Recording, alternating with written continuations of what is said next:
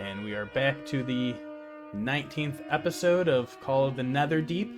This one a special Netherdeep cuts, actually.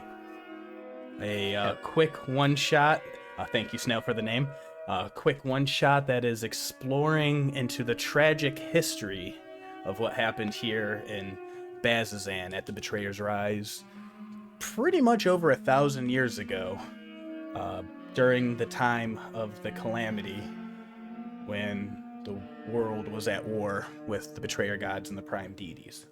Before we get into that, we will let the characters introduce themselves, and I will throw to Hunter. Hello, my name is Hunter. Normally I would be playing Morgen Megen, but in the Netherdeep cuts, we are playing Bloodwraith today. And then we'll go to Aaron. I'm Aaron. In regular campaign, I'll be playing, Mox at this point. But right now in Netherdeep Cuts, I'm playing Kerr, the cleric of the Raven Queen. All right. And then we will cut to Matt. All right. I'm Matt. I am the person speaking now, and I normally play Saeryn Conundrum, but today I'll be playing Dearest. And then special guest for today, Snail. Hi, I'm the person speaking after Matt. I'm Snail. I am going to play Lorgan, a chronomancer, hellbent on getting back to a time before the world was ending. I absolutely love it. To get a little bit of preamble to what is happening here. As said, this week we will be doing something a little different. Last session in Netherdeep, we left off with the party of Ludo, Saeryn, and Morgen standing on the precipice of jumping into the unknown. They had a newly acquainted friend, a tabaxi named Mox, who had joined them after their ally Aljin had surprisingly and spontaneously decided he had to leave out on a personal quest to save his sick grandmother. They stood here in Bazzoxan at the gates to the Betrayer's Rise, where they would attempt to follow their rival party who held the magical artifact known as the Jewel of Three Prayers, a vestige of divergence tied to the three gods, carried by a mysterious hero from the past. A hero who had lived and fought during the time of the calamity, when gods and devils walked the earth in an apocalyptic era that devastated 4/5 of all living beings that led to the event known as the Divergence, when eventually all gods were sealed away behind the divine gate, locking them out of the prime material plane. But who was this mysterious hero? What happened all of those years ago during the calamity in this battle of the Barbed Fields? Today, we will be attempting to remember and relive those events that have long since passed from memory into stories, then to legend, and even faded and forgotten into time. So now we go back to that fated day, back to the Battle of the Barbed Fields, when a small party of heroes decided to take the ultimate risk and accompany the hero Elixian into the heart of the Betrayer's Rise. And as it is, all stories of the calamity begin with one word. Fire. You are surrounded by fire. And I need you all to roll initiative. There we go. There it is. I'm going to set the screen and the scene, and then I'll have you click on the tokens. So here is the bridge that we last left off with the heroes of the Netherdeep campaign standing on the precipice. Right now, they don't matter. Get them out of here. Because we are going back to 1,000 years ago, and I will pull up these new tokens instead. Actually, let me pull them from the other screen. That's sweet.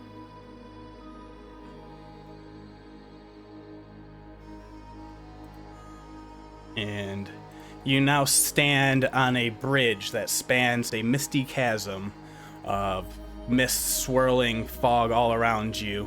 You have fought your way through into the forces of the thing. Let me pull up initiative to let things get in track. Yep, perfect. Hordes of demons and undead. You have had a army of humans, elves, dwarves, any humanoid that a genasi, tabaxi, everything and everyone, any living mortal on the prime material plane who is not devoted to the, unless you worship the betrayer gods directly, you are involved directly in this war, fighting for your life. You have all followed Elixion, this moon-blessed / cursed hero who has decided on a suicide squad mission, is the terms that have been thrown around, leading you into the heart of the Betrayer's Rise to close a rift that has formed, that is letting the armies of the Betrayer's Rise come from the abyss to keep assaulting, in order for the forces of light and the prime deities to make their final push on the siege on Gore, which is the capital of the Betrayer gods here in Xhorhas. You need to stop this army. You need to go into the heart of the Betrayer's Rise and succeed on this mission at all costs. Which is, bottom line is we gotta close the rift, right? That's what we're heading into. Yes, and you're following Elixion to do this. You have fought through a horde of zombies, monsters, creatures, demons, abominations. Many other humans have fought and died to this point.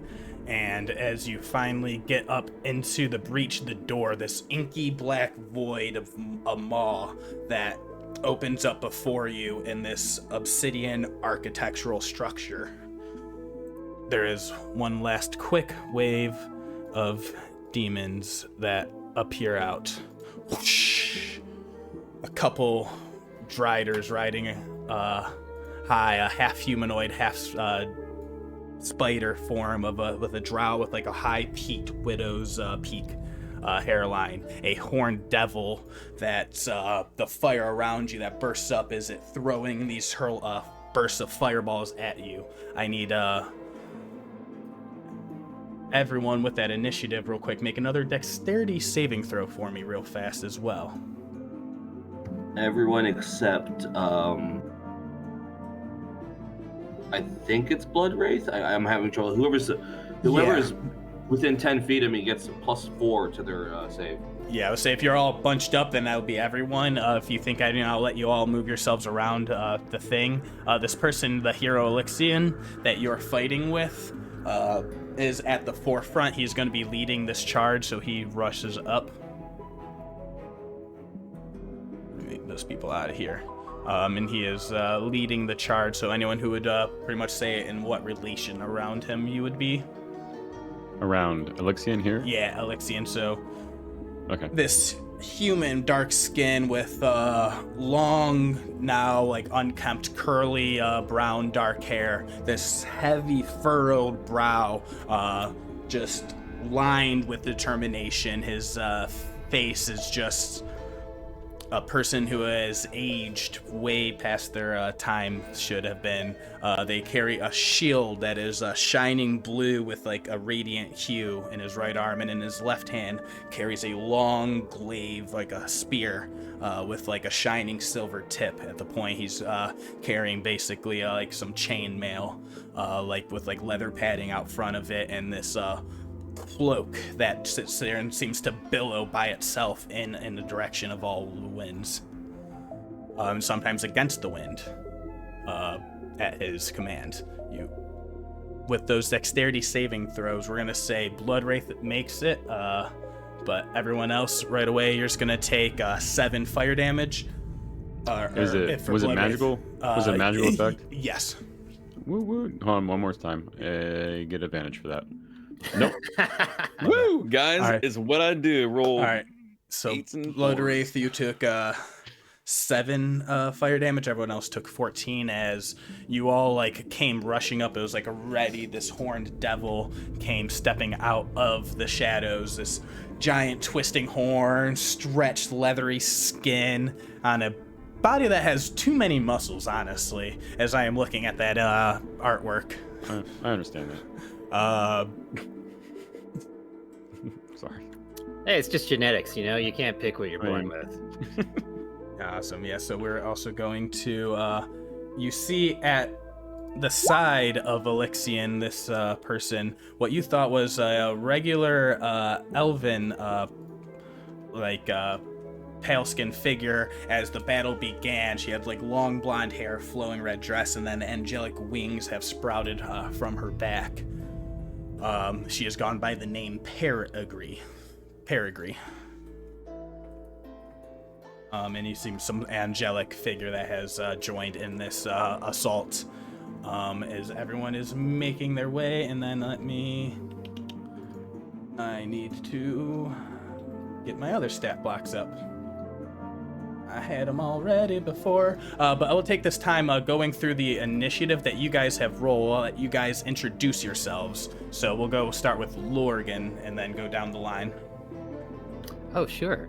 Morgen is a human mage of indeterminate age.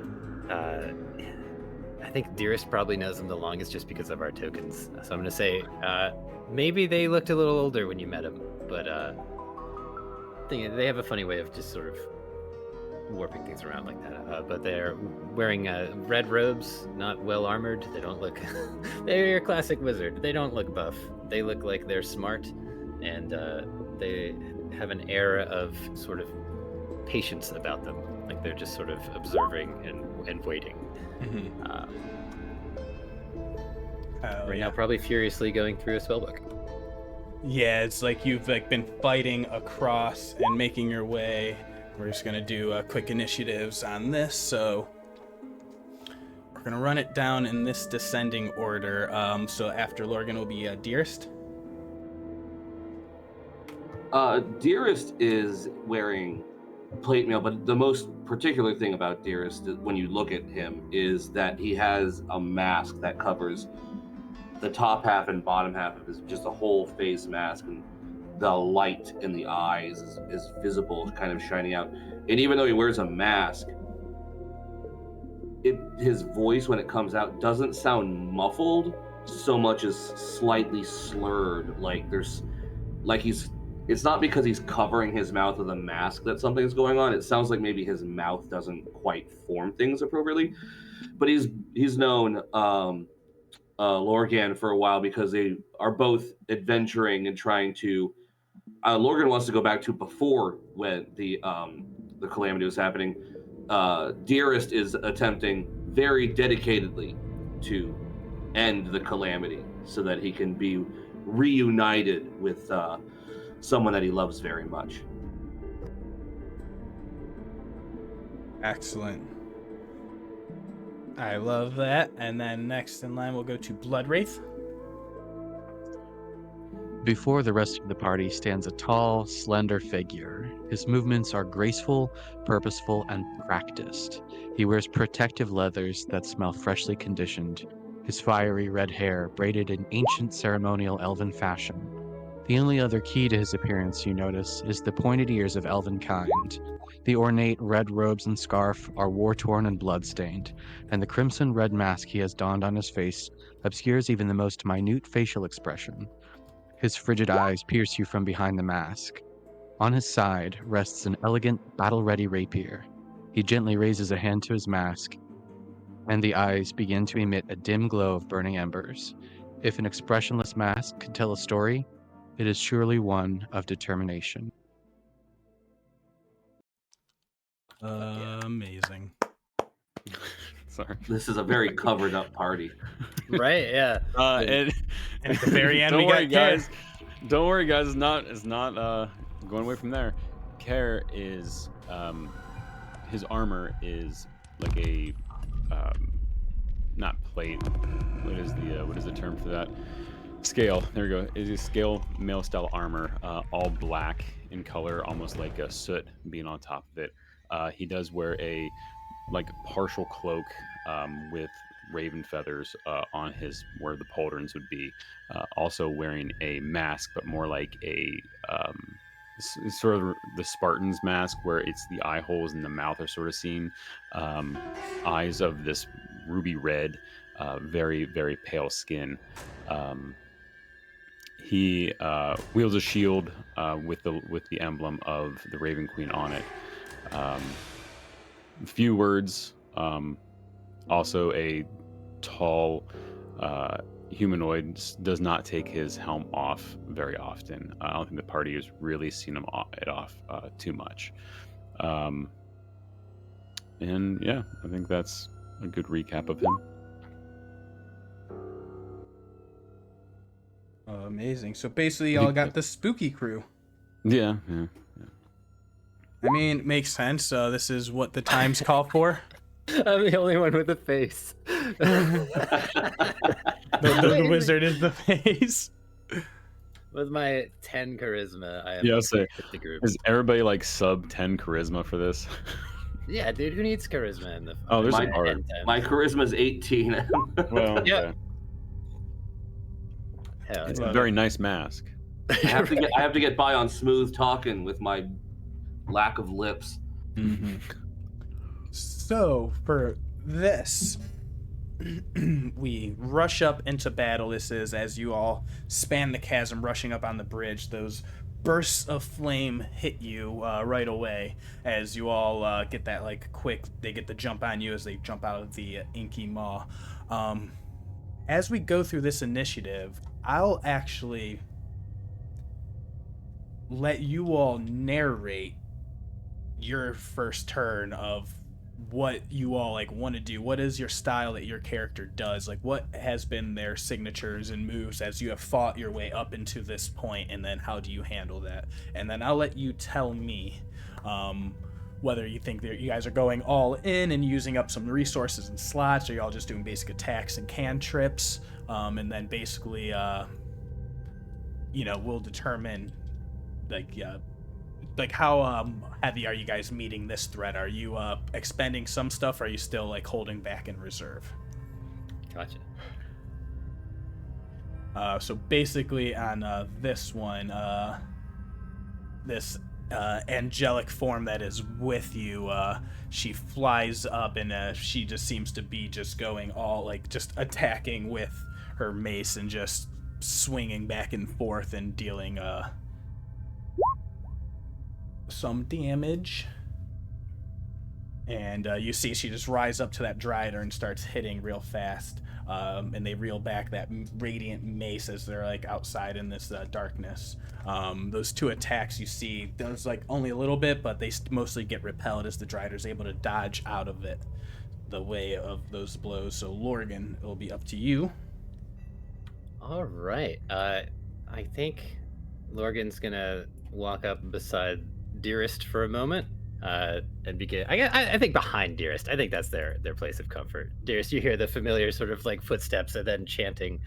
As he begins to chant, there's like a strange echo coming from the walls. You sort of hear it multiple times, and with sort of strange changes to it. As the sort of weaving of magic comes to a close, I guess the Blood Wraith and Care.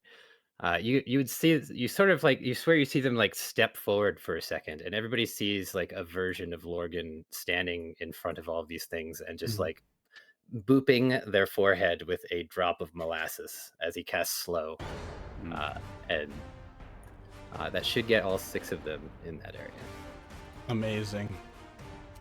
Yeah, no, it's as you step up and do the things, they're gonna make their quick little saves. Oh, cast it twice by accident. It's gonna be DC 17. Yeah, amazing. Driders fail. This horned devil. So very much. Morgen is spending resources. Exactly. No, love it. Morgen is and not I was using gonna say, cantrips. There are Driders and devils, and immediately just Yeah, is like the Driders, the devil, and the thing, they all fail their saves and mobs, and then they just get all blasted as they throw those fireballs on you. You all use that reaction, absorb some of the elements I saw someone use. And then you see just the wizard, Morgen, just step forward. And what does your magic, your time magic, look like? I think it looks kind of like Neo in the Matrix when he's dodging bullets. Like they're flipping through the pages of their books at an insane rate, and like they're like pulling things out of pouches, and it looks like they have 4 hands, and it's sort of just it's hard to keep track of them. It's like they have a mirror image active, but they do not. Yeah, you're just phasing through. And I think And you as just hear that you see the casting, like their beard is even like growing and like falling off, and like you sort of see their features get wrinkly and then come back to the youthfulness as they're sort of warping this weave around them. Exactly, getting that ageless, and you just hear that ticking of the clock, and it slightly slows, and that lets next in line jump into, which will be Dearest. All right, I slowed him down for you. Thank you. Dearest flips around his spear and just kind of is pretty casually walking up into the center of everyone, looks at the Dryaders and goes, "Oh, ladies, I'm sorry, but I'm spoken for." Is going to... Yeah, you see the large spider black widow form, the arachnid pale legs.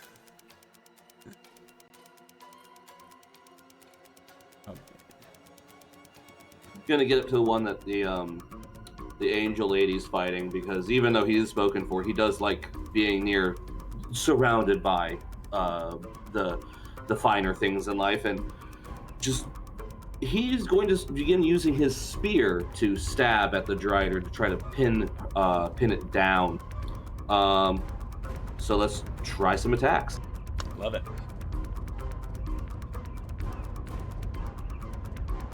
This is definitely one of the more of those. He uses the spear like a brute force type thing more than any kind of style. 29-30? I mean, yeah, that'll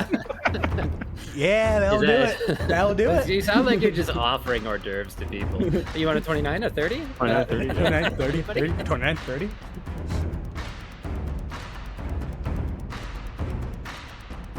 One second, not used to a paladin's character sheet. You got a lot going on. Now say, how much you dumping in this? I'm gonna use one of my seconds. Love it.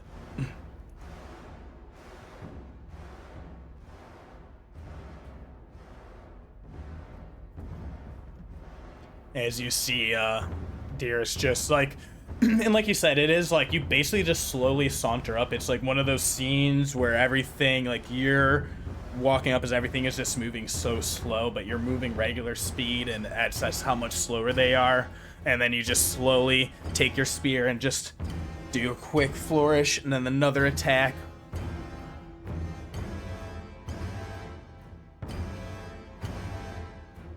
And you will go ahead and add an extra D8 on these for the purposes of smites. All right, so second level would be 3d8, so we're talking 4d8. Fuck yeah. On top of the damage as well. I'm gonna smite once. Gotcha. I am using one-handed. Awesome. All right, so that's going to be 14 magical piercing with 15 radiant, followed by another 14 magical piercing. Nice. So that 29.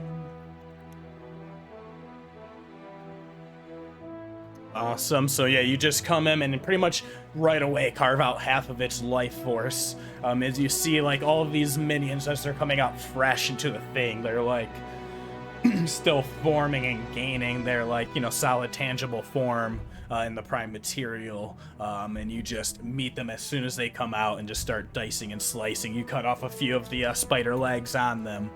We're safe for the purposes of that slow. Their attacks and turns will come after this onslaught, as you see Elixion goes and runs up to the other one and just starts making his attacks and carving in. I believe I was skipped. Ah, yes. I think good. Blood Wraith got skipped. Yes, Blood Wraith, sorry. You.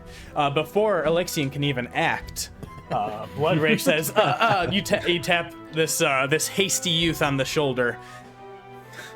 Bloodwraith, being a wood elf, saunters up with his 35-foot movement speed.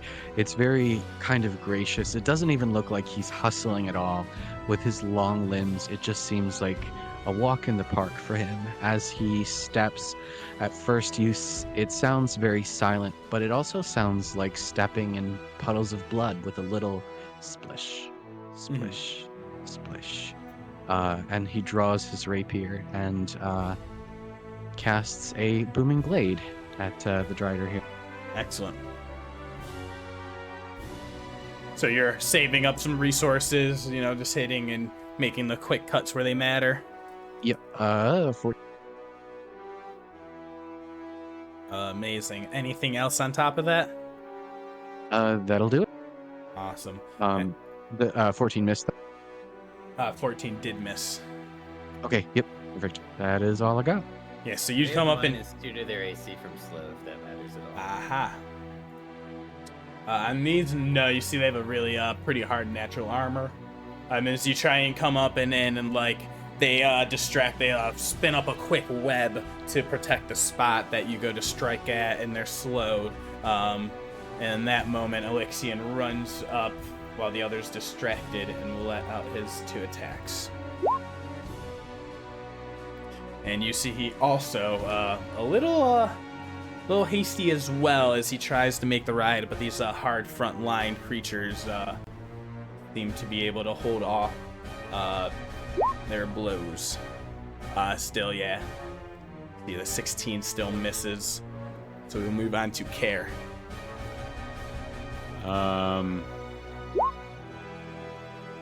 Okay.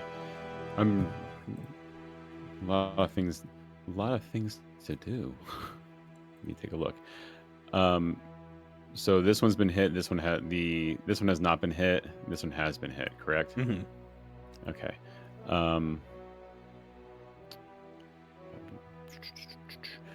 So the one that was hit a couple times, you see Care's eyes sort of, as his head moves very little until his eyes lock on, and you sort of see him lock on to the blood trickling off of the spider over here, the Drider over here, and you see him just be like, seeing that, was it Bloodwraith that just missed? Mm-hmm. He sort of sees that happen and looks over and would call out, "Try that again," and or next, try it. Something about hitting again. Maybe this is easier next time.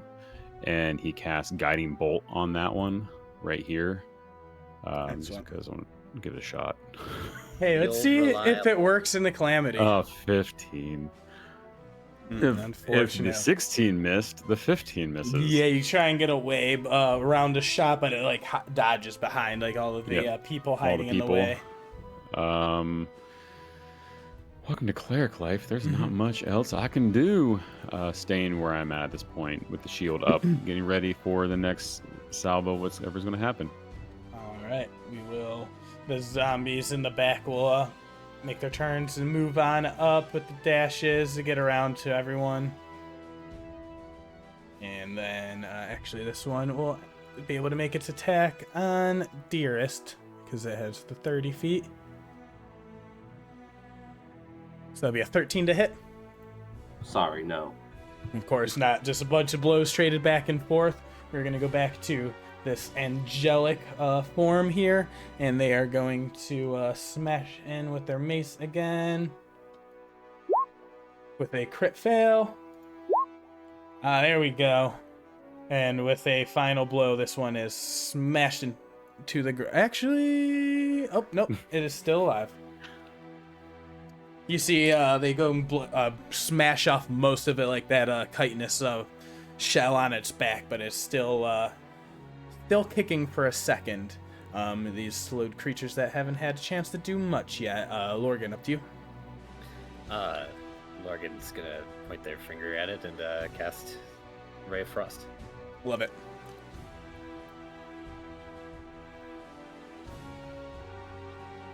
...20 will hit.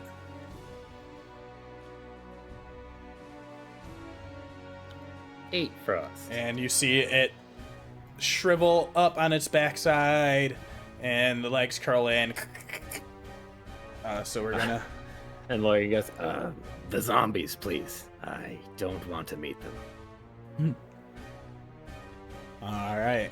Perfect. Wizarding. Back to Dearest. I'm going to actually go directly behind Karen. The guy with the shield. Yes, yeah. Lots of armor and shield. You're my buddy. Dearest notices Morgen move around and is like, oh, I'll take care of them for you. 1 second.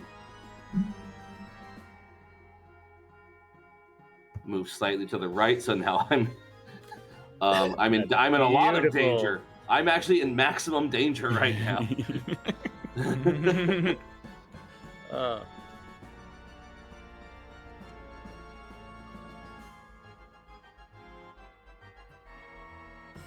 See, what's Dearest got?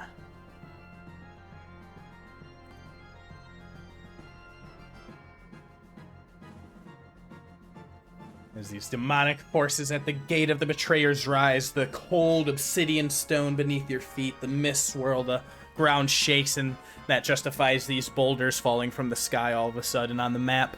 Yes, bring them. It's just skeletons. Alright, yeah, don't worry about them if they're... Yeah, it's like I'm looking at options. I'm like, okay, we just started, and I'm not sure how, because it seems like it's going to be a bit of a meat grinder. So I'm like, okay, maybe I don't go all out against the skeletons. Yeah, probably not. I'm going to go ahead and whack them around with my spear. Hell yeah, whack him around with that spear. All right, let's get the one furthest from me on the left. Hell yeah, you're doing the fur left. 29, anyone? Anyone like a 29? Yeah. Anyone like a 29? That's going to Let's run be that. 12 magical piercing. Do it. And is he still up? Yes.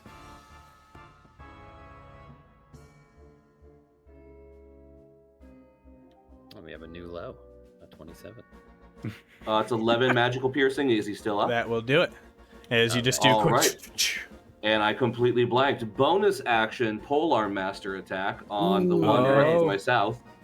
Do it. Hey, you caught it in round 2. I mean, we only lost 1 bonus action attack. That's not bad. That's not bad at all. I mean, 28. I mean, we're dealing here. We're dealing.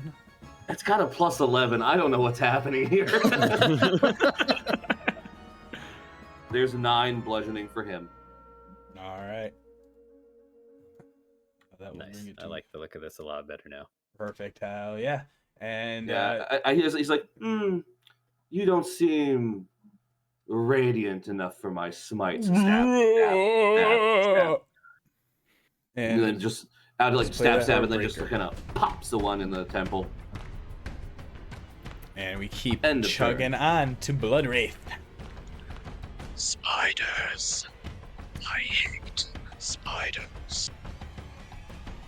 As my bonus action, I am going to take up the Blood Wraith's perfected stance that he has when he is attempting to assassinate something within reach, and use a steady aim.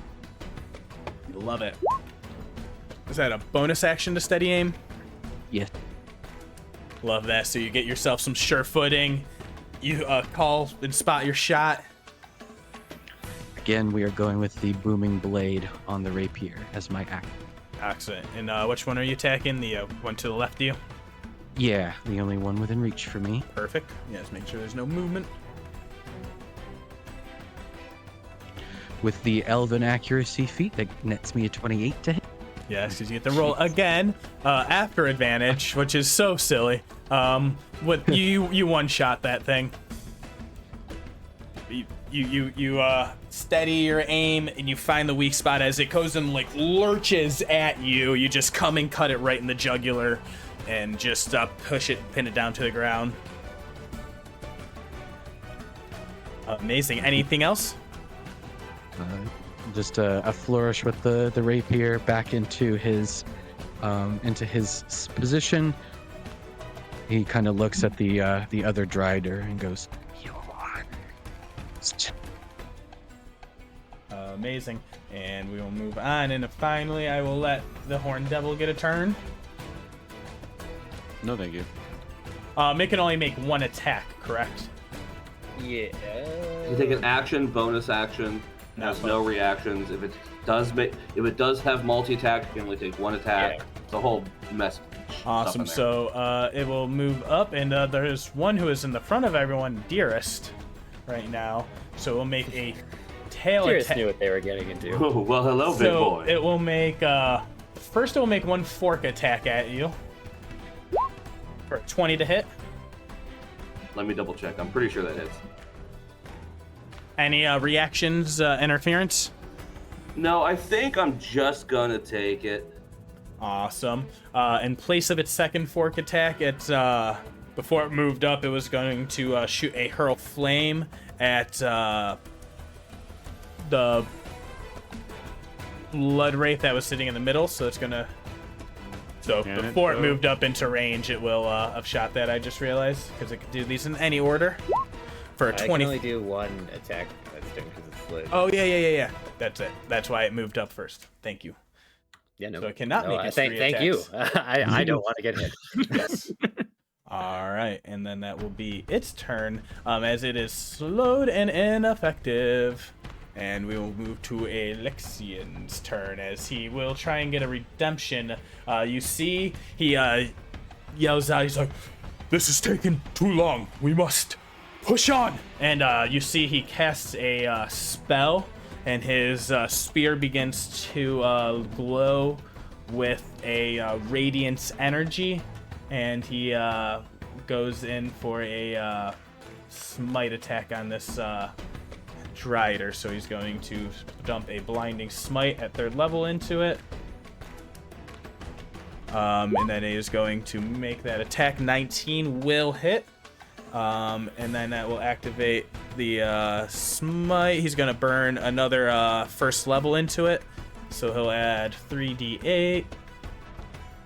And then we're going to add in this damage from the blinding smite as well.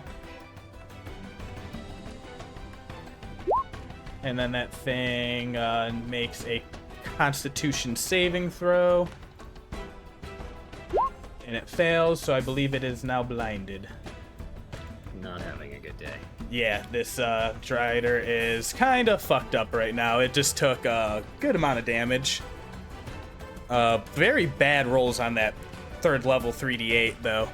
So that was 10, 19, 27 damage it took. So that will leave it like, so pretty much he like, and one fell swoop like takes away half of its thing, but then it's also now blinded and it's like starting to reel around. Let me just make sure that Driders don't have anything against that. Nope, they are, it's a Stark Vision. Perfect. So we're gonna now move on to the Drider's turn as it's skittering and hissing as it figures out what to do. It's not gonna make any attacks. So, and it cannot see, which is going to fuck up a lot of its spells even.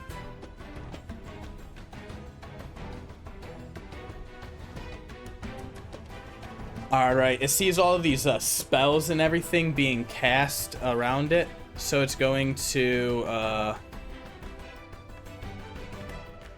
in a 20-foot sphere, it's going to like aim like right here. And Casting a spell. it is, you see it begin to cast a spell. It takes, if it's a 1-action spell, they are slowed, so they Yes. start casting it, and next round they would. Yes, I roll it. Well, I think they have to D20. roll for it. Yeah, do I roll now or? If the creature attempts to cast a spell with the casting on 1 action, roll a d20 on an 11 or higher. Oh yeah. So on an 11 or higher, it doesn't take effect until next turn. Awesome.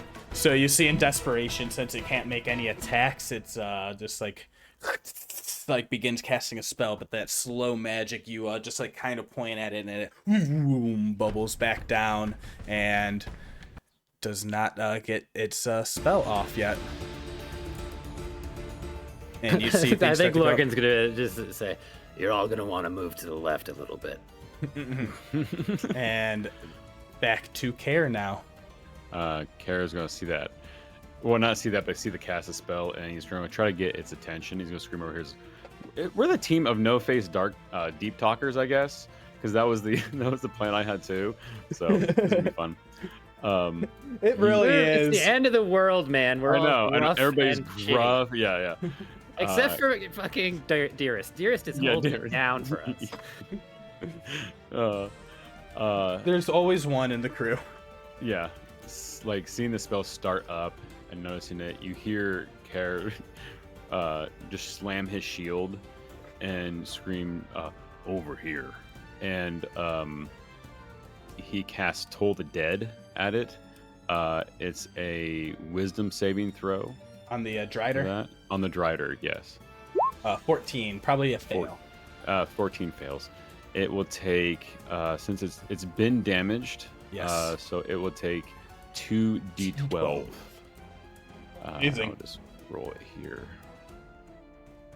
11 points That's not bad. of necrotic damage on that one. Nice. See, it's still up, but it's like starting to look weary and battered and beat up. Its spell's not even, probably gonna survive being cast. Yay. Trying to decide if I wanted to do one more thing on our roguey friend up there.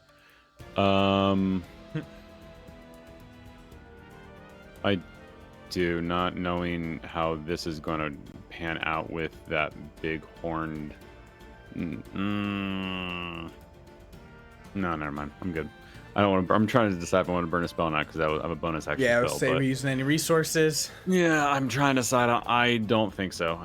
All right, Sorry. no worries. As you end that, this last little zombie undead runs up to nearest and dearest. Sorry, Nearest. and it will make an attack with 20 to hit. 20 hits. Awesome! Oh my god, these things actually got to do something. I did not expect them to do We're that. all shocked by this. Am I able to roll that damage? There it is, 3 piercing. Huzzah! As you see, it just kind of gets a little shitty stab into you. Unacceptable. And me not having heavy armor master. What was I thinking? Oh man, are you a rogue? Oh yeah, it can reduce 3 damage on every attack, Half right? that, man. What was that? They're Aren't you a rogue? Oh, Dearest you're is a paladin. Dearest is a paladin. Oh, what Love do I that. think? Do we have a rogue? Yeah. That's Yeah, blood Blood wraith, Wraith. I think. Blood Love Wraith. that.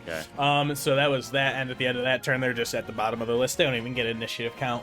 It'll go back up to Peregrine, who looks at this little undead, and you just hear like the divine voice speak out, and it says, "Sleep now," and smashes down with their mace, and with both attacks, I imagine will, yeah, I wanted 14 it and to fail 26, so yeah. bad. right. Yeah. And 14 to 13, go. And that is that. So we will move back to Lorgan, and it is now there's that Drider still that Elixion is stabbing into, and then there's that Horned Devil at the front of the pack.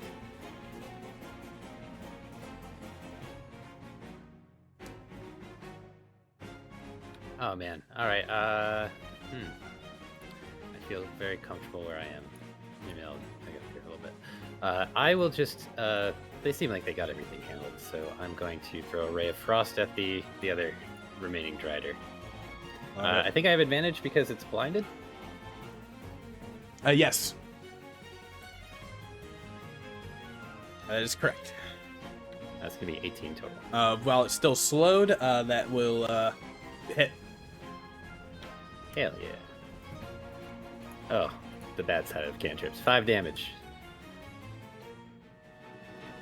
And then Lorgan is chilling. They're just maintaining their concentration. They're gonna go right back behind their buddy. All right, we'll go back to Dearest. Dearest just like took like a pitchfork to the plate. He's like, "Oh, you have to buy me dinner first." And we're gonna go back in with the spear on the Horned Devil. Do it.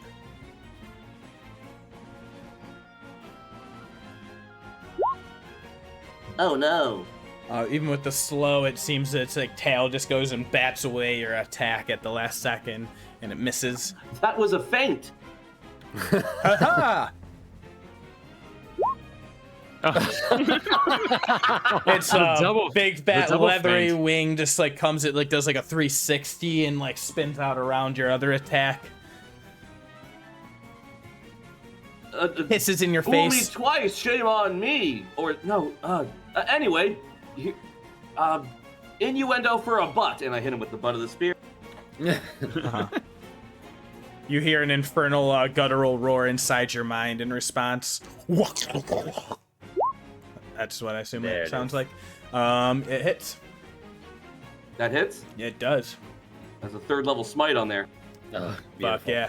So that'll be 48, 5d8.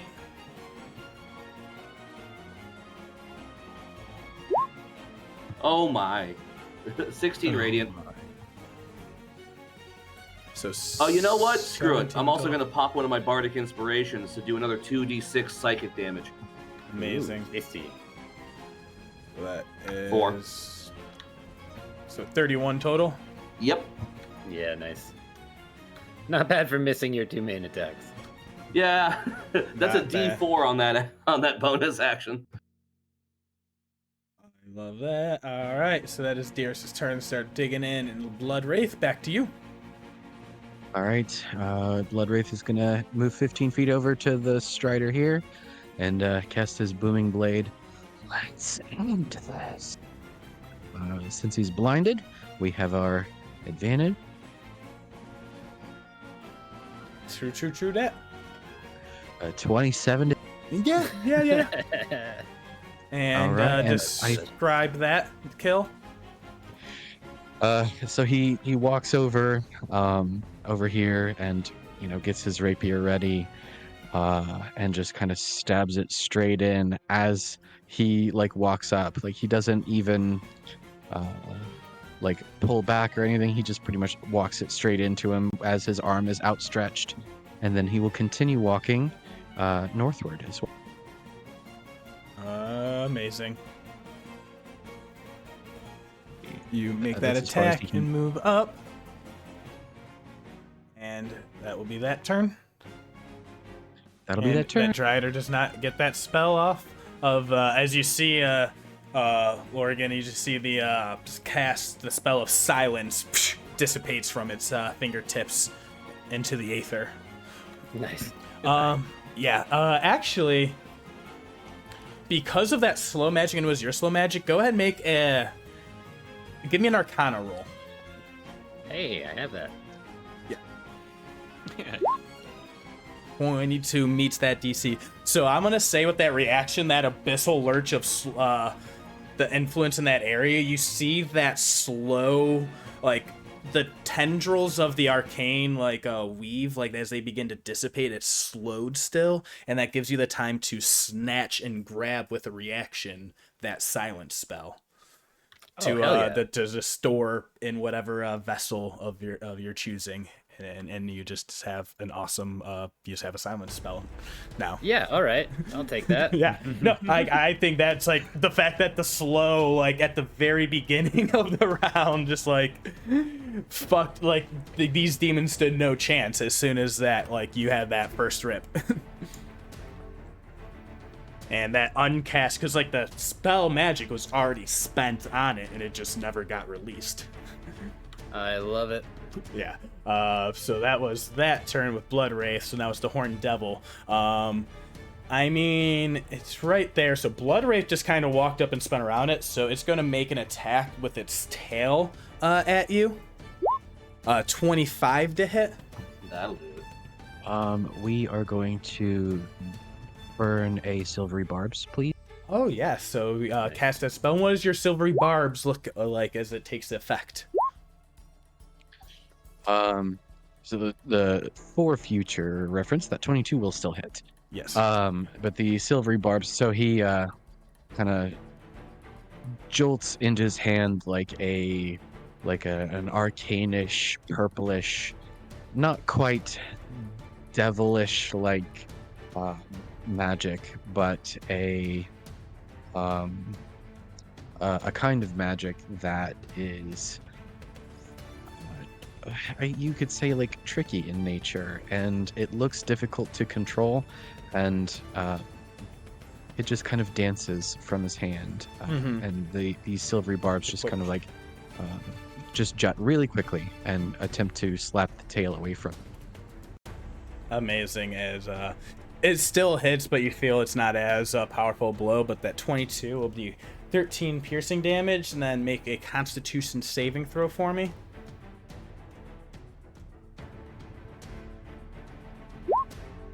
We're looking at a nat 1 cheat. All right. You get a +4 to it. All right. So you now have an infernal wound. At the beginning of your turns, you will have an effect happen. And you realize it's probably going to take an actual like medicine check on top, like healing magic will like cure you of any damage, but that wound, that infernal wound, will like resist. It won't like close up, and you'll still be actively bleeding out every turn. Wow. We're also choosing myself to get the advantage. Perfect. Yeah. Oh wait, I guess it has to be on the first thing, yeah? Would it not be the Yeah, so this would be the reroll. Yeah. Oh, dude, yeah. Get it. Wait, choose a different creature you can see within. Okay, yeah, you're choosing a different creature than the one you're casting the spell on. Yeah. So you 25. feel that like infernal wound like want to resist closing up, but then that silvery barb's magic rattles and knocks back towards you and lets you push through with your resolve. Probably still a wicked scar though. It's gonna hurt. All right. And we'll be back. Anything else on your turn? See, I That think was it's its turn. Yeah, that was its turn. Sorry. Spells and everything. All right. And back to Elixion. I mean, he know what he do. 15 and 13. You see he's just like starting to just like recklessly swing in. And yeah, like he's just like yelling. He's like, die, demon, die. And he just like keeps pushing and like starting to lose his cool, but not really landing any blows. Care, your turn. I mean, it worked once, it'll work again. I don't want to burn any more resources as of yet. Seeing... man. Alright. It's surrounded. I'm just going to take a few steps over. Try to get a clear visual on this giant thing. And, I mean, give me a dex save for Sacred Flame at this point. You see him pulling... you see him start casting a spell, and he pulls... 15 fails. You see him pull this blood off of the drider next to him, and as it creeps over to him and comes up the creature's chest, it starts to just catch on fire. And that was a fail. So this should just be... It's radiant damage. Yes, it is. It's radiant damage. I mean, there's 3. some radiant damage on there. Yeah. All right. Yeah. So with that, you're sending the cantrips. We're back at the top of the round. This is the last thing left. So we're now going to go into that montage shot, going down all of you in initiative order, and you just tell me what your final blows are, basically, on this creature. And how do you all in tandem come together? Because, like, this thing ain't got a fucking chance. I think Lorgan's definitely like measured that already, and I would just like ready a ray of frost for the moment that Dearest is going to hit it, and sort of just like hit it at the same time. Yeah, and that's like you all realize, like, I think Lorgan with that time, like, I think you realize, like, oh, it's a matter of time. If we all just strike at once instead of like taking one blow, this thing will fall fucking right away. Everyone on 3, 5, 4, 3. Stab. Yeah. So yeah, Lorgan, you shoot your ray of frost. You get everyone queued up for it. Peregrine, she raises her mace. It glows with that radiant energy, and she just bashes in, circles around it to cut off its retreat. Next, we'll go to Dearest. Dearest is stabbing, just going for it, and when he brings the bonus action attack around to hit the Horn Devil, he just like he looks directly at it. You can hear from the mask, kind of in a whisper, "We'll always have Bazazan." And you make that final, like you find that weak spot for Blood Wraith to get their timing in. Yeah, so Blood Wraith has rhymed himself in the perfect position for him to once again steady his aim in his perfected stance to get that, increased accuracy, and then drives the rapier through with a booming blade. Nice, and you're just getting all that damage in. And Elixian comes in.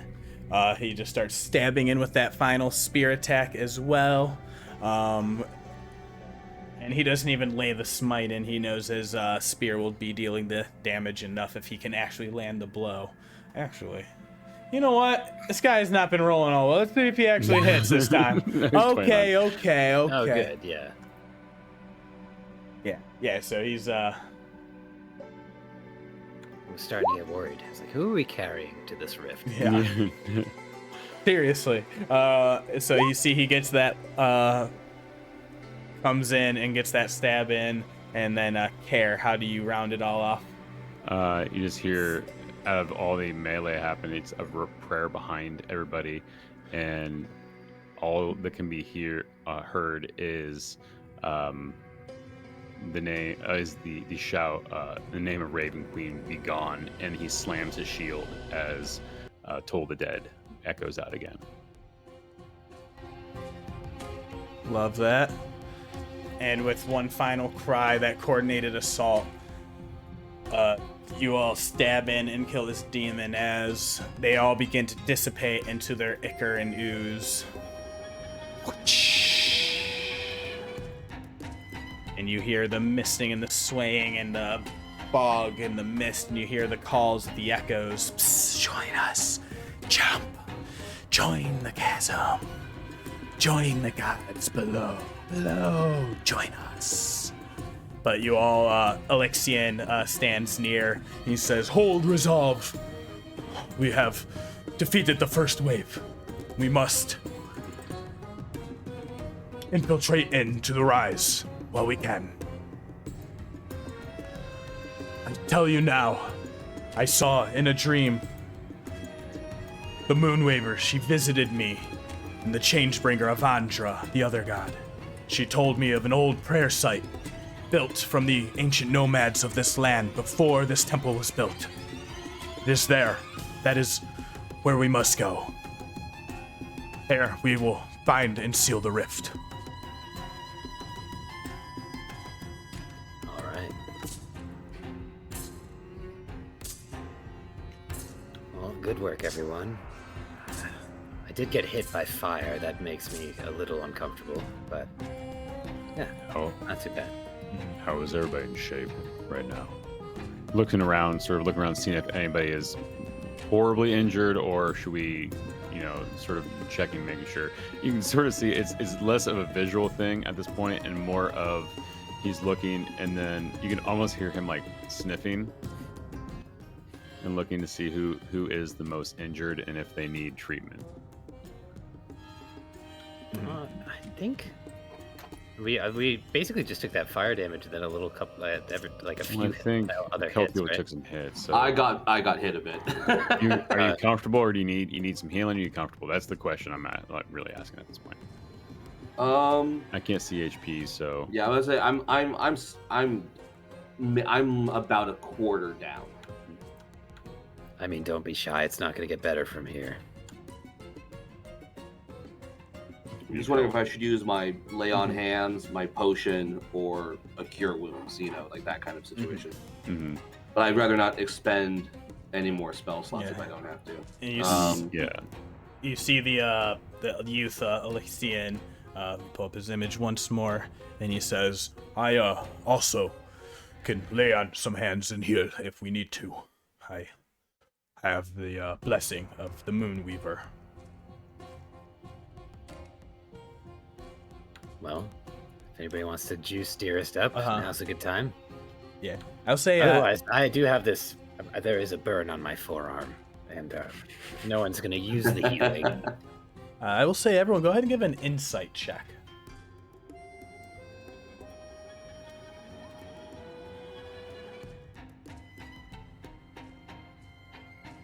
We got 20, 22, 24. There we go.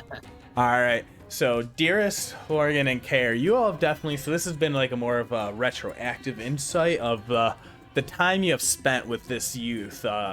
He has been prone to like bouts of melancholy and like more closed off isolation. Doesn't share in the merriment and celebrations as much. Is very forward focused. Occasionally, has like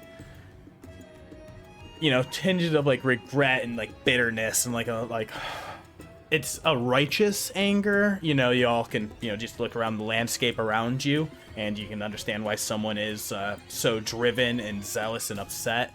But the three of you particularly, you've heard the rumors and the whispers of he has always been cursed. He is a Ruidus born. Even here in the times of the calamity and the apocalypse, where devils and demons destroy the world, you still don't want to be traveling next to someone who just has bad luck, born under that superstitious moon that has existed even still before the schism. Like, as long as there have been gods and civilization, there's always been Ruidus. Even before all of this chaos is unleashed on the world. But everyone always says he's cursed, he's bad luck. The superstitions still surround him, but you all are the crew of the people that have still, despite all of that, or even in spite of that, latched on and decided to join him on this crazy mission. Bloodwraith, I'll leave it to you how much of that you pick up on. I feel like he's already like turned around and starting to walk into this inky blackness. I think Dearest is going to ask Elixion for a little bit of lay on hands healing if he has a little bit to give. Yes, we need to make sure that we are all at our ready and full power as often as we can. Here, he will dump 20 into you. Say 20? Yeah. Hell yeah. Yeah. Dope. Back up to 98. I am going to cast spells on myself. While we're all sitting here around each other, meant to do this earlier, but we sort of jumped in pretty quick. Yeah. The three of my friends, Bloodwraith, Dearest, and Morgen, increase your maximum hit points by 5 as I cast Aid on everybody. On those three. All right, there's your Owl Morgen as it comes swooping back out of the clouds, the mist, and swirls around you, and it sends you like the mental communication of just like, it's foggy, couldn't see shit. You okay? Oh wait, there's a battle? Yeah, just stay away from battles and don't die. Ooh. Ooh, did you fight? You fucker, I hate that joke. Just demons, they turn to goo. They're gone. Goo! I don't know their name, otherwise there would have been a shorter fight. Ooh, goo! Oh, you're just, fuck, you're making bird noises now. Got it. And it just, yeah. And I imagine, this owl been around with you for forever, and you've summoned it out of the ether countless times. Oh yeah. Send it in to blow itself up. Call it back. Right. Everything's good. All right, and you see Elixion around everything. He says, "Okay, we must steel ourselves, prepare as much as we can, cast everything. We don't know no mortal who has not served a betrayer god has ever stepped foot in here. We have lost dozens of lives of soldiers to help get us here. And he looks all of you in the eye and he says, we will do our best to get out of here if we can. And you see this little angelic figure, Peregrine. They step up and she says, we will do the best we can. We're all fucked and you both know it. We know what we're doing. Mm-hmm. Yeah, go ahead. Everyone make perception checks as well real quick.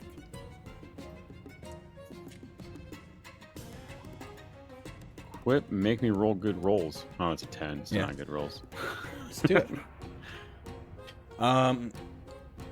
Yeah, basically, 18, 22, 17, those all, as you see that, as she, comes up, she, comes up and grabs Elixian's hand. He puts, a hand, on her arm for, her shoulder for, comfort, but you see his eyes, they go down, and, both their eyes linger on her stomach for just a second. And then they Nice. look Son up. of a- Huh? No, nothing. What? No. Hey, somebody's got to repopulate. Walking up to him after talking about getting out of here. Kerr's gonna just look at him and be like, we know where we're going. Like you said, we know what we're getting into right now.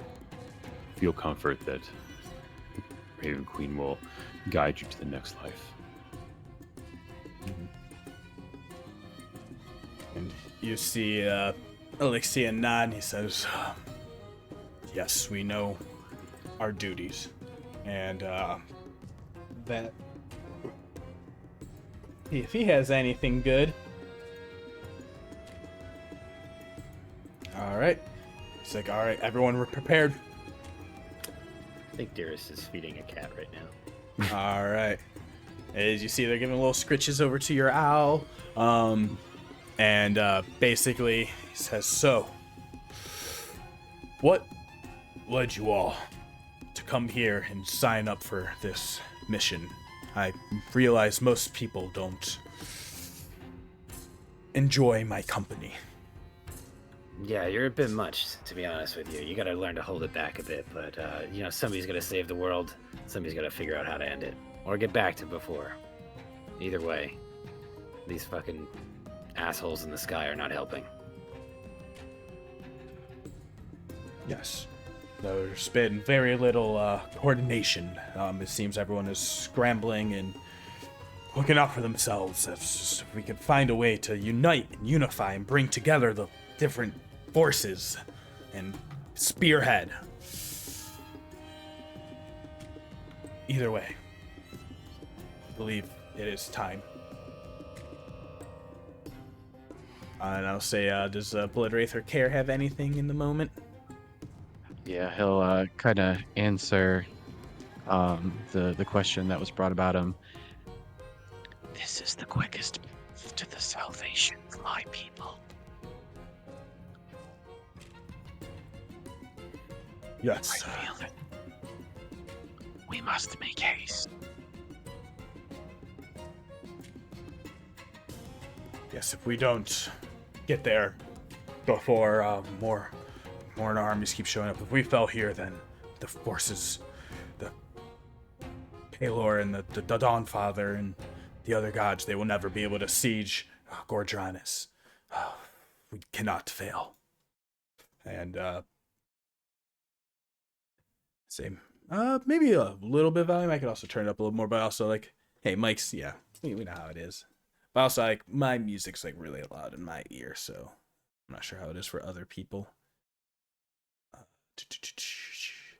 So we all step in.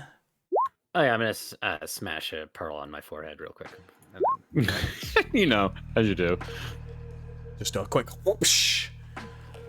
Yeah, I guess they probably hold a pearl out in front of them, and then it sort of floats to that one spot, and they just break it with their staff of power, and you guys just see the magic sort of flow in. The little ether, yeah.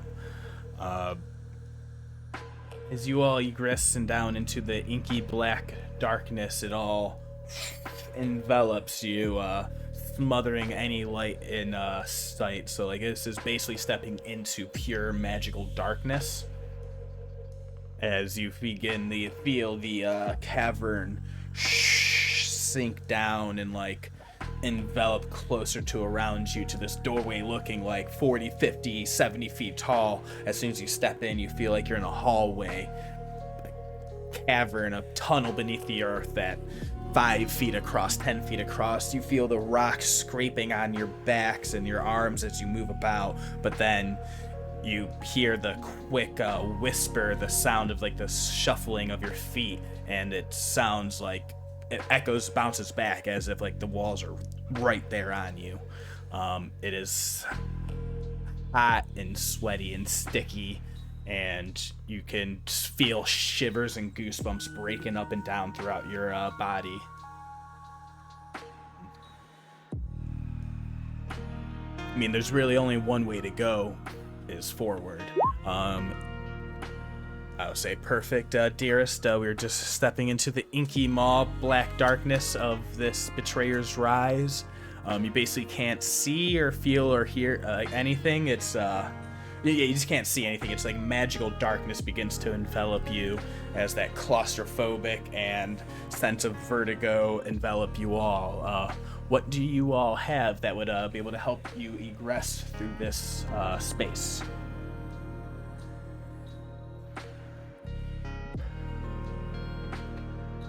Looking through spells. Man, I finally had a bat. Yeah, man. Who has tremor sense? Sorry.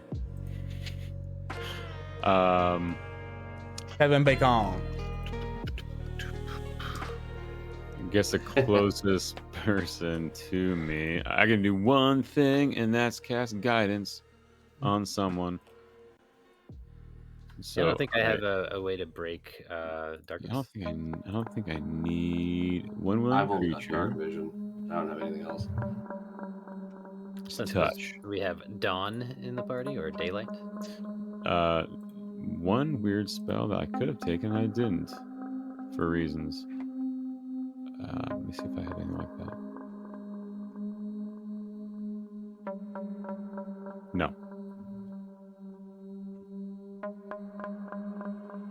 You all begin, like, as you start to step into this magical darkness and just feel that blindness envelop around you. You hear Alexian next to you huff in frustration. He's like, I don't. Saeryn, please, light the way, please. And I'm gonna actually have to make this a spell attack. Nice. Excellent. As you see, normally this can shed bright light in up to a 15-foot radius, and then an extra 15-foot dim. But instead, you see this is like a candle of 5 foot of dim light, as the bubble of darkness presses in and like tries to suffocate and smother it like a candle in a coal mine where any draft of bad and dead air can just snuff it out. Tax the darkness. And you all see that. How will you all be situated in this moment? I guess around the one dude with the candle. Yeah. Yeah, so as you all begin to step up, not that one. Until you get within like 5-10 feet of him, as you all start stepping into this darkness, because it is like a 5, like, to stand side by side, you're gonna have to like kind of smush in together. But anyone that leaves beyond that bubble of light, if you get more than 5 feet behind that light that is now like that small visual like telltale, you realize everything smothers into silence. And it's almost like if you're 5 feet away, someone who's yelling at you, it sounds like a whisper.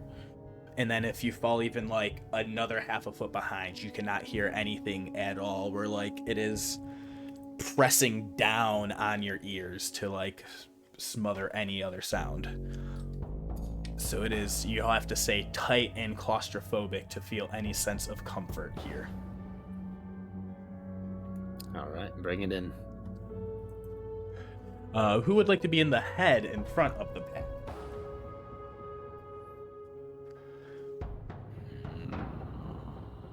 Dearest will do it. Awesome. And what would your how would you like to be? Because we'll keep Elixion in the center with this like candle. Basically, it seems like this magical jewel blessed by a moon god that actively walks the earth. Inside this space, it is like a flickering incense.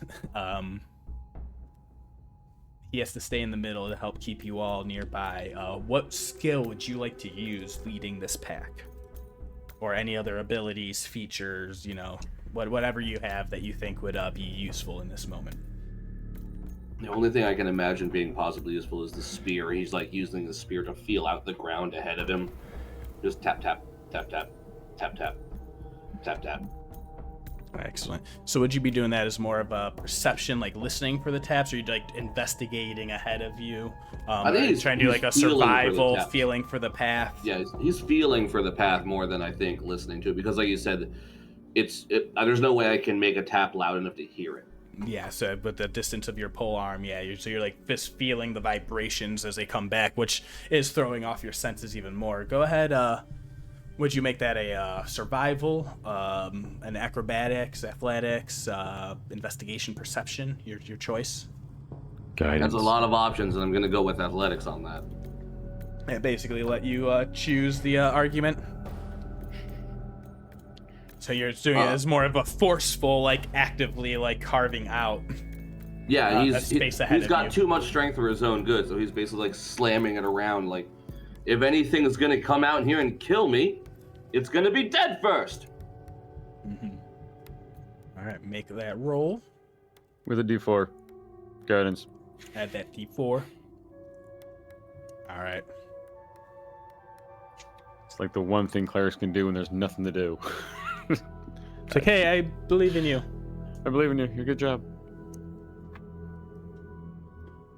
With that, you all begin carving and making your way through. It feels like things are, as good as progress as can be expected with, everything all said and done.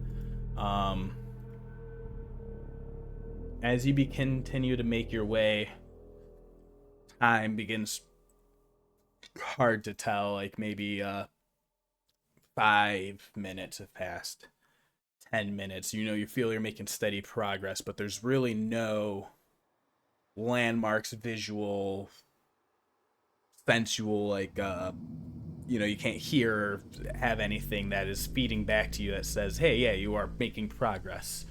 You're just kind of blindly stepping in through the dark. Eventually, you do begin to hear something actively, and it's starting to come from behind you.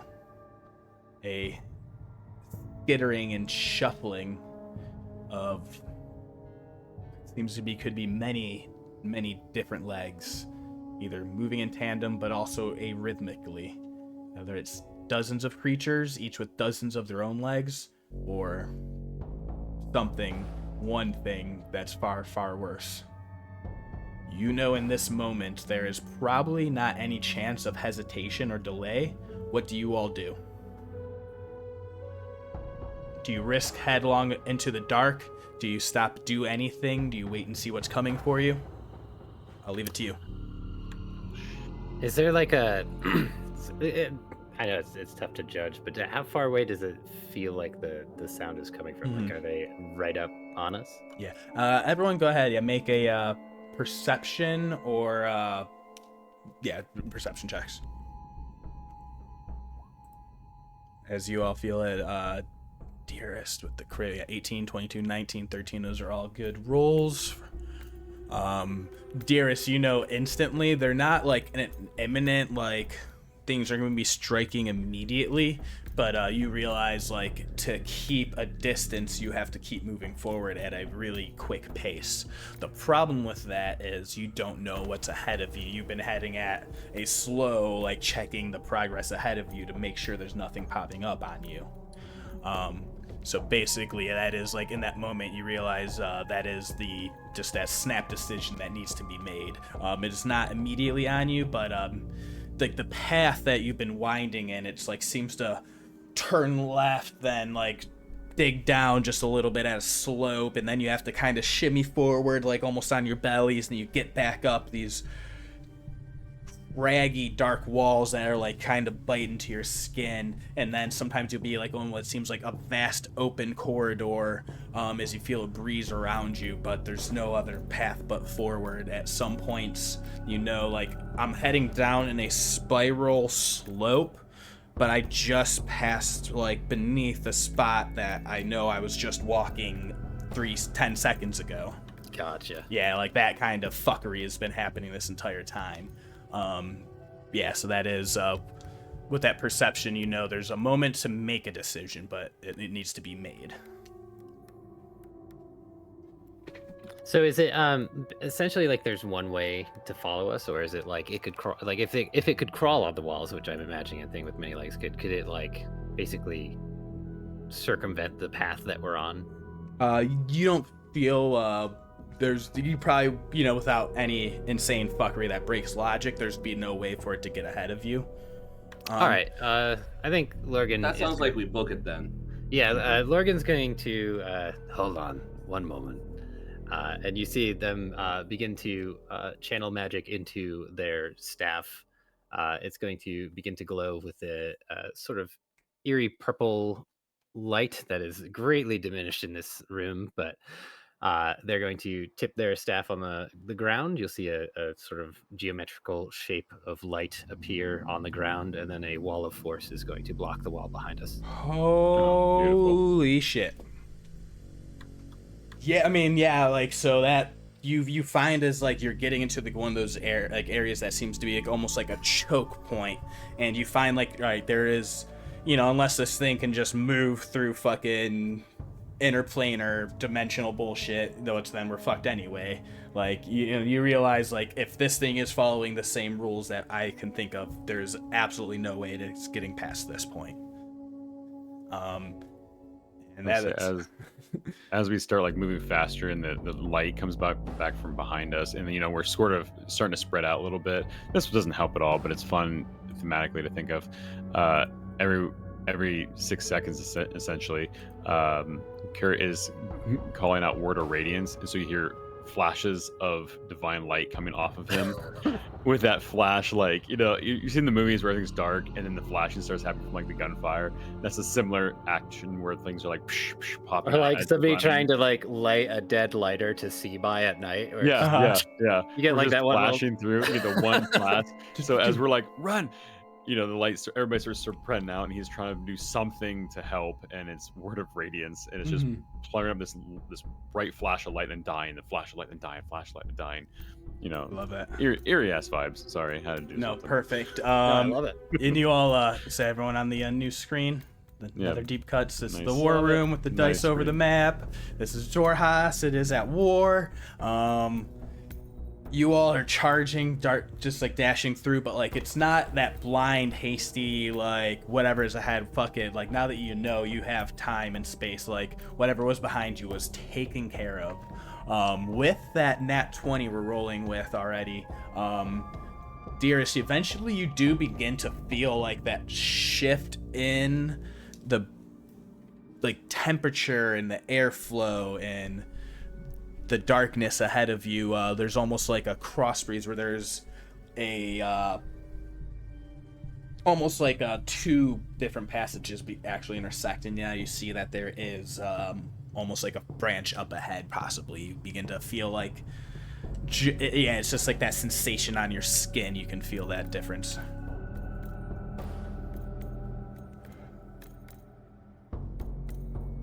Elixion, I think might be a branch up ahead. Does your goddess know where we're going? You see he's holding this thing, and he says, I feel the Oh, the tug of the amulets. Even now. Sometimes the quickest way isn't the easiest way. So, I guess I will leave that up to you. Or what path do you think we should take? Well, which way is it pulling you? And you see he pulls. He's like, it's pulling me off to the side now. And as you get up, you realize you're at that fork in the road, and you can hear the it's still that darkness and silence that suffuses you, but then you start to hear that skittering sound coming off from like a different skittering sound. That last one was like many legs of like one thing, and now you hear like almost like the vibrations coming through the ground of like a tip tap. So you can hear it essentially because you're feeling the vibrations, but it's like almost like an unknown amount of spiders and legs and webs. You can feel that, like you can smell that dankness that like is like a rotting spider's nest, basically. Dearest at this point. And then there's and he says, this is the fastest route, and he pulls in the direction where that dank smell and all those spider sounds are coming from. And then he says, or there's the other path this way, up ahead. Well, should we vote?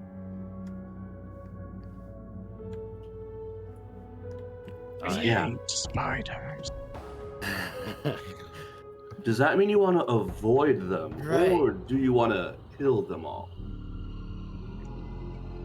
That matters not to me.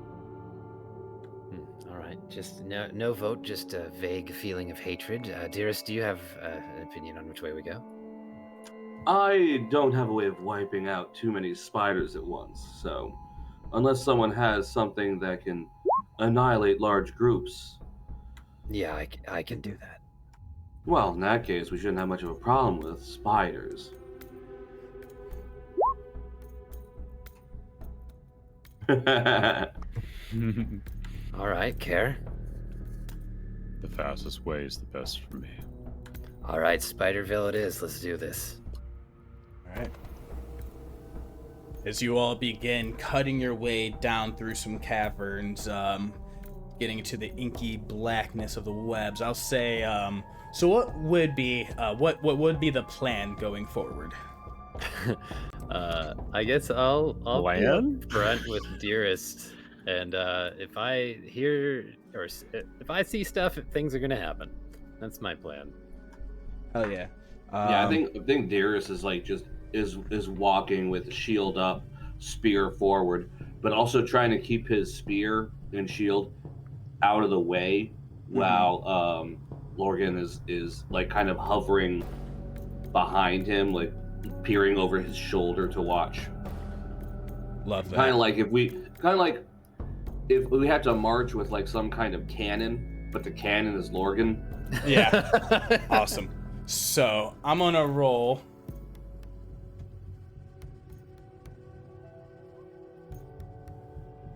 Along this journey, you're going to encounter 4 hordes of spiders. I love it. So basically, instead of like rolling initiative on each individual one, basically you can do like one big AoE spell, like Morgen is taking care of, to take care of that thing, or I'll have to ask everyone to offer up 4 essential resources, whether that be hit die or spell slots accumulated for each horde. So it's like one big one, or everyone takes like a bunch of small cuts, basically. I mean, I can take 2 of the groups myself for sure. When we get close, I'm gonna just cast a spell. When we get close, and we start hearing the skittering, I will cast Spirit Guardians. Awesome. Oh, that'll wipe Yeah, them. that's fucking beautiful. That's so that my counts as a big one. So that's so we got 2 big ones from Morgen, Spirit Guardians. Let me see what I have in my. It's that black light look where you guys hear cause of ravens, and fluttering around you are these. You know how it's like a light giving off a like a black light giving off a source. It's almost like that white-ish, but it's still dark, fluttering around us. Just a flapping of ravens. Beautiful. And so then you come to, so we do that quick montage of all these spiders appear, just big bursts of arcane energy, blast them apart. At one point, Kara rolls up in front of everyone else and like kneels down and begins praying for the Raven Queen, gets surrounded, and that burst of raven feathers decimates that third wave. So now you're heading through this darkness, and it's beginning, like you can start to hear and like almost kind of see like these are the darker shapes in what's now like a muted dark gray charcoal background, if that makes sense. So you have this last wave to deal with. How would you all deal with that? I mean, Spirit Guardians is 10 minutes. Concentration. So, I mean, I'm saying it's one. Time. Yeah, I know, but it's Gotcha. Spell slot. It's like Yep. that is getting through that wave basically. Okay. I will say that will help for a resource for the next wave, but yeah. Mm-hmm. I think this seems like Lorgan's job, basically. So I think they're gonna take a third one also. So what it essentially, I'm gonna say like the first thing that happens is like there's one wave, and they're going to cast a spell that is probably like not known to a lot of people unless gravity magic is common here. But there's going to be a pulse of energy that flows out from them, and just like a very bassy sound, and then the skittering stops. And like we keep going for a little while, and then there's like two groups, and I will use a fireball from my staff and another pulse wave to essentially like fireball one group and pulse wave it into the other. So like a fireball goes off, and then a gravity wave pulls flaming spiders into the other group of spiders to just like absolutely wipe them out. And you see like Care, like, because you pop up that Spirit Guardians at the beginning as you're pressing through it, so that like is helping the entire like every wave, anything that survives on the peripheral of Lorgan's big blast as they even get close, like because they're driven to come attack no matter what, and any remainders that as you head through the thing, like any small ones that come in between the waves, even you just feel like there's even like small demon skeletons, other sorts of ghouls and imps and chasmes and other sorts of dretches and oozes. The like onslaught of creatures is almost unending, and this is basically like a battle fucking montage as you guys blast your way through it all.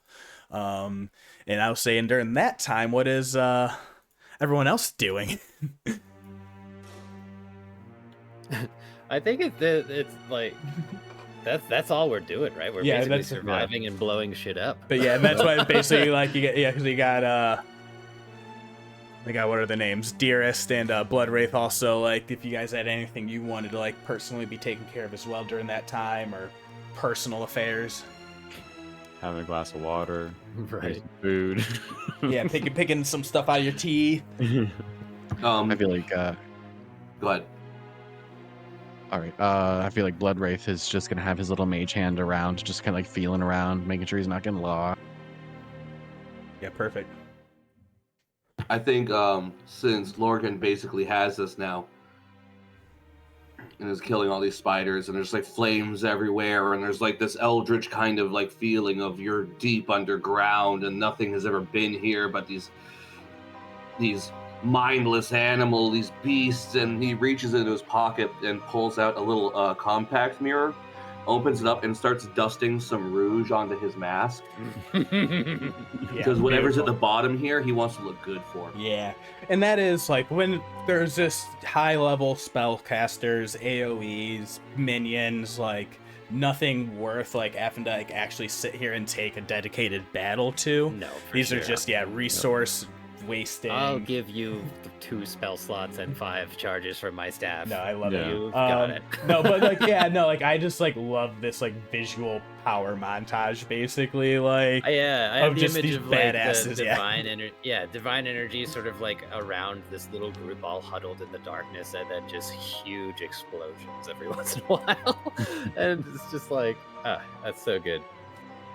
Yeah, and that's eventually you egress your way. You pass through. You don't have to deal with the endless maze of the crawling king. Oh, jeez. Yeah, that was the long way. I'm so glad we took the short. Yeah. Yes, please take my spell slots. I don't like the words endless and maze anywhere near each other. Dearest is slightly sad that he didn't get to meet / hit on something called the Crawling King. Yeah. You could do better. Listen, find somebody who can at least walk. Mm-hmm. Yeah, see, what is it?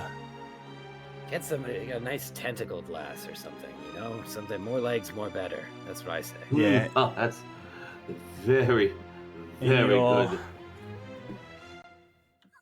You all know the phrase, seek and exalt places where no light touches. The prime commandment of Torog, the Crawling King, seems to hold dominion over here in the Betrayer's Rise. But you make your way through, and eventually you end yourself up into a room, a small, almost a vestibule of sort.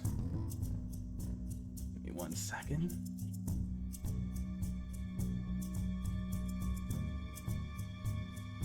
This up. It is basically an empty chamber of just like solid like stone, like worked obsidian black stone. The chamber is empty except for the spat that you just came from. As you enter into this chamber, you feel from all those arcane explosions and everything, that last one is that final wave comes and you send that final like little fireball off. You hear the crumbling of a cave-in of rocks sliding and closing off that spot behind you.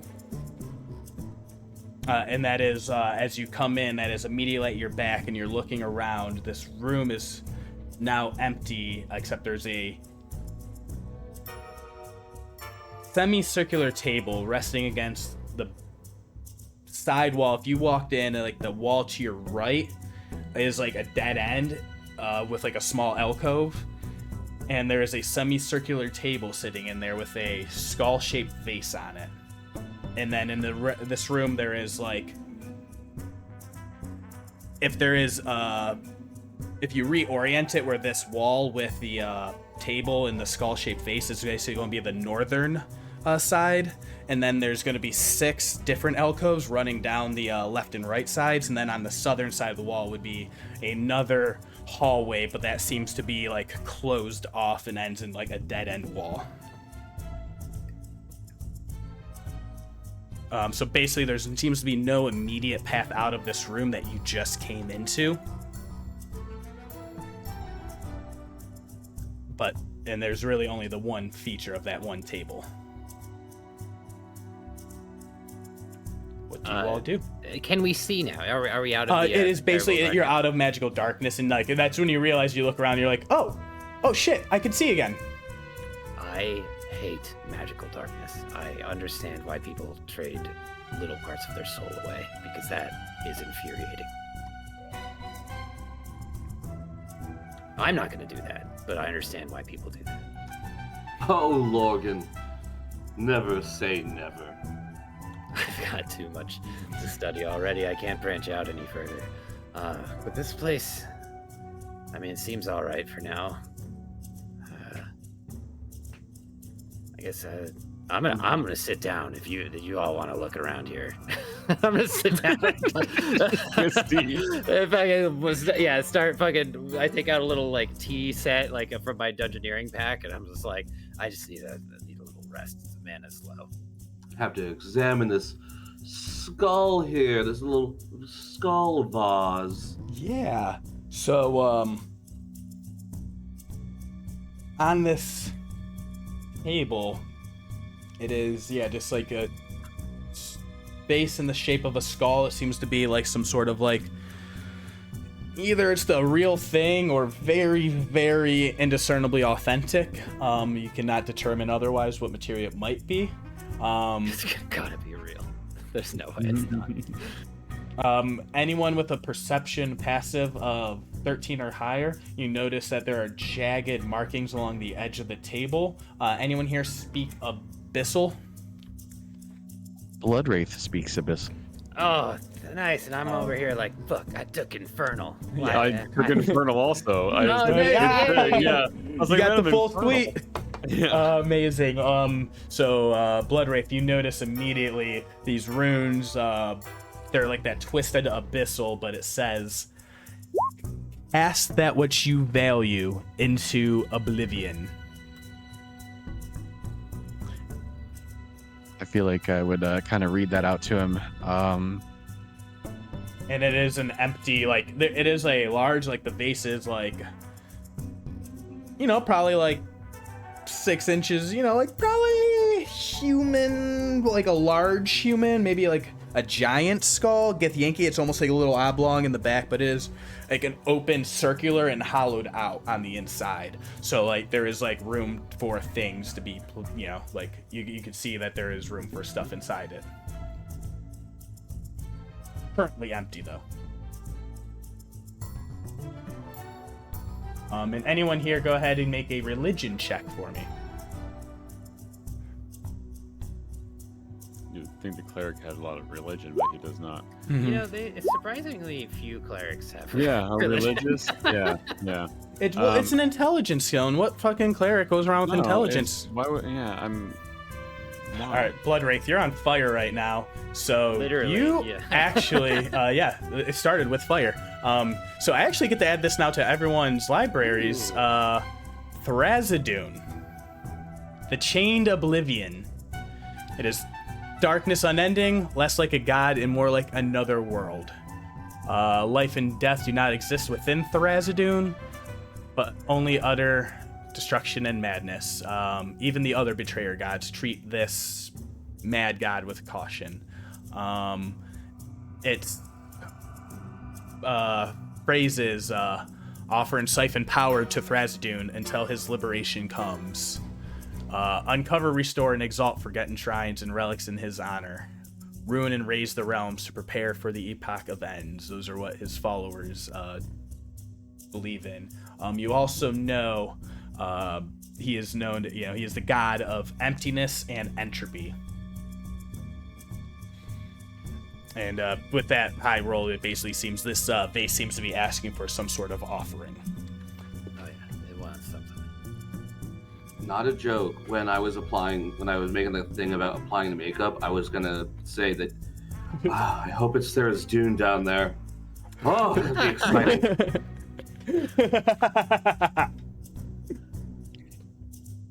It wants power and offering to which you value. Let me pay this toll. Hand it over to Bloodwraith. And he would go up to this thing, and this payment is twofold. He's first going to toss in his potion of greater healing and see if that is enough. You test in your potion of greater healing. As soon as it enters into the skull and down past the top level, and it is like fully rest inside, and your hands take off of it, the eye sockets flash red, and the offering decays past the point of being completely worthless.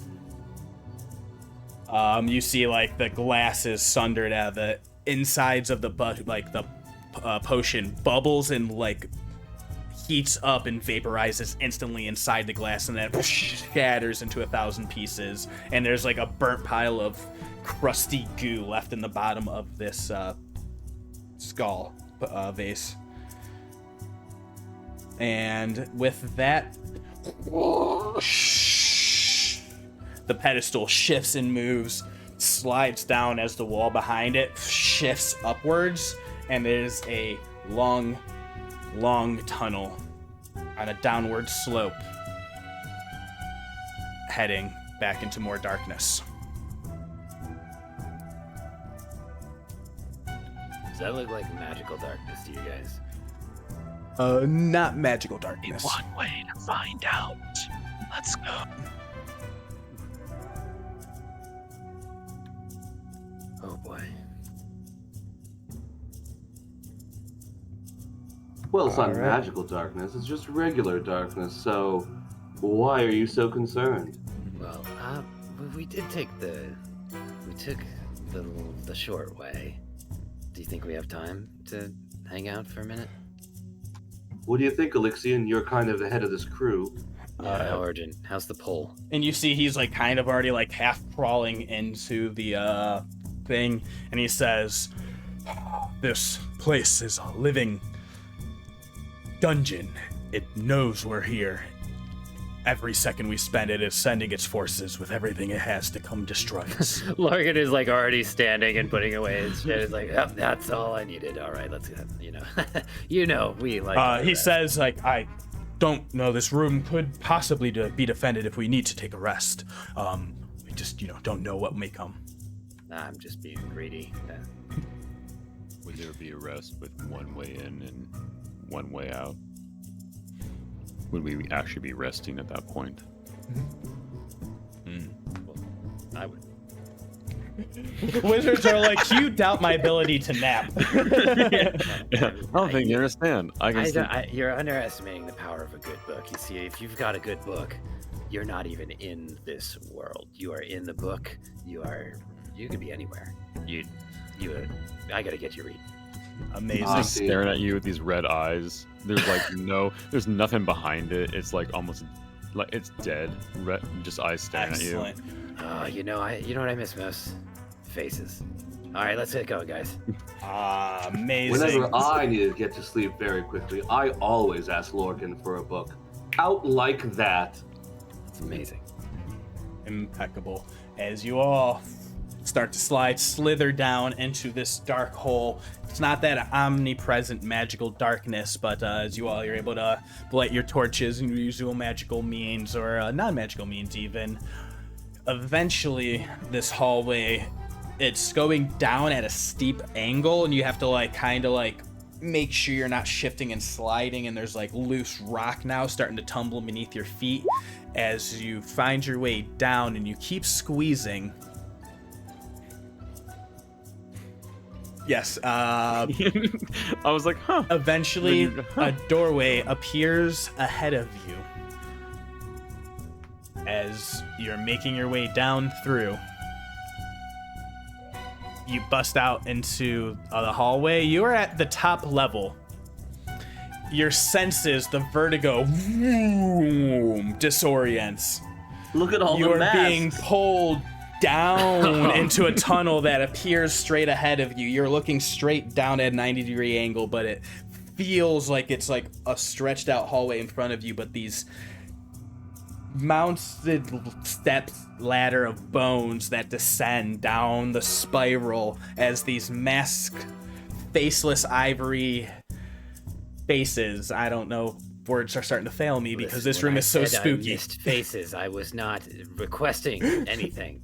I'm still blaming you for this. Kerr's reached up to grab one, see if he removes it to give it to him.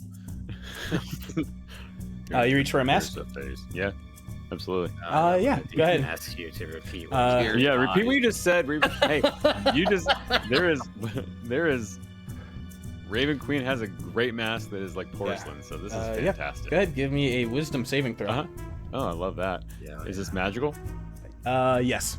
I will roll it twice. No, it's just your thank you. normal every day. Thank you, Snail.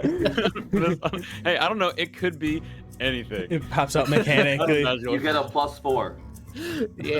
You see the eyes flash like red vermilion as you go to grab it, and you feel like a powerful enchantment spell try to take a hold of you and hijack your mind right in front of you, and you are able to buff it off, and you pull the mask down off of the thing. You still got it.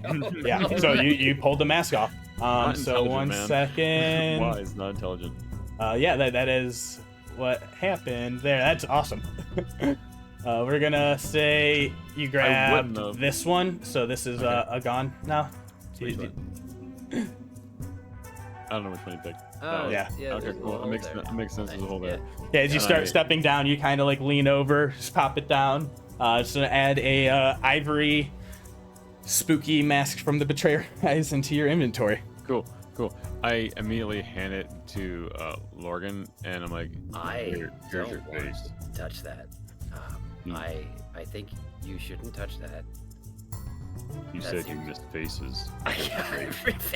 Faces attached to bodies, and that is not a request dungeon. He puts it. I mean, sort of looking at it, he sort of puts it in his inventory. Fuck yeah, I I love would that. not have done that if you didn't say I miss faces. Like, I know. I love Snail loves that you have it. Morgan is mortified. Aghast. As you all like, you feel like this room is heavy. It is like you feel that tugging of like, it's like Alexian's like, I can feel the tug of the pole of where we need to go. It's down there, and he points towards that other mystical hallway that seems like a keyhole off in the illusory optical illusion distance. Yeah. So we climbing the bone stairs. I didn't think we were going to be jumping off of cliffs today, so I didn't prepare anything. I guess I could just rip it out of my book. Whatever. We're all going to die, right? One more feather fall. Oh, sorry. And I looked at the angel. It's like, I'm not Lorgan. I'm not used to being so defeatist. listen. I know the odds. I'll be happy if we succeed, but I'm not gonna live like I don't need it. I'm not gonna live like I need to save this shit. I'm gonna tear Featherfall out of my book. What does that do? yeah, It's just- exactly. It's my scroll. It's in my spell book. I assume, Oh. like, does that not count as a scroll? Or is that a separate, like, type of item? I I kind mean, of always assumed. you could honestly, use it in your no, spell book. I'm gonna allow that. Like if you're permanently taking it out of the spell book to cast it as a scroll, Yeah. or like at least to prepared, you're gonna have to like redo the thing, I am anti-bone stairs. I'm willing to hear this out, you guys, but I probably would have been on at least this one. I mean, I would have had to get out there. no, or that's else absolutely great. Yeah, I would have to be like, oh, he wants a face. Here's a face. I said, Are you guys? You're all right with the bone stairs, or you want to just jump into the hole? I think I'll try the bone stairs first. All right, I'll just. Good Hold luck. on to it. Just Yeah. hold on to it. So here's the rule, everyone. If one person falls, we all jump in. You get it? It only works that way. If one person falls and I don't cast it, you can buy that person. So, if Awesome. one person falls, we all jump in. Agreed? Agree. agreed. Y'all tell me how exactly the dissension happens. And Mother Alright. always asked me if all of my friends were jumping off of bone stairs, would I follow after? I guess the answer is yes. Amazing. So basically, who will be leading the charge? Like, will there be one person constantly in the front testing and checking the next stair, or like y'all just going down in a full stride? Like how what is the pace basically, and who will be in the front and back? Weirdly enough, we talked the person with wings into being in the front. Wasn't there a half angel person with us? Or did I make that up? Like, Oh did I yeah. get You the- see, Perigre, the angel, angelic being that has been traveling with you. You see, like right now, her wings have flown back in. She Oh, says it's sucks. it's a limited ability, but I could go first if you want. And I'll just check each step. No, we're not making the pregnant lady test the bone stairs of death. Aaron forgot Test about the that. Stairs. Thank you, Bloodfaith. It just is so illogical to have Kurt, the one person that's actually two people be the one that's testing the traps. Kurt did not forget that. Aaron forgot that. Amazing. We need more Just angel babies. remember, Lorgrens. Your rifle. All of you jump. Oh, we got you. All right. And I'm gonna stay within 60 feet of everyone. Awesome. So you just begin heading your way down. Are we Yeah. doing like? Is there one person like actively checking each one, taking the time? I think that's Um, good. Yeah. Great, yeah. All right, so yeah, go ahead and make that an investigation check. If you do a little trap check. Fucking 22, beautiful. Nice. Because when you saw when Care took that mask off the wall, you saw where the glyph of warding that lit up upon every, like, when that one was pulled off, you saw, like, okay, this is where the enchantments and traps are being placed, if they're that. And then as you're marking out, you're able to see a couple more of that, like, oh, okay, if we step on this one, this mask that's like right here next to it will probably trigger. So we have to do a quick hop to jump over the one, and then you're able to keep slowly making your way through, and you are able to disarm a couple other mechanical traps that, like, you know, a little poison dart that would shoot out the wall or something like that, a little flame torch as you get around the bend. You're able to completely disarm those traps as everyone's descending, and you are now beginning to approach about halfway down. As you are getting into this middle area, you feel that, like, tugging that you were feeling that's pulling you down below begins to lessen a little bit. You guys keep making your way down a little bit more. Yeah, it's just a quick montage of as you keep descending. You are now about perfectly halfway through, and Bloodwraith, you'll notice it first because you're leading the charge. As you reach like almost that perfectly halfway point and you take that step, it almost tosses and lurches you. Give me a dexterity saving throw. It's not because of a trap.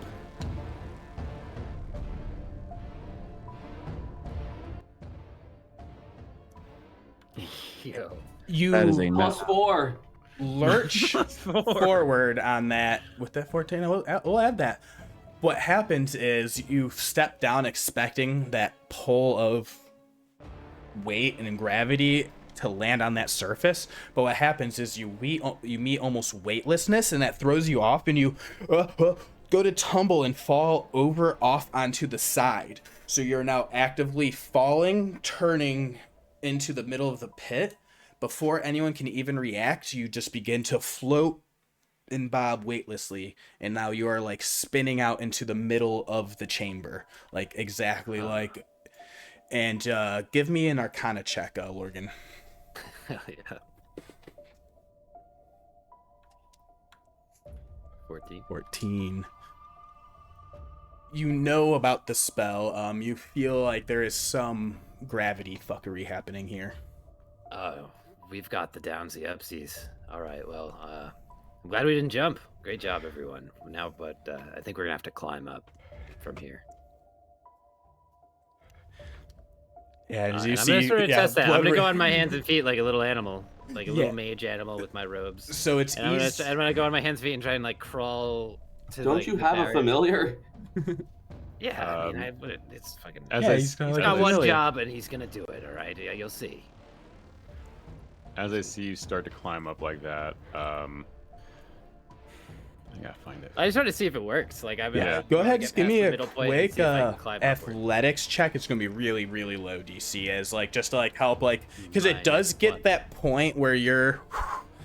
It's that weird lurching, because once you meet that middle point of complete weightlessness and you go to pull yourself forward, and then it pulls your body back downward, and then you're back in that weightless sensation, and then you're trying to hold on. So you haven't like lost that Oh, yeah. grip. It's just like I might throw up. We going need someone from being stronger to pulled do this. down to completely weightless to then being pushed in the other direction as your body is trying to flip over, and it's just like that weird, like, yeah.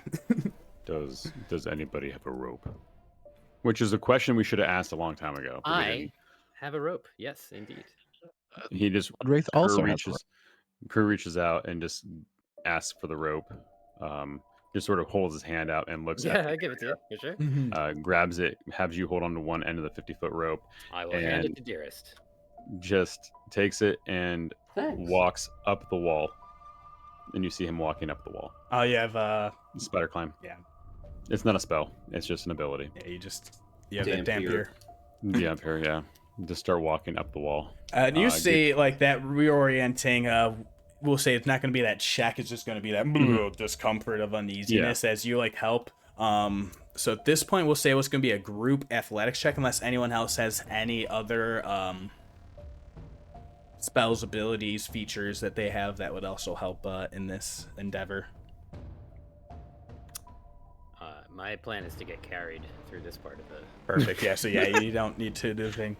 We'll say you trying to not be too much of a burden will actually make it not a disadvantage check for whoever is trying to help carry you. Somebody help or something. Like, yeah, my familiar will help me and I'll help someone. That'll be my... Which will cancel out the disadvantage they would have from carrying the rope. Yeah, exactly. Just wizard things. You're just like, I'm gonna be like a Yoda on somebody's back. Yeah, especially with that Arcana, like you realize like, oh, there's got to be a source somewhere, but you know, there's how many fucking masks split, like where, you know, yeah. A me trap. It's like, oh, I got to the middle now. I can't climb back up or down. Oh fuck, I guess I die here. Just bobbing up and down, just vomiting on yourself. Yeah. So we're gonna say with just regular rope and gumption, basically. The risk of failure is just the amount of time it's gonna take in this. We've had magical montages. We've been crawling through the darkness. There's gonna be no risk of like anything beating you up here, but it's just like I love that visual image of all of you meeting that middle section, doing the Pirates of the Caribbean tipsy-turvy, and then having to crawl your way up the steps now and then get back on regular ground. I can only imagine the look of disdain from the rest of the group when they're all trying to figure out how to get down this thing, and then Kerr just walks on the wall, and everybody's like, what just happened? Amazing. What? So with the right materials and proper preparation, easy thing. So you all get through the steps and begin climbing your way onto the other side. You make your way through this tunnel, corridor, hallway, further into the Betrayer's Rise. You see Elixir, and he's like, I feel it. It's pulling me ahead. And as you're getting closer and closer to that dark hallway, you hear a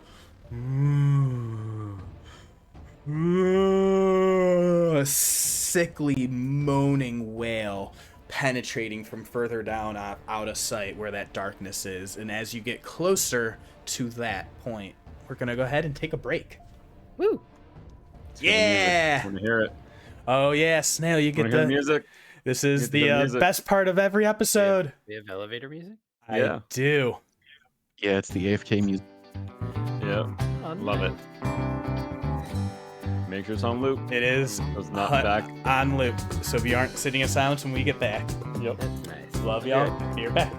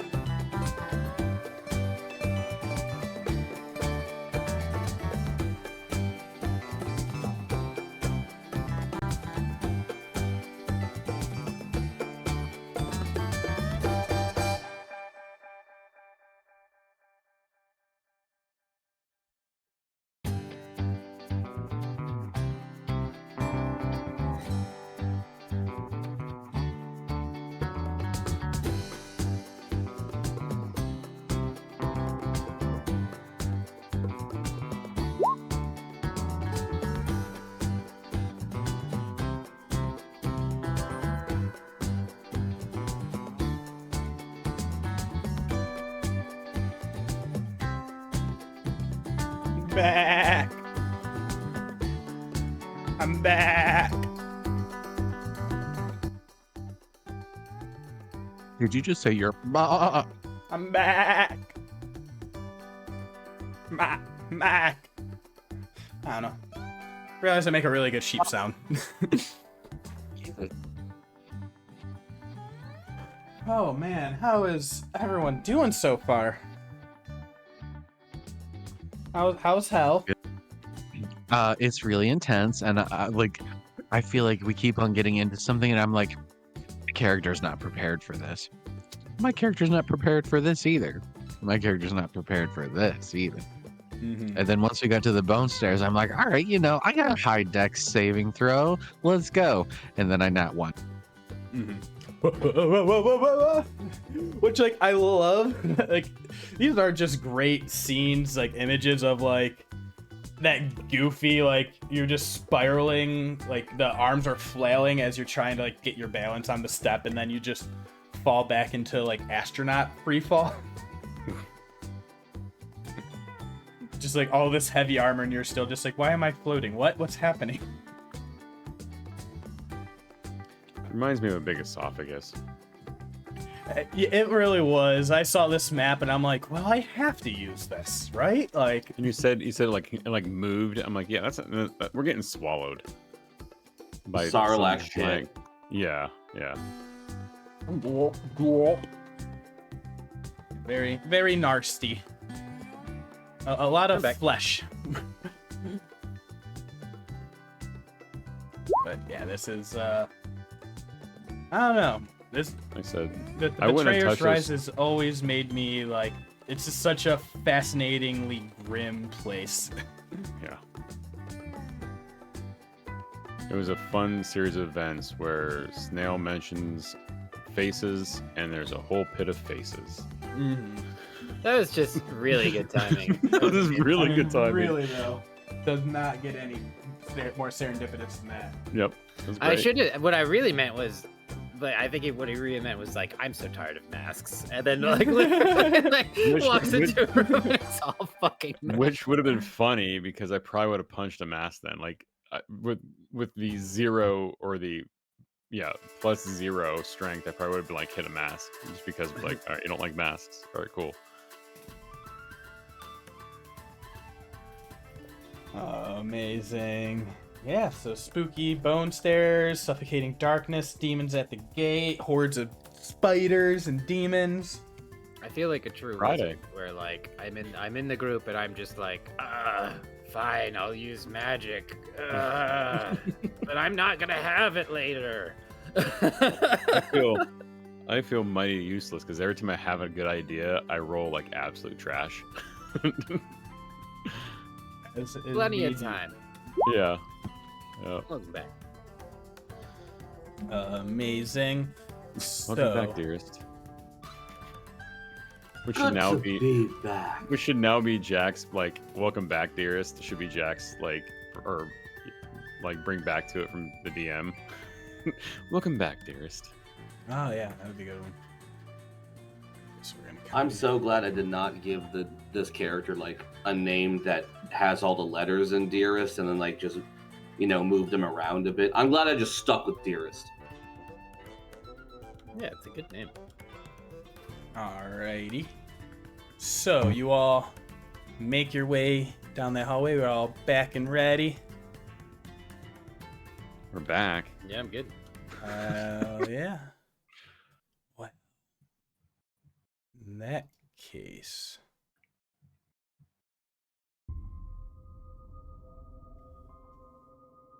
You keep descending, or now ascending, the bone staircase past the pull and the tug of that gravity that has tried to stop you.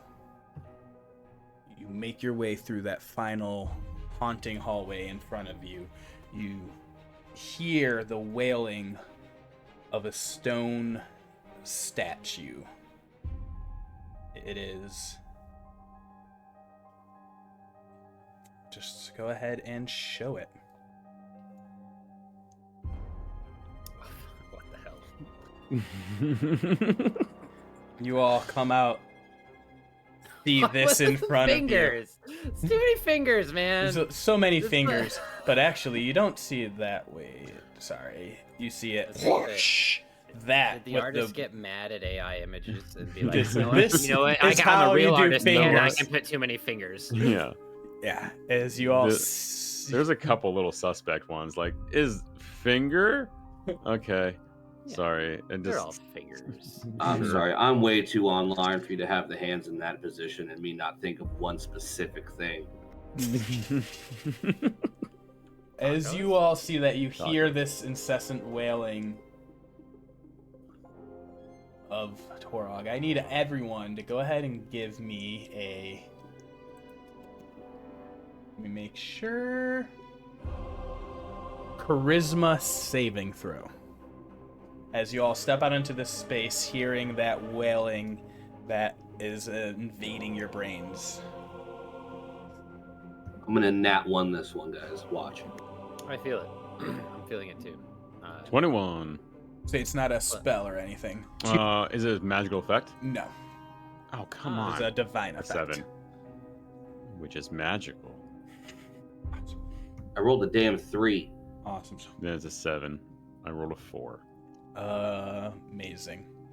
So what happens here is you all Die.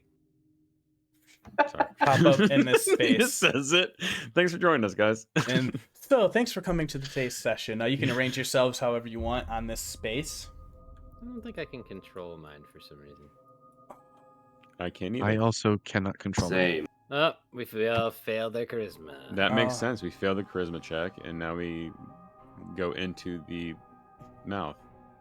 Well, I'm actually terrified of this mouth, so I'm gonna Yeah. burn Yep. my fortune favor, and I am going to reroll because I'm still gonna fail, but I'm afraid enough that I want to do these new ones work?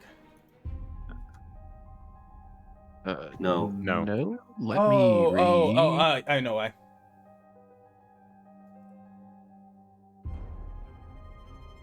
There we go. I have me. Well, You were on the map layer. That's my fault. I'm uh, World. Yay! All right. Yeah, let's get rid of 19 everyone. if I add Dearest's +4. +4, that would be best. All right. So you got 19. Yeah, he burned my fortune's favor. What was you, dearest, with that? Well, you already had that plus as well on yours. For Dearest, the Paladin aura Awesome. is already calculated for everything. Everyone besides Morgen, you all feel an insatiable hunger, hatred, and overcome with destruction and death. I need everyone to roll initiative. You want to kill anyone that you see if you are under the effect of this curse right now. That is everyone but Morgen. You motherfuckers! Makes sense. I'm sorry, I'm swearing so much. No, hey, we are not on those. We don't have to worry about that. All right, cool. I don't have I'm any trying sponsors. to- Oh yeah, cool. Yeah, by the way, if you listen to this and you are one, hit us up. Hey, I can get my shit together. You want me to swear less? Yeah. You want me to swear more? I mean, Got it. your money controls how we speak. Yep. I mean, if we put it that way, yes. I mean, I'm just thinking about we're in the betrayer deities, like we're in the betrayer's rise. So our sponsor is Better Hell. Better hell. You can delete that Lurgan on the bottom with the concentration. That's the simulacrum I can't control. Aha. I mean, I was this one here. You can't Yeah, I can't control. The shadow attacks you. because I was purposely going next to the other caster as Awesome. a thing. Well, that was why I went there. I'm like, okay, I'm going to be Yeah. next to the caster because I'll that's say- sort of how we've been set up. Was You- next to I'll casters. say you have your owl still though. No, yeah. I can't wait for you all to kill You my see owl Alexian and early. Peregrine, like they stop in the back and they're like, "What is happening? What?" I think they all want to kill me.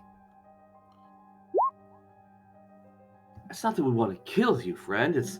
I just want to bash your brains in. Yeah, they're all under the Yeah, influence and of it's- mind-affecting magic. Yeah, and it's you guys aren't all on a team together. Keep in mind, you just want to kill an attack and cause harm Oh, wait. on whatever and whoever. No, Yeah. where you're gonna go, I'm gonna go right next to you.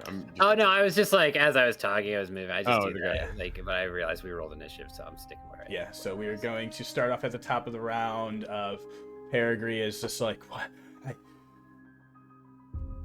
I will, and she casts a spell, Detect Evil and Good. And she's like, I could feel the curse of Torog over all of you. We need to find a way to break it. And that will be her turn, just giving everyone the knowledge, hey, this is an active curse. Bloodwraith, it is your turn. Okay, so right now I am overcome with feelings of I need to murder the closest thing to me. Basically, yes. Okay, so the most effective way for me to do this, I'm going to stay where I am. I am going to use my bonus action to steady aim. And then instead of using my rapier, I do enter that perfected stance that I have and toss a dagger real quick right over at the closest enemy to. This is with triple advantage. Yep. Somehow a thing. Amazing. 29 to hit. Oh no. Oh no. Who did you attack? This That was 100% Dearest. Yeah, I'm the Yeah, closest Dearest. one. yeah, it's deer. Amazing. So roll that damage. All right. I think this rolls everything. Okay, so 29 piercing and 20. Wait, hold on. No, it didn't add the crits or the sneak attacks together. That's yeah, right weird. above it. Right above it. That's It's crit 20. damage, Yeah, 23 gets added onto the 25. Oh, yeah. I It think did in a it's couple. the It wood. did in a couple different things. Yeah, so it's a lot of damage. How much was it total? Hold on. I'll just do it this way because it's. Oh, easier it did for me. 29 on the 9 plus regular, 20. and then Yeah, and then 25 to 25. crit. Yeah. and then 23 additional for the sneak attack. Yeah, and then Yeah. another 25. Yeah. 54 damage total. Thank you. Jesus. That's it. I can't move. All right. Now we'll go to Lixian, and he will be like, no, we can't give in to the curse. You must fight it. And he'll see if he has anything. He is going to run up to Bloodwraith since he sees you did the attack, and he's going to cast a Dispel Magic on you. And he is actually, at the end of your turn, you make another save real fast. All right. Let me make sure I have do a that. +0 to this though. Yep. Mm-hmm. Yeah, so you still feel that rage and that fury. He can see that glowing of like the red fury around your eyes, and he says, "Brother, do not give in." And then he goes and casts that dispel. He's gonna have to make a spell casting attack on this with his modifier. He is trying to beat. This is a DC 16, and he has +5 to this, so he has to roll an 11 or better. If it will roll that. Nope, okay. Let me go to this one, since this is going to be his charisma. 19. You see he reaches out and he says, "In the name of the Moonweaver, I dispel this." And it's like a magical orb of like moonlight appears around you, but you see a shaft of like red ruinous energy, like kind of like laser beam and shatter that curse around you. And that will be that turn. Morgen, up to you. All right. Oh, okay. I move away from Care. Care. Opportunity attack? He squints at you real hard You first. wanna- though. He Yeah. fucking You want to knows it's use gonna everything you happen. got. Yeah, I know. I'm supposed to use everything I got.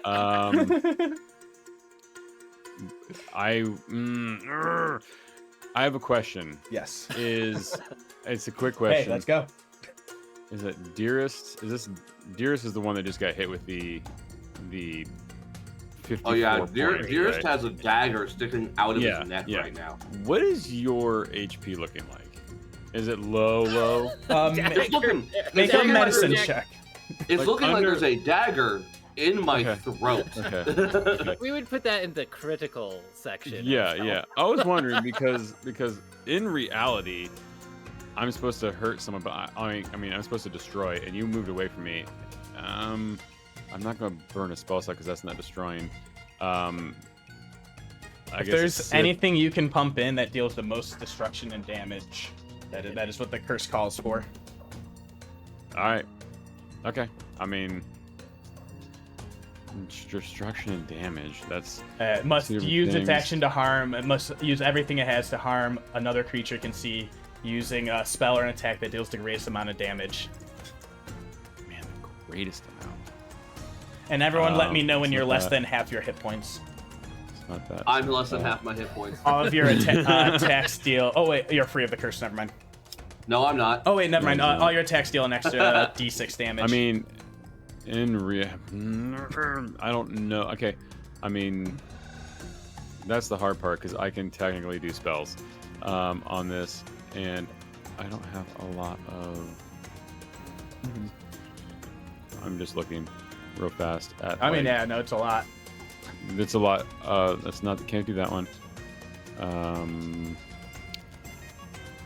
I mean, thematically, what would happen, which would make the most sense at this point for me, you might disagree, DM, is he would get bit. I mean, or if you want to say that, I mean, I also have, it's a curing spell. It's a curing spell. It's a sleep. Can't sleep. I mean, the most amount of damage, I guess, would be this then. It would be... you know, subjective, like whatever you have, what fucks someone up the most, and yeah, just not, it doesn't need to be too crazy or Smash me. But I with say something. bite You got works something good, to yeah. smash me with. I A bite, spell, whatever, yeah, whatever you. Okay, I mean, I guess this would be as good as anything else because all mine are like roughly the same in the same like range of things. I'm just gonna do this. I'm just gonna bite. It'll be a bite attack, feint attack. 'Cause it's higher action now. It'd be nope, Raven Fieldment. Nice. Okay, love it. A 19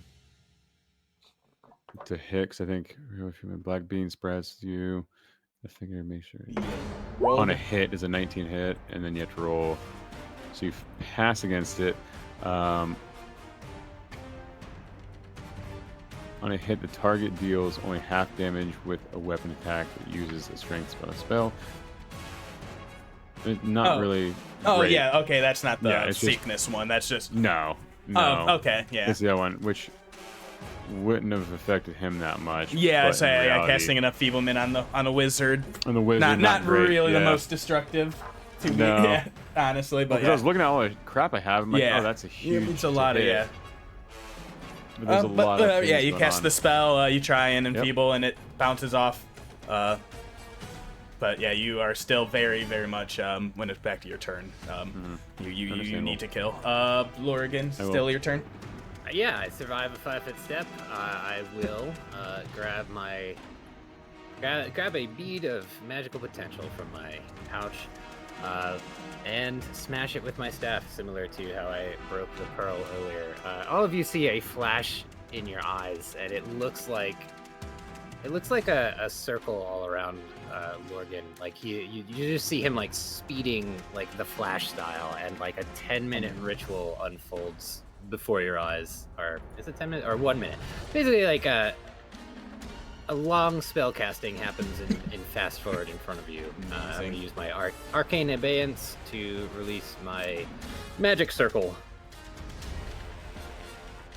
Let me get that. Hell yeah. What does that do? Arcane Abeyance is a thing where I cast this ahead of time. I had spent the spell slot already and picked the spell. Basically, it stored it. I had spent the time to cast it until I used my action to release the spell. It's really cool. You can do casting time of whatever and store it in there. So this 1 minute long spell I am now casting as an action.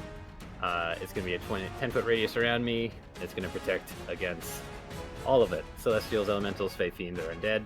And it's going to prevent them from being charmed, which I am hopeful will make them stop hitting me. Mm-hmm.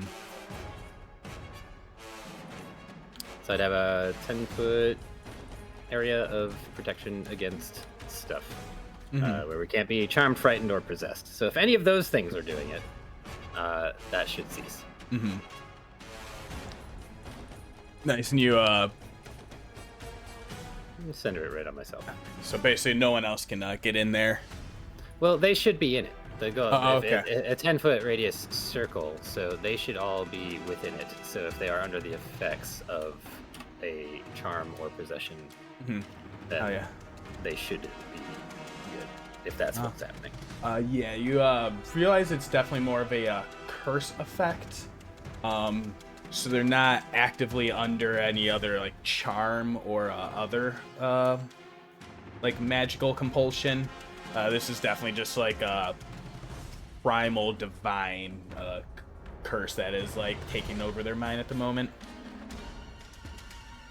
Okay. But that will give them advantage on their rolls while they're inside it to help them fight off this effect on themselves. And then I am not going to move anymore. All right, so Carrot, is your turn? 2 steps this way because he's the most bloodied, and I sense it. I think the only one that really noticed it at this point would be Lorcan. Yeah, I cannot pronounce his name. Lorcan, as the red coloration of his eyes has now spread to the entire eye, and he does a quick, just simple, easy bite attack at Dearest, which is the best roll I did all freaking night. He's hungry for blood. Yeah, bloodlust at this point. I mean, God damn. He's gonna. I'm guessing a 29 hits, Dearest. 26 definitely hits. Or 26. I'm sorry. That's 26. Sorry, glancing. And you take. Okay, so. I think it's, Are you smiting me? What's happening here? no. So. You can put a smite on a. I'm not. I don't have. thing. I'm not. I don't have smite. But what happens is, let me find it here. Class feature. Not channel divinity. I gotta find it. Oh, divine strike. On each of your turns, when you hit with a weapon attack, which is a weapon attack, I do an extra 1d8 as a class feature. As a cleric, yes. Yeah, as this specific blood cleric. Crud. You also get. No, that's it. That should be it. You're gonna get some hit points back from this too, bud. I am gonna get some hit points back from this, which is cool for me specifically. So I take 15.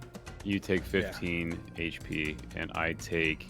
I think it's the same amount as the piercing damage, not the divine smite damage. Yeah. All right. As I just sink in and Yeah. hit you on that one. Come up and just. town. Yeah, I mean that's. Yeah. All right. Some any bonus actions? Anything else with that? If my objective is to destroy that, that's what he does. So that's the only thing I can really do. Yeah, I wasn't sure if there's any other economies or. I mean, there is, but they're all helpful. I don't think. Damn cleric. I don't think they want to be helpful. How do you not cause harm as a bonus action now? Yeah. So we'll move on to Dearest. Go ahead and make that charisma save with advantage because you are in this circle. Charisma save with advantage. A 17. That passes as you feel like as you come up your mouth full of your dearest friend's blood. No. You just feel that taste of like warm iron and it dribble down your mouth, and you're just like, oh no. You see the pupils go back, and he sort of like stutters back a little bit, like shocked and like a little terrified in himself that this actually occurred. And he's looking at you like, Dearest, like, what just happened? Amazing. And that is your turn, Dearest. one of the fun things you also experience is the fact that blood doesn't come out red like it's supposed to. Oh no! Dearest reaches up, pulls the dagger out of his neck, drops it, grabs his spear. Just like an aortal spurt of this like black ichor blood, just and like sprays arterially. He picks up his spear. I feel great, and I think Kerr's the one who just bit him. So So Kerr, you are fully cognizant of what is about to happen. Mm-hmm. Cool. I love it. 23 Oh man. with all 3 attacks. Yeah. The 17 misses. The says, second one, I'm actually gonna silvery barbs. Ooh, silvery barbs on the 29 to hit. Yes, please. I'm giving Awesome. myself advantage. Go for it. Awesome. Yeah, let you re-roll that to 20 to hit instead. 20 hits. Yes. So we got 20 and a 22 to hit. Anything on top of those? So, based on what you said, I am required to do the most damage I can. Yeah, that is like the hunger is like, I need to This fucking fuck shit up. significantly sucks for the rest of the adventure, for the rest of the session, because that means that first hit, that 20 to hit, that has a 4th level smite attached to it, Oh, that's not great. and psychic damage from my College of Whispers. My question is, Kara is technically undead, right? Dampiers are humanoid. Okay, I would say I won't They be don't that. they don't carry the undead feature. No. Gotcha. Yeah. Okay, I was just say, ooh, is that about to add an extra? Yeah, it was gonna get scary. Yeah. It's like one of those things where like reborn are also like none of the lineages have, like the only lineage from the Van Richterns or whatever, Hex Bloods are Fey. That's the only one. Yep. Gotcha, I That's love a that. weird one. Yeah. Now hollow ones are undead, and that's an Exandria thing. Yeah. Yeah. Which, Anyway, whoosh, smite. Just let me all know. right, so What that's it is. 15 magical piercing. Let's get the smite. So that's a 4th level is going to be. 5d8. Hold on, let me double check. Because it's 2d8 for one, I believe. Yeah, it's 2d8 for a 1st level. So then 3, 4, 5. And then you said there was an extra radiant while we were in here, or is that just up top? Oh, if you're below half your hit points, your each attack does an extra 1d6 psychic damage. I'm not. That's really great Yeah. because I'm at 29 out of 112. Okay. So Yeah, you we're just well feel below that half. like fuel of just like that creature primal nature backed into a corner, and you're just lashing out with everything, and there's this like extra influence burrowing down and like possessing you while you're here. And you said it was an extra 1d6 of psychic damage? Yeah, per attack. So yeah, 1d6 on this one with the 5d8. So what's going to happen is this is a 4th level smite coming at you with 2d6 from of psychic damage from my whispers, and then a 1d6 because Torog is apparently mad at you specifically. Yeah, I guess. Yeah. So that's 36. That's a grand total of, I think that's 51. 51. It's the first attack. So if that was the first attack, second attack is going to have a 3rd level smite coming at it. So that's 9 magical bludgeoning. Mm-hmm. Ah, damn. Yeah, it's a lot of damage. And it has the 1d6 psychic coming with it as well. But not my... I can only do the whispers once a turn.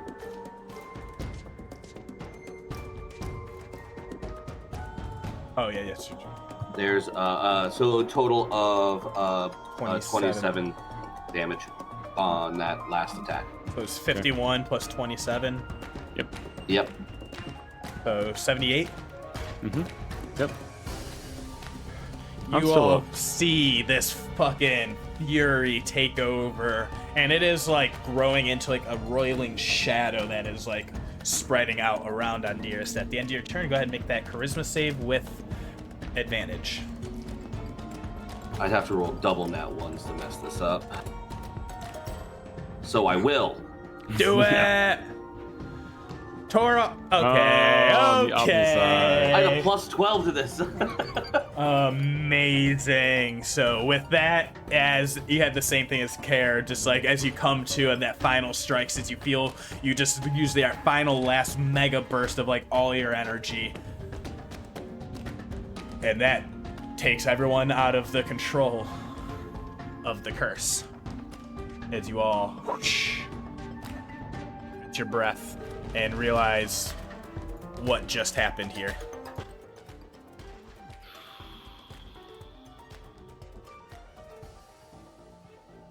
Has the noise ceased? The wailing still exists, but you all realize now that you have been either cleansed or warded against it or staved it off on your own, you realize there's a period of time where you're not having to worry about it. All right, well, we have a magic circle for an hour. We could potentially stay in this creepy room and recover a little bit now that...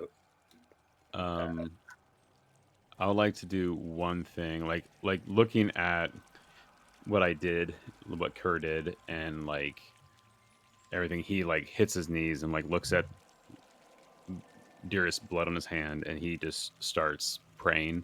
At this point, I would like to do a divine intervention, and see if it actually works. Talking to Raven Queen. So at this point, I'm going to roll my D100 and see what happens at this point before I make any statements. Because if it's nothing, then it's just a prayer. If it's something, then it's something. So you cool with that, Jack? Let's fucking roll it. All right. So I need to roll a 9. You need to roll or a 10 or below.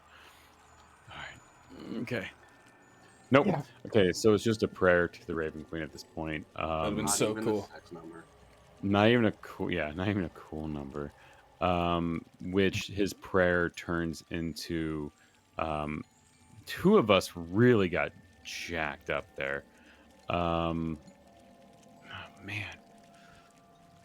I will give Dearest, my potion of greater healing.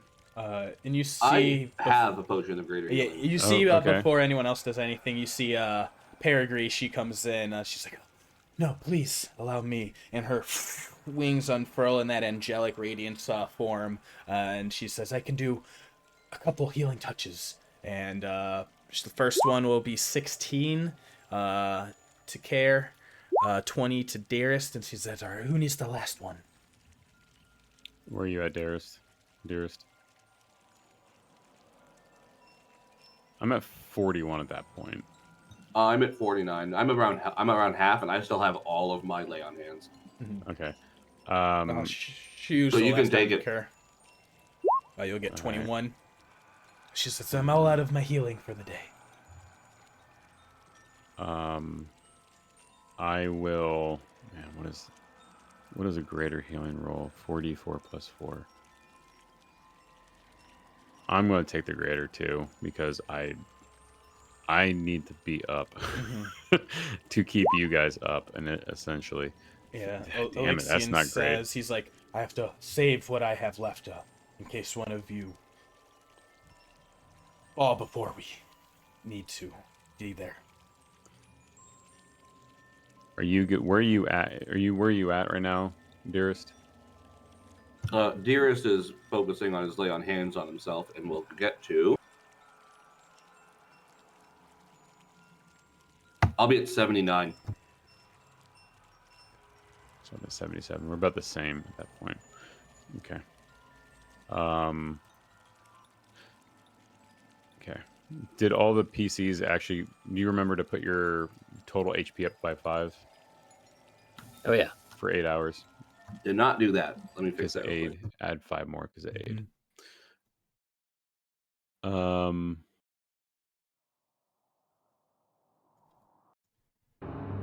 Is everybody else good still? I mean, I think that just the 2 of us really messed each other up. Yeah. Yeah, I'm good. Yeah, fuck Okay. yeah. I mean, I'm gonna hold on right now. Things might go sideways, and I don't want to do too much. which is a shitty way to look at it, but That's I what have it is. to at It's this a point. gauntlet. Yeah, I have to at this point. All right. Yeah, you guys doing Gore anything else? doesn't even look at Dearest. He's like looking straight down, and you see him pull something out of his bag, and it's like a cloth that he's just sitting there holding on to. But he's like looking down at this point, like not wanting to make eye contact with anybody.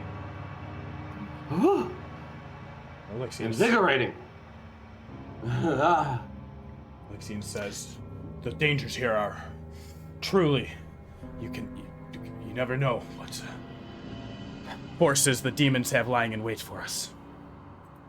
But we've survived this far." I swear, I love a good possession. Every once in a while, it just really cleans you out. Can I make some sort of a check to find out? Because he said he has black ichor blood. On what is going on there? Because I don't know. I'm a custom lineage human. Okay. Love I that. mean, it would be like a Custom shit. I'm a custom. I don't even It's just think my what it would be. custom blood. It's just my custom blood. It's my customs. You wouldn't Insight? Can I insight him? Oh yeah, go for it. Whatever you're I just want to trying figure out. I insight. mean, I'm now curious. Aaron's now curious, not Kurt. That's a Kurt, really good insight. 21. I'm trying to figure out what would be black ichor blood. I've tasted some blood in my day. You get the impression that Dearest, based on the stuff he said about and how excited he gets about encountering demons and walking through eldritch darkness and like having that with, and how he's like, ooh, this is actually pumping me up. He's done a lot of occult stuff, and not all of him is original parts. Love Okay. that description. Yeah. Not undead though. Not undead, Okay. still alive. I would know not undead because I got HP back, but just curious. If I was a construct, you'd also not get HP back, I think. Correct. Basically, if I didn't have blood, but I do have blood. Yeah. And I know blood. Yeah. I was just curious. That was yeah. He explained it. I wanted to know. Yeah. And Alexian says at this point, whatever lies ahead, we have to assume that the worst is yet still further in. Is there anything else that we need to do in this time? The longer we wait, the more forces will be waiting there against us. Well, I mean, I want to rest, but we can go. We can go. I can only go on as far as you guys are able to. So whatever you need, let me know, and we can. Well, we have this comfy circle for an hour, so we could get some of our wind back if we think we have the time, and if not, then we can go in that creepy mouth. I will leave it for you all to decide. Whatever. We must be unanimous in our decisions. What does your circle do? We won't be possessed, charmed, feared. Anything that's extra planar has disadvantage, or can't come in and has disadvantage at attacking us. Basically, this is the last safe space we're gonna have for a while. Yeah, that's how I felt it too. Big boss ahead, save if you want. Yeah, so I'd love to get a short rest if we can. If that's possible, I could get some spell slots back. I could, do some stuff. But if we don't have the time, that's fine. Do you have the time? Well, I guess that's my question for you, Jack. Do we have time for a short rest? Yeah. Basically, it's like if you guys are like wanting to pull up for like the short rest, like if you for sure like you do have the safety of the circle. Pretty much, there's gonna be nothing at least immediately that's coming to like fuck you up, that you can see, but you just don't know what lies ahead for you. My contract says I get a lunch. Right. Excellent. We have to honor the contract. Give me those delicious spell slots. Lucky. All right, you all settle up for a short rest. How does that time get spent for y'all as you try and think. Is there anyone who would be trying to do an active watch at that time? I feel like Blood Wraith would. He doesn't really get anything back on a short rest, so he can kind of devote the entire time to watch. Amazing.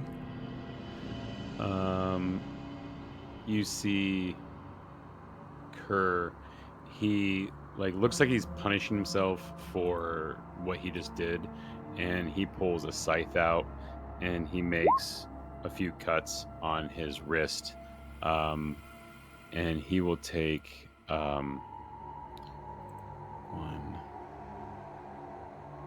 Hold on, I gotta look now. I gotta do math, which is the hard part of my day sometimes. He's gonna use an ability called Sanguine Recall, and he will get 2 spell slots back, but he will take some damage, 3 and 4, and then he will roll hit dice for the rest. Hey, remember, if you roll hit dice during this short rest, then you get an additional 1d6 hit points. That's for your Song of Rest. Song of Rest, yeah. Oh, it's cool. just, you don't know how he's doing it, but Dearest is like lying down on his back and somehow Just whistling humming. through the mask. So take the recall. I get up to 5 levels back, and I take 1d8 necrotic damage for each of the things. That's just a single action to do it. So I figured this is the good point to do it, to get some spell slots back, but also roll some hit dice. Confirm roll hit dice. Did And it roll is 'em? Damn it, it did not. and as Did you Nope. as you're sitting there, Elixir, and he like sits around like, oh, it's been a while since I've been able to just enjoy a moment and catch a breath. Reminds me of a time when, some families, these 3 women who had helped me along my path back in the wastelands when I was a youth. And they were able to let me enjoy the finities of tea and just catching my breath and taking a moment. And then you see he kind of stares off, melancholy, and then frowns real fast, and he's like, well, that was until a year later, and I returned to the village, and I saw that they had all been murdered and the house burnt down for housing a Ruidus-born cursed person. But it was a moment of kindness, and those are the moments that we need to reflect on, above all else.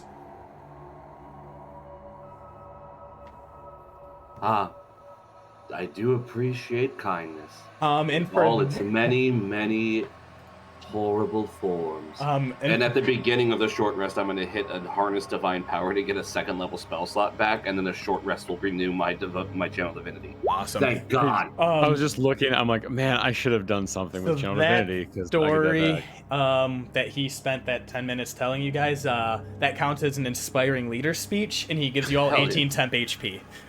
Oh He shit! told you about a time a family helped him, and then they all died for it. Murdered. And you're all like, oh, okay. Cool. I feel better. Oh, wow. Good story. Yeah, this guy's a fucking bummer.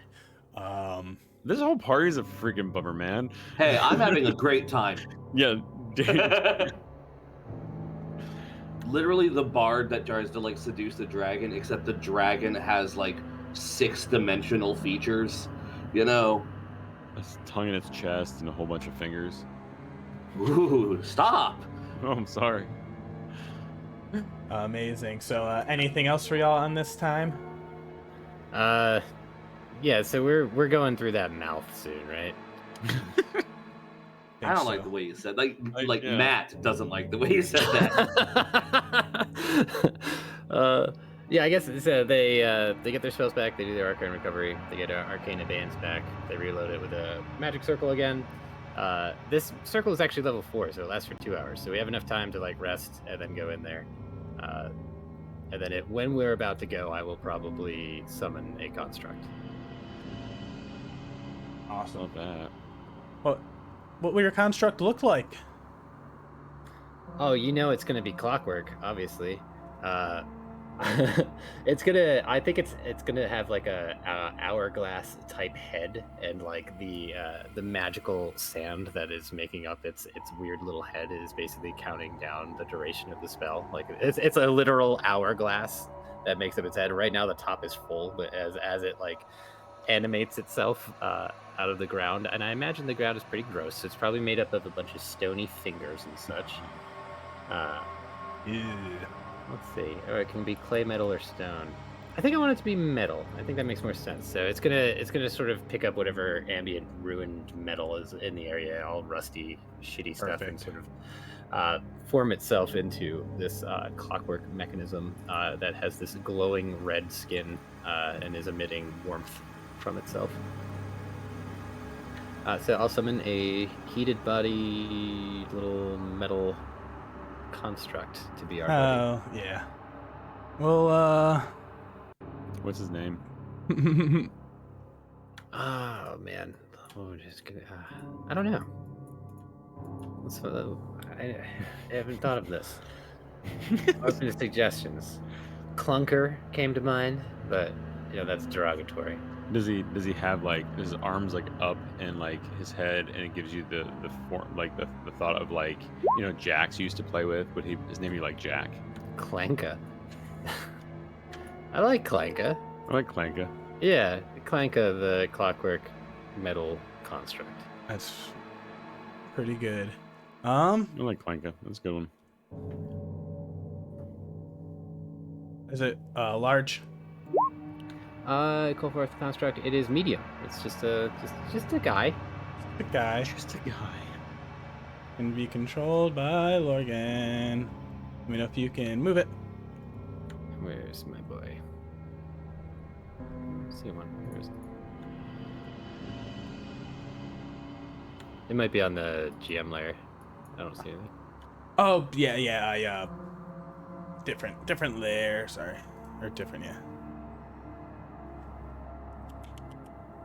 I have a guy in my looking for game, stuff. Snail, that like at one point he has like 22 constructs and undead and Yeah. I am not planning on doing that. What kind of I asshole would want- do that? I don't know. I just wanted one his- more action, okay? His Sit turn, down, they're talking about you. his turn's like 45 minutes long, and I fall asleep halfway through.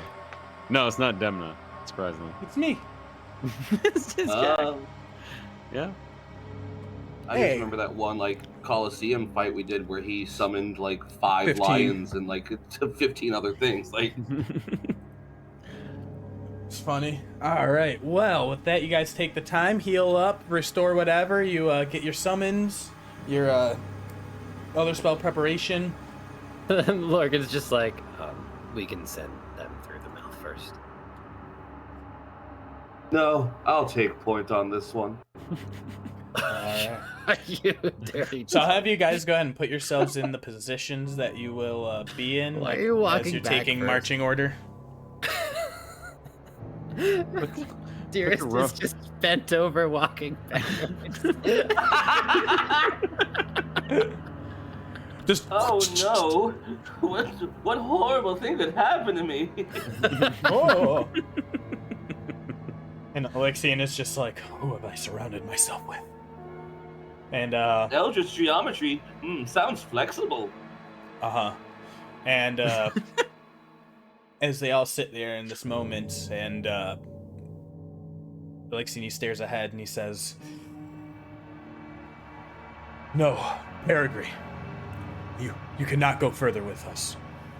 It will be certain death. You must live. You must survive. You must go back, report what's happened here. Can't bear if anything were to ever happen to you." And you see she goes to start like protesting, resisting. She says, "No, I must be there for you. If anything were to happen to you, I would lose myself." And you see they basically are having that, heroic nonsense argument that always happens at the eve of any final moment. Do you guys do anything to interfere with that? I think Dearest like leans over to Lorgan and is like, are he and the bird together? Yeah, they're making a baby. I'm curious how many wings it's gonna have. You think it'll just be one because He doesn't have any, and Yeah, she has two. so So yeah, half- one would be half the of two is average, one. right? Yeah. That's just basic wing.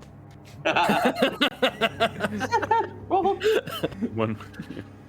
You guys, we're trying to save the world. You done saying goodbye? I feel she would be a valuable aid in this battle. Cheer and fall. I don't know what I would do if I were to witness that.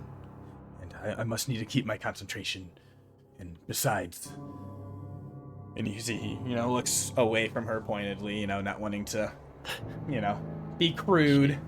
Yeah, she's preggers. You guys got it on, and you put a baby in her. We get it. We get her to safety. Hey, Bird, you haven't done anything this whole time. Go with her. Yeah, keep her safe. Yeah, she'll be fine. And then he starts to fly around the clockwork. Woo, woo. All right, yeah. All right, you can go with us. That's fine. Yeah, that I good. don't Then care. it's just like, oh, okay, the peregrine, the other bird. Woo. Yeah. Go with the other. Or was it whom? That's why. That's why. So I'm not gonna talk to you anymore. You're up, bird. You're banished. All right. So those two head off on the eve of things, and Turns out I just always forget I have a familiar. What are you gonna do with the clockwork thing then? Oh, that I'll remember because it's cool. yeah. Well, the Okay, one thing gotcha. your familiar had, you kind of used up in your oh shit, everyone's trying to kill me moment. Yeah. Yeah. I mean, I got it back on a short rest, so Oh, hell it's all yeah. good. Now I'll just keep it in my own pocket. Bird, oh, that Amazing. sucks. Transformer, fuck yeah. All right, and you all begin to head into the Inky Mall. So just position yourselves for whatever marching order, who's taking point, if anyone's going to be in middle rank, back ranks. Elixion is kind of going to be wanting to rush forward. Yeah, I think Dearest and Elixir are going first. I'm hanging out with Michael. All right. I think as they approach, Dearest says to Elixion, "Hi, I understand that you wanted them to be safe and far away. I completely get it. The thing that I'm in love with is also very far away, and that just makes me fight even harder." All right, as you all make your way in. That was such an anime montage. All right. And then It's just just like, okay. all right. I was actually 100% lost in thought. I'm like, oh yeah, shit. He has to actually respond because I am the he NPC. doesn't. He doesn't have to. He can just stare at him. Yeah, he just looks like- at you with Yep. a melancholy, somber look, a grim determination, and he says, well, at least we know if we succeed, there will be a world for our loved ones after this still. Oh, if my loved one ever wakes up, then all of reality is over. But that's fine. Wait, who are you talking about? Who are you talking about? Hey, look at this mouth. And guys, there's always going to be a world, even if we're all dead. I mean, there's always going to be a world. Don't worry about the world. We're trying to save the people. Alrighty, y'all. So we are moving over. This is the ranks and Let's file. say You you- find your There way was- into a cave. We're just There gonna was a jump fight right about in. Flat world right there, but we're gonna leave it go. I've been to Discworld. You It's walk in. crazy.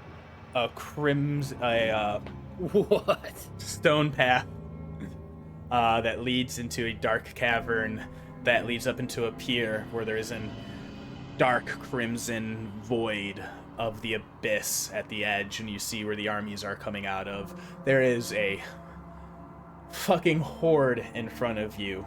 There is no surprises. Everyone has all of the preparations. They're ready. You are ready. We are going to pop up initiative, and we are going to get into it. It is the end of days.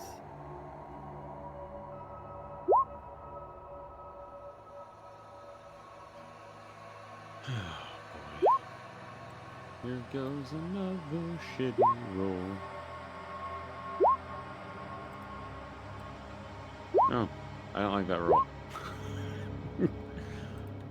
Logan's total is 21 with the buff. What is it called? Fortunes? No. Let me see. Gift of Alacrity. Nice, yeah, use all the stuff.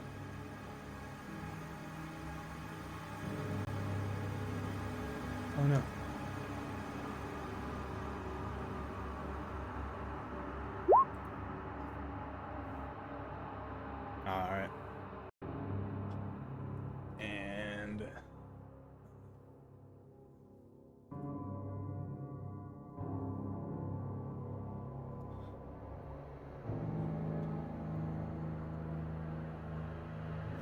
Hoo-wee. This is what is ahead of you. You know your thing, your goal. Alexei says, I can get to the end. And again, I have to close the portal. It's just, I have to make sure I keep my concentration up during it. I just have to get within range. And we will begin the battle with getting out of that bad music. I'm trying to just. Is it all straight or is it archy? Give me a. Can I get a idea of terrain, please? Yes, so it's going to be a little bit rocky going up. There seems to be like slight stepped tiers, so it's going up like 5 feet at the different edges. Yeah. A little like not going to be difficult terrain at any point, unless like you're trying to do like large leaps or subvert the path in any way. So is it some of these things are mostly- flying around. The flame skulls are flying around. Okay. Got flying imps. These little large. Let me take a look at this. There's these Oh, armed those are cute. things with long barbed teeth and open mouths. You got the worst centaur with horns possible, with like stabby stab hooves at the beginning and rakish claws. You got a bunch of 50 imps flying around. You Centaur. Yeah, you see this guy with 4 arms with 2 of them are giant boy. like pincer lobsters with, yeah, it's So bad. I see rocks like here under us. I assuming like off to the side here is I'm black on black. It's So very sorry about this. yeah. It's nothing. Is it just a straight, basically a straight line? That's terrible. Why am I doing that? Is it like basically a straight line like this way with some like this much space to walk in? Am I about accurate there? Yeah, it'd basically be Okay. it'd be, I just want to make sure. it's I basically understand. like here to here. Yeah, to I see. here. I see. I just want to but make yeah, sure. there's- And off to the sides, like off to here. It is gets like, once you get into like the black, blackness. there might be Okay. some solid surface there. You're kind of jumping to unknown, but most of the solid is as it Just fades off wanted to- into darkness, it's like those tunnels that you came into because the map is really hard to read. Yeah, I just wanted to make sure. I just wanted to make sure I understood that. No, yeah, it's- thank you. I see these stones. I just want to make sure that's the walking area, and anything that's pitch black is is drop offs. Cool. Yep. It's making me feel terrified at this point. All right. We'll Okay. start off with Darist. Fuck yeah, y'all. Ooh, hot dog! Look at this thing in front of me. Yeah, it's just a quick little imp right here. So let me get some images up. This little winged, little tiny nuisance. You got a little bit behind him, these wicked flaming skulls with glowing eyes and a green flame around them. They got that barbed guy, the centaur. Oh yeah, and then all the way in the back, there's like this little winged fuck of rocks. They're so cute. Yeah, dude, I'd actually pet one of those. That's sick. That looks like, awesome. oh my god, can you imagine Spriggan with one of those? All right, back to this. Anyway, I'm gonna hit this thing. All right, make an attack. Yeah, it's definitely gonna try keep myself to some lightning rounds here. 22 to hit. Oh yeah, 11 magical piercing. surprise! Oh, dead. Surprising. There you go. Yep, it's an imp. It's a squishes. Gonna continue movement.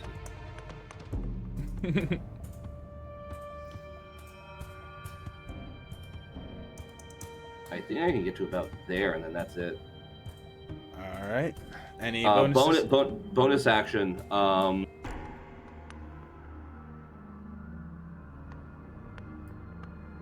Oh boy, bonus action. We're gonna channel a divinity. Fuck yeah, you getting a slot back? Nope. Oh, you gotta do something else. Oath of Devotion. As an action, you can imbue a weapon with positive energy for 1 minute. The weapon is considered magical. You add +4 to attack rolls. It emits bright light for 20 feet and dim light for 20 feet beyond that. So my spear is now a plus. It was a +1. Now it's a +5 to hit anyway.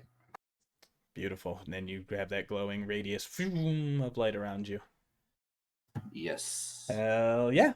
I think you expanded my save. oh, aura. Yeah, we'll do it like this. Or 2. We'll do the 10. Like that. Can other people see that? No, shit. I see I cannot. what happened now. There you go. There you go. Light is yellow, green is aura. Fuck yeah. Well, yeah. Darius I makes that don't turn. think I can do anything else. My movement is tapped, so I'm just Alright. like, is that a flaming skull? I think my initiative was 21 from the Gift of Alacrity. Oh shit. Yeah, I see it down at the bottom. Oh yeah, when I probably hit the thing before thing. So yeah, you'll say you'll technically go before Deers, but I don't know if that changes Well, much. yeah, I mean, I'll go after him this round, and then Yeah, it'll yeah. all even itself out. If that works for Yeah. everybody. Oh yeah, of course. Actually, yeah. And then I'm gonna cast slow on their backlines. I want to get the adorable imp, the large man, the rat. Like right Yeah. there. Yeah, I basically want to prioritize everything except the skeletons, and then like a skeleton or whatever. But yeah, it'll be Yeah. DC 17. Let's see. We'll make the Caneloth roll. Wisdom. Does he have magic resistance? He does. What was the DC? 17. I had 23. crit. Definitely Damn it, hits. I was gonna say I was looking on the other screen, so I didn't see yet. Wisdom. Does he have magic resistance? He does. 25 makes it. Damn. We'll do the rock. Magic resistance. Still doesn't make a difference. Boom, and then I'll just roll a straight d20 and go from there. 14, not even close. So all of the things are Sweet. glowed. So Yeah, these that's zombies good. are fucking useless.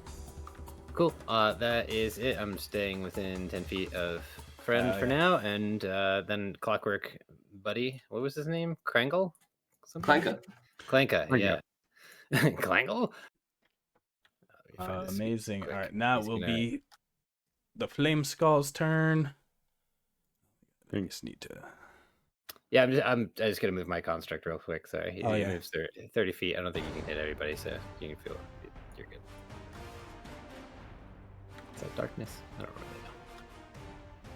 Yeah, that we'll just works. have That him works. double move up there, like a big Awesome. gun Just tank. do. Hell yeah. Go, This go get him. first one is going to drop a fireball. Right. Let's find this frame. You see the flame skull open up its mouth and a small bead comes out and lands right there. That's So everyone awesome. make dexterity saving throws. Care and Bloodwraith are gonna add +5 to this, to their dex saves. 26. That would make mine a 30. All right, so if you save, the DC is 13. Thank you, dearest. Yeah, thank you, dearest. Dearest takes the fireball on the chin. And I'm in that like lovely blast zone, like right behind you, where there's just this like Yeah. little wedge of fire that's not. Yeah, pretty much just gets everyone right there. So that's going to be that one for 26, 13 if you saved. It's pretty much below 13. And then the second Flame Skull is going to do the same thing. So another round of dex saves, same spot. They both just open up their mouths, just the Flame Skull's going right away. Just so we will do that again. So this one's going to be 21. These are some really bad fucking rolls for Fireball. What's the DC? So DC 13. So Morgen, and you if you're still next save. to, because if you're next to Elixion, you guys now see also there's like a red or a glow like around him coming out. That you see, he's just like, I will protect you, Saeryn. Pulls me forward. So that's a 10 fire damage if you succeed. Yes, 10 fire damage, and then make con saves. Anyone who has concentration up. Perfect. Slow is still. Still up, excellent. That is the Flame Skulls. 'Cause they like distance. They just like cackle and move around. We're just gonna move this out of the way. Let's put that in an easily accessible place. This slow ass rock is going to start moving with its turn. It has 60, which means it has 30, which means with the dash it has 60. And that is that turn. Care, up to you. Who's beside me? Because no one has. Is that Dearest Blood Wraith. or Blood Wraith? I gotta remember what you guys are. What is your class? Because I don't remember. It's been a one-shot. night. It's been a night. He's a rogue. A rogue. That's Yeah, Bloodwraith is a rogue. Dearest is a paladin bard. Can I make it to? I mean, the polearm paladin, right? Or is it? Yeah, polearm paladin. I mean, it's a spear, but yeah, I have polearm mastery. Essentially, polearm paladin. 35. Here's the thing. They're like, what is your movement speed? I really want to get to him. 30. Weirdly enough, 35. I can make it. Yeah, within here, 30. I'm gonna move up to. Man, this sucks. I'm gonna have to do it though. Move up to here, and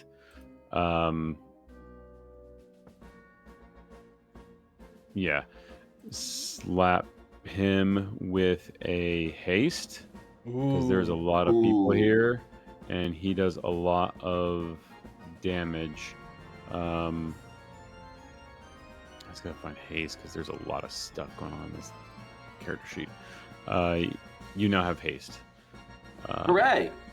Yeah, and that's what I do. Now hunker behind my shield and hope no one does that again because that sucked. It happens where like he pulls like the blood off his mouth and like slams on the shield and just pulls energy off the shield, and it's this red like the same color as the blood. He pulls it off, but it's just energy, and he hits it into your back, and he's like, "Go." And that's it. The deer starts like vibrating where he's sitting. He's like, yeah. Yeah, you see that opposite of Lorgan's magic. Is it doing the same thing? Oh. All right. Anything else, Care? That's it. I don't think I have anything else. All right.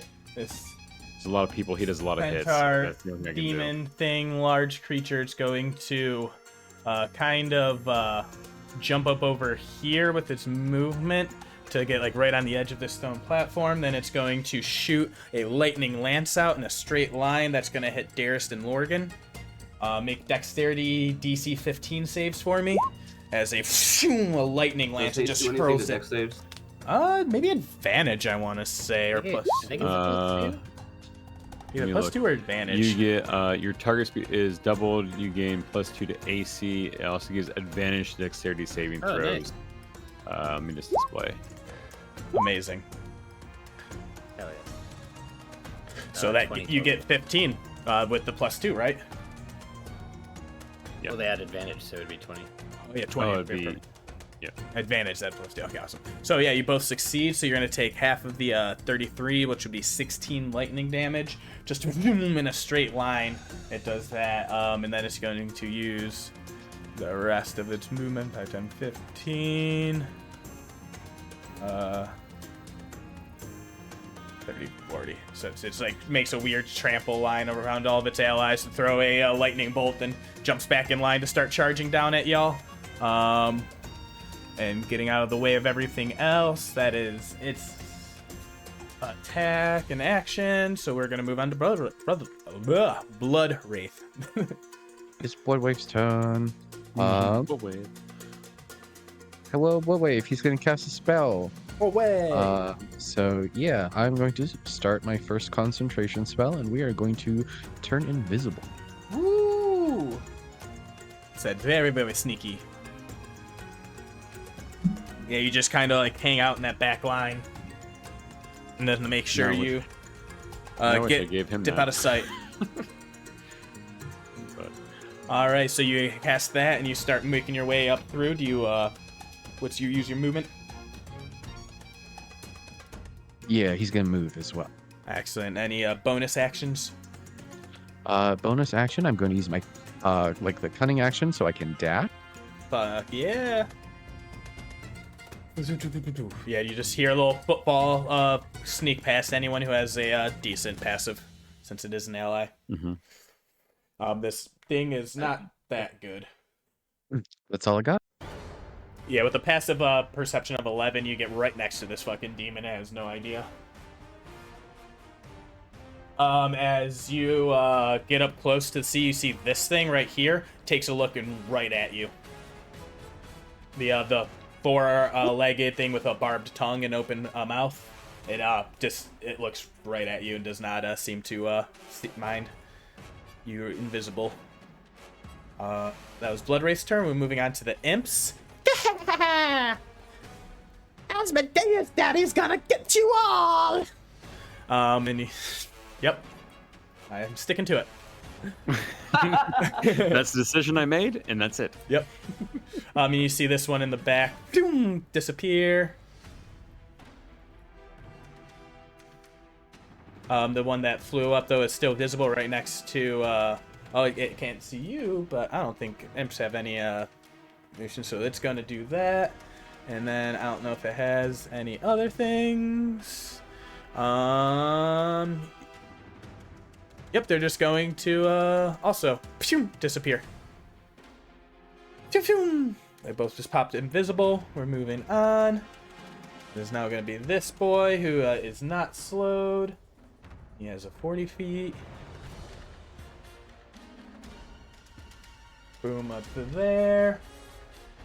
He is going to go ahead and use his once a day summon a demon ability. He is going to... First, let's do a... Casting a spell, or is it just like a... It's a demon and innate ability as a summoner variant. He has a 30% chance to be successful. I'm going to roll a D100. A 30 or lower will be successful. Does not get any extra demons here. That is really good. He cannot do that right off the bat. That is an amazing stop of his turn. It is now these little fuckers. This like little squishies, like you feel like their feet as they like bat, bat, mat, mat, and step up, but they're like way faster, and you like look away for a second, and they are all the way up in the blink of an eye. Jeez.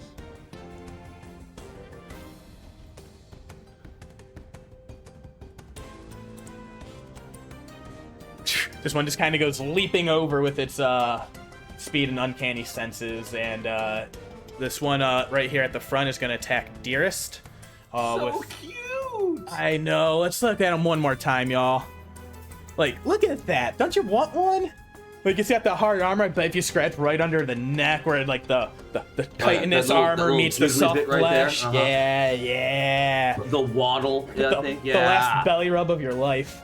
It's going to make 2 attacks. One's going to lash out with its bite attack at you. Or it's going to slash out with its claws at you for 25 my AC to is hit. 22 currently. 25 to hit for 18 slashing damage. And then it's going to actually reach out with its tongue and go to hit Care. It is a ranged weapon attack, though, so it is going to be a disadvantage because it is a not smart creature and got really close before it did this. So this is going to be an 11 to hit.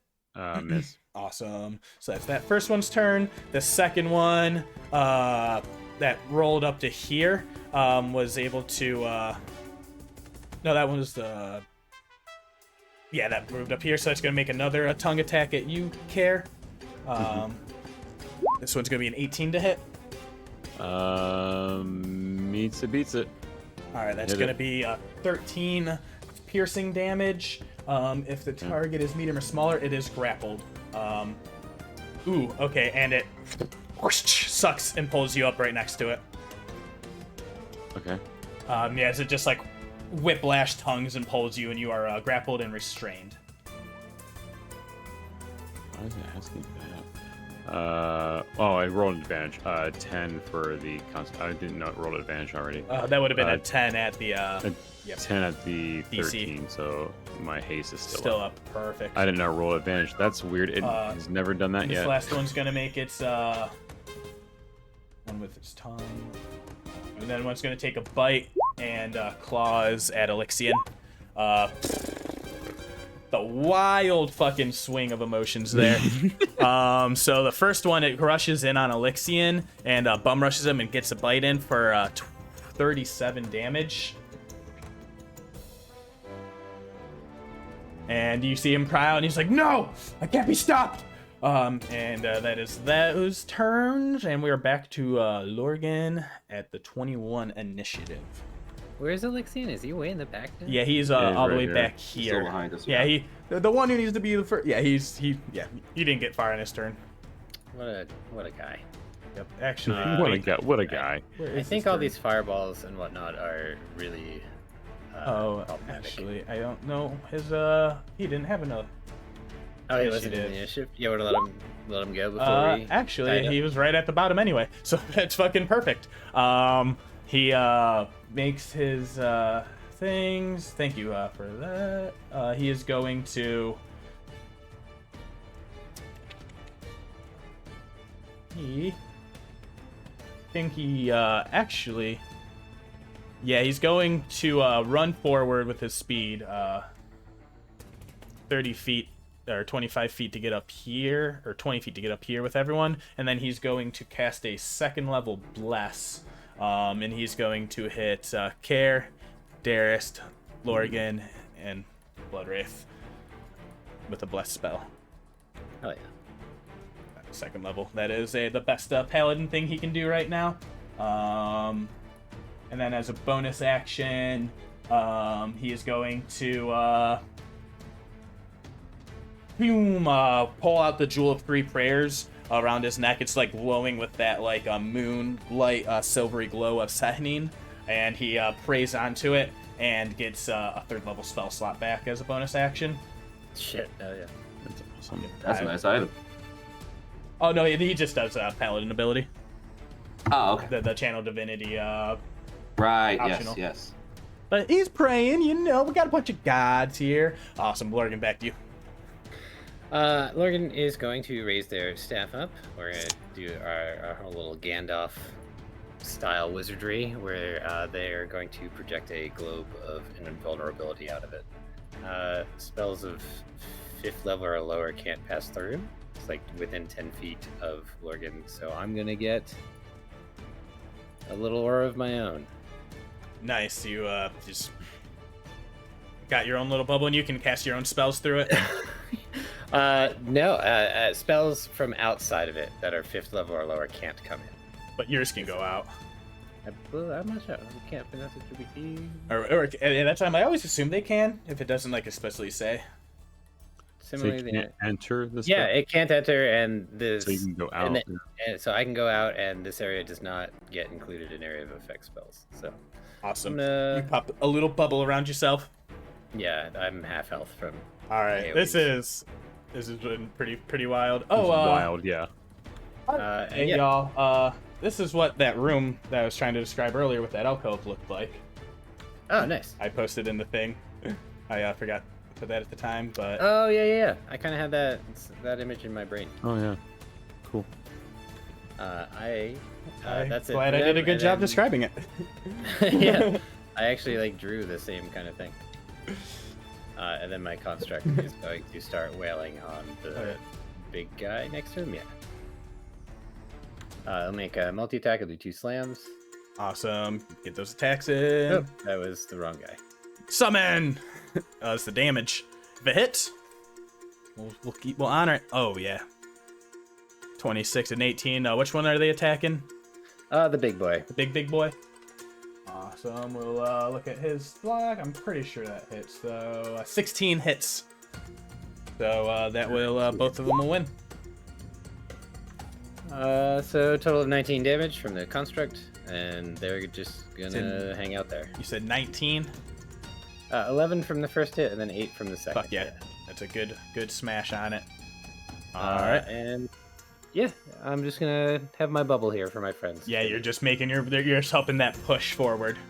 All Yeah. right, we're going to go back to actually. You see the abyssal portal start to toss and turn. 30 or lower, or no, 40 or lower brings a demon. All right. You see that the abyssal chaos is, the uncertainty of anything here. You are fine right now, so we're moving on. We either need to close that or get really familiar with whoever comes through. And I'm just stab this thing in front of. Actually, we're going to do a little movement first. Hell yeah. Awesome. You stay in range, so no opportunity attacks. And which one are you attacking? First, the thing that fireballed me. Yeah, the flame skull. Yeah. Yeah, your adventure, flame skulls, these demons. 21 will definitely hit on the flame skull. It is a skull with fire, very, very easy. 13. 13 damage on it. Fuck yeah. Out of 240, that will bring it to 7. Okay. I'll go ahead and attack it again. Yeah.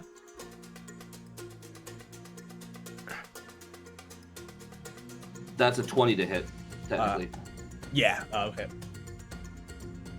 We're going to go ahead and put a first level smite on this. Oh, yeah.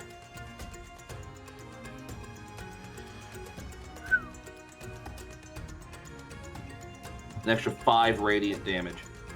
So total of 19. I think it might be undead. You might get another D8 out of the deal. Yes, add another D8 on there. Good catch. So it's 14 plus 5, so that's 19. Another 5. There you go. Woo! This thing is at death's door. But Well, we're going to bonus still action hit that, I alive. think. All right. You see the flickering flame begin to dull around it and dim out.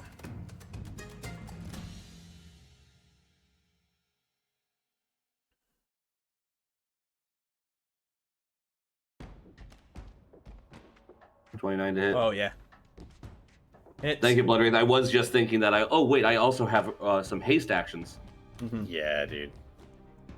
That's going to be 11 magical bludgeoning. Dead.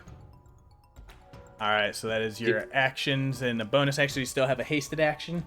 Turns around and stabs the tongue thing that's in front of him. Hell yeah.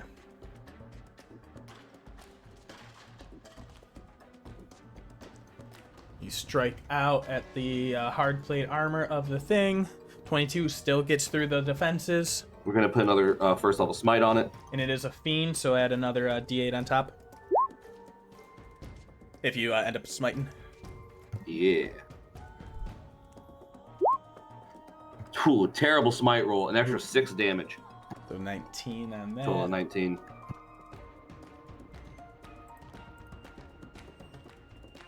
Okay, so that will be all right, perfect. Right, and then we're going to action certain. I'm just kidding. I was say, let's keep it rolling.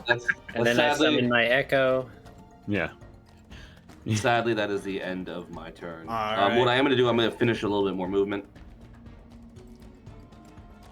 All right. What the Flame Skull is going to do on its turn, it's going to shoot out a beam array of magic missiles.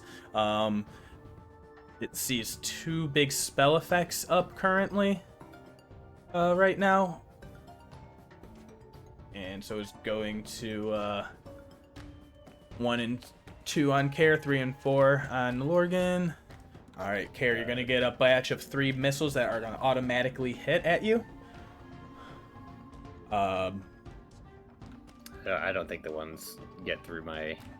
Yeah. Oh, yeah, true. So you wouldn't have known that. So these are all going to be +1. So that's going to be 3 damage, 5 damage, then 4 damage. So that's... but those are all going to be separate and will require a concentration check for each.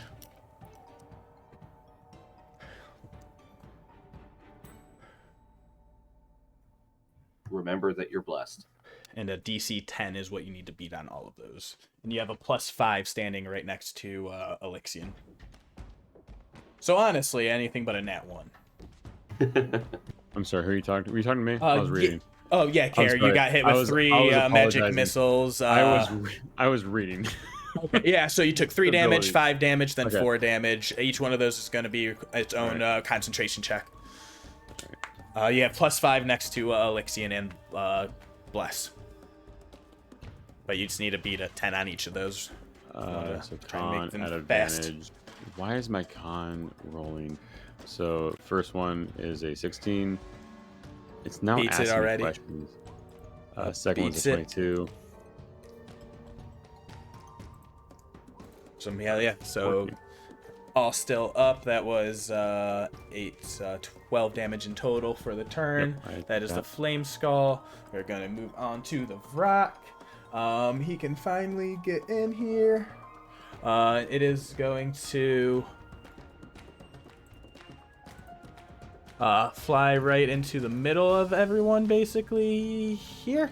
And it is going to unleash a Spore Cloud in a 15-foot radius around it. Everyone make DC 14 Constitution saving throws.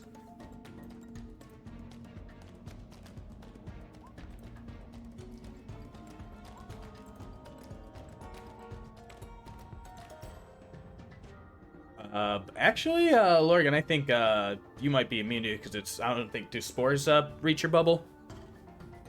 It's just spells, I believe, but I mean, I get Okay. +4 from Dearest anyway, so even with a nat 1, I think I succeed. Yeah, we're not doing auto It's fail. silly.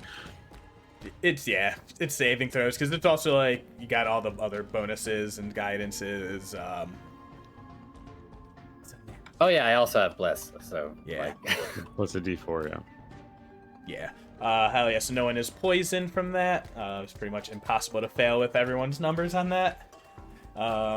Fuck yeah. That would be its turn. Actually, I just realized I had a much better ability it could have done.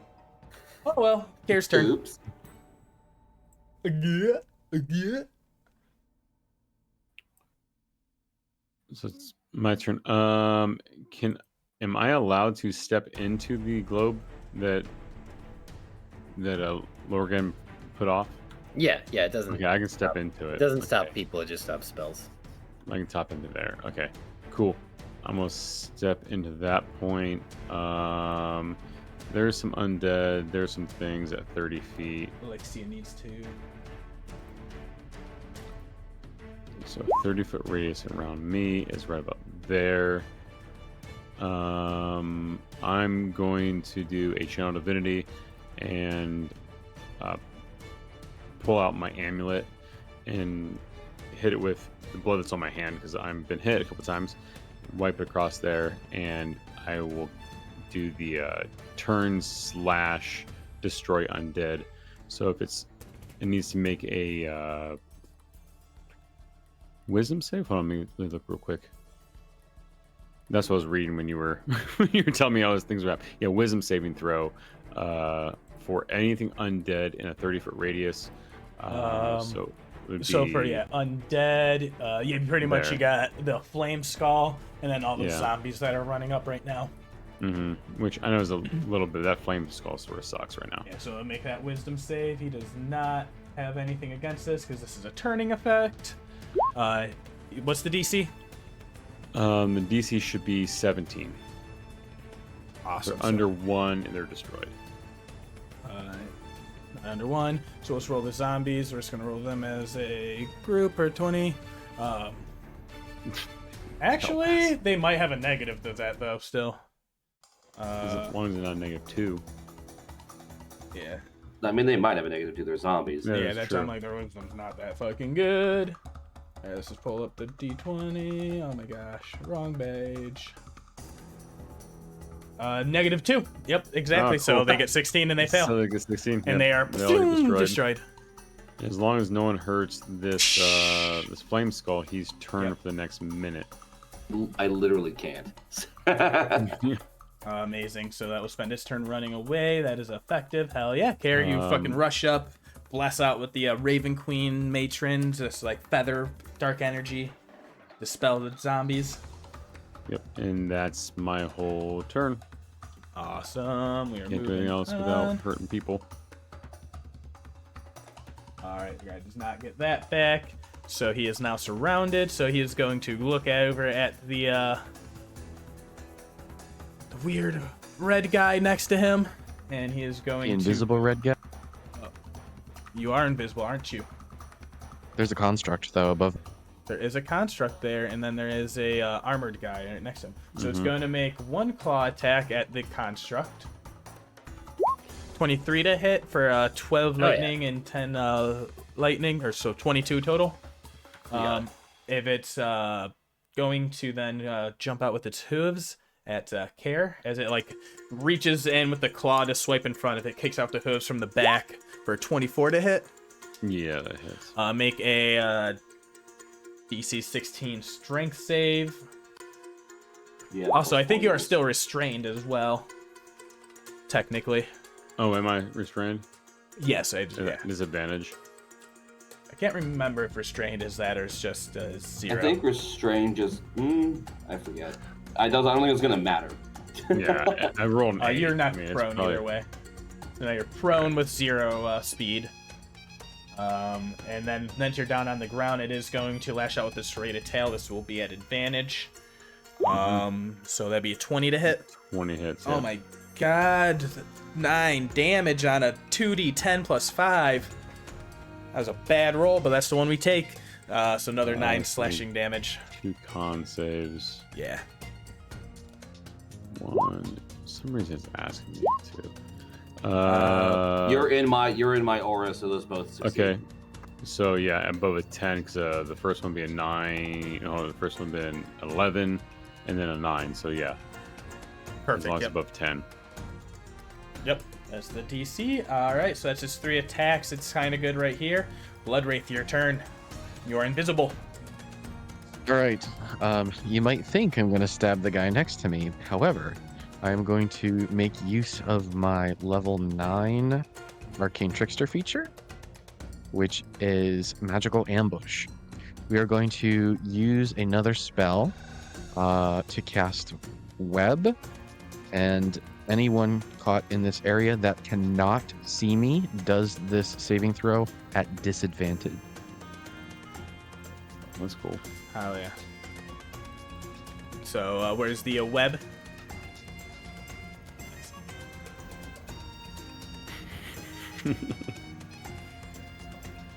And it's a web Hold on, that stays there? Or... Need to make sure I'm covering the correct number of squares. It should be 20 feet each way. 5, 10, 50. Okay, no, I need to size it down a little bit on the left and right.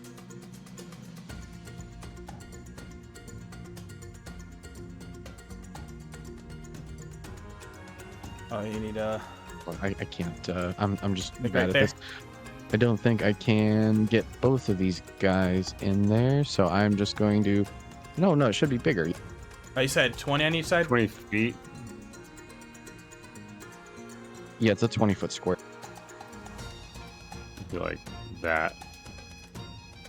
That's not 20 feet. According to this, it is. That's the Yeah, but 20 like- foot. That's 20 foot Radius. Yeah, that's Oh, why I'm like, radius. yeah, because This I'm is like pretty much looking at, yeah, I'm square. like, because I'm like, this is definitely 20 right 10 here. foot. All right, so Yeah. that's the That's a new appropriate snapping size. tool. I'm going to put it a little up, I think. Capture the big boy up there. Oh, yeah. And that is a dex Yeah, save. we're going big boy and 2 of the little dudes. Yeah, it's a dexterity save. 13. That will fail. There is the text. Should we need it? I am no longer invisible. These two are just going to be auto web. They're slowed and they're zombies. They're not passing this check. They are stuck to spot. Awesome. And the one boy, he is stuck there as well. And what is the DC to break free? 16 strength check? It is a 16 strength check, I believe. Fuck yeah. So you fight back. You're like, I hate spiders.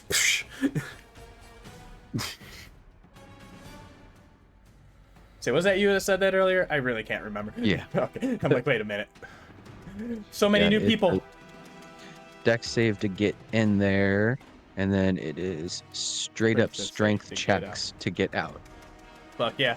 All right, we're going to move in here, and then... All right, next to you, all of a sudden, Care, coming out of invisibility to attack with advantage. There's going to be an imp, and then there's going to be another one attacking Lixian at the back here. Get to right screen. They pop up. Ah! 21 to hit. Let's just see if it crits. That one's on you. So that will be 7 piercing, and then make a DC 11 Constitution saving throw.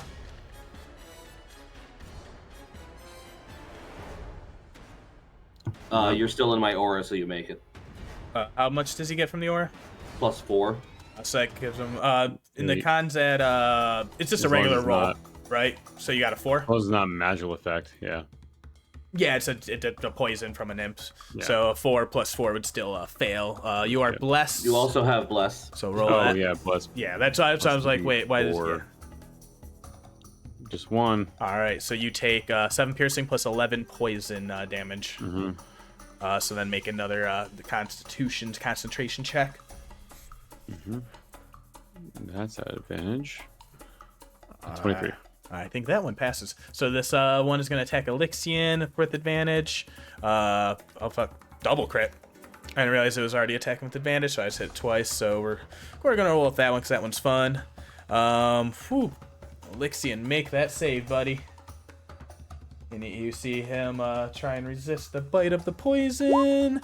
19 will do it easily, and he is just going to take 9 plus 13, so that is going to be 22. And then he's going to also make a concentration check. 18, bless is still up. It's the imp's turn. Now it is going to be this lobster claw boy. He is mad because he is stuck, so he's going to make that athletics check, or just like a strength saving throw to get out of the bubble. It is a strength check. Strength check. Okay, so see if he has the athletics ability on here, which he does not technically because he's a monster. So he is going to just roll this with his action. Or actually, yeah.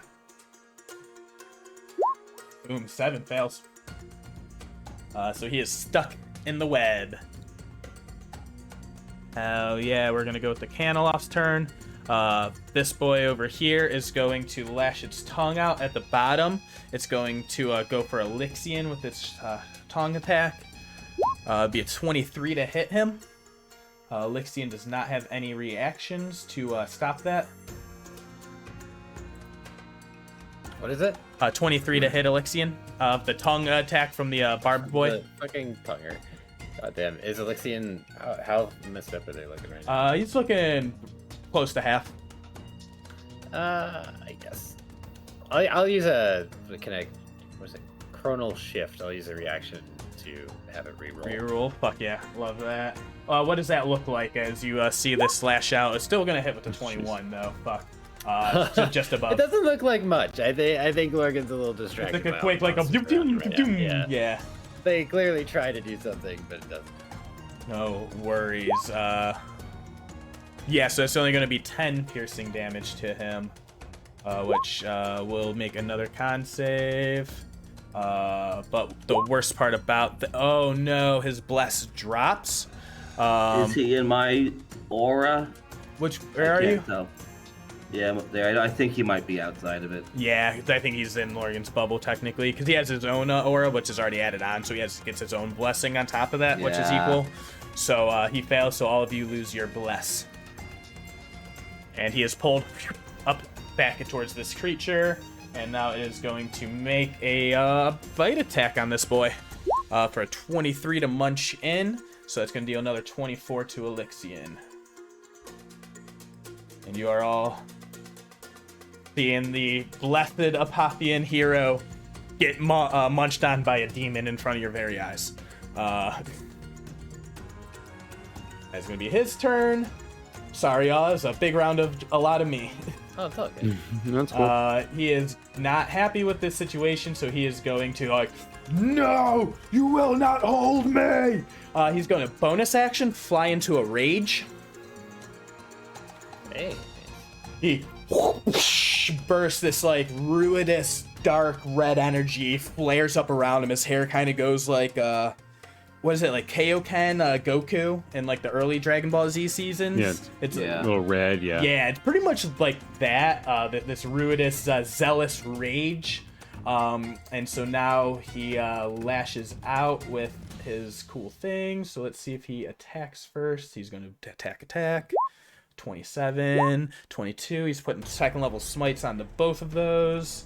And then the first one, he is also dumping in his Divine Fury. So that's going to take an additional 4. So that is roll 68. Those are the smites, and then of one-handed damage, so 19 plus 29, which is 39, 48 plus another 4, so 52 damage to that boy. Yeah, I think so. Yeah, he fucking melts it. He one-shots it. You see just like a pissed off Barb, like he is in a blind, like furious rage. He says, "The world, it tries to stop me from my goals, but nothing will prevent me." And he just lashes out and is huffing and puffing, and now he rushes up in with his 30 feet of movement and gets into the fray up here. And that is Elixian's turn, and you're all seeing a different side of the hero. Lorgan, you are feeling comfy in your bubble. I just moved in a way that displeases me, but that's fine. What a bastard. New plan. Yeah, he is not thinking tactically anymore. No, that's fine. I'm gonna use my action on the big lad, the centaur fella, to use momentary stasis. I'm gonna have it make a DC 16 Constitution saving throw. DC 16 con for a spell. It's not a spell. Oh, it's just but- an ability. Okay, Yeah. so we're gonna take the It first is roll. magic 22. for Okay. sure. Oh, okay. But spells and other magical effects. Okay, yeah, I would have had advantage anyway. So 22. Oh yeah, it succeeds. I try to trap it in time unsuccessfully. Fuck yeah, you try and get it stuck. And then my constructor is gonna punch it in its face again. That's Fuck yeah. that seems to be working.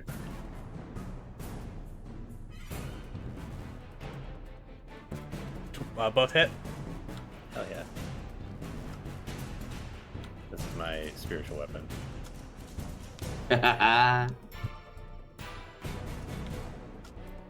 I mean, it works. So that's 17. 17 total.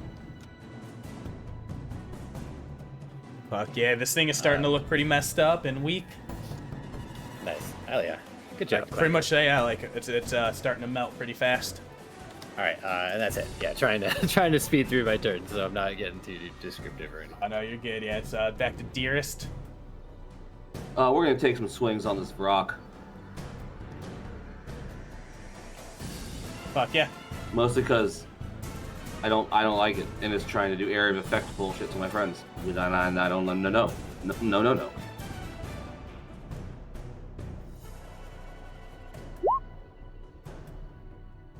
Technically, I have a +4 to that, so that's a 20 on the first one, 27 on the second one. Fuck yeah. And that's on the rock. It's on the Easy rock. money. All Easy right. money. Let me check my spell slots real quick.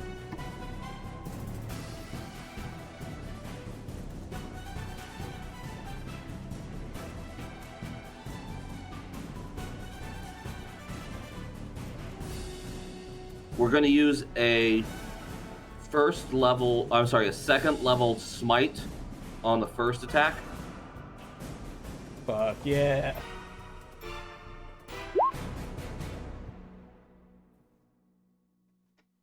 And it's a fiend, right? Yes.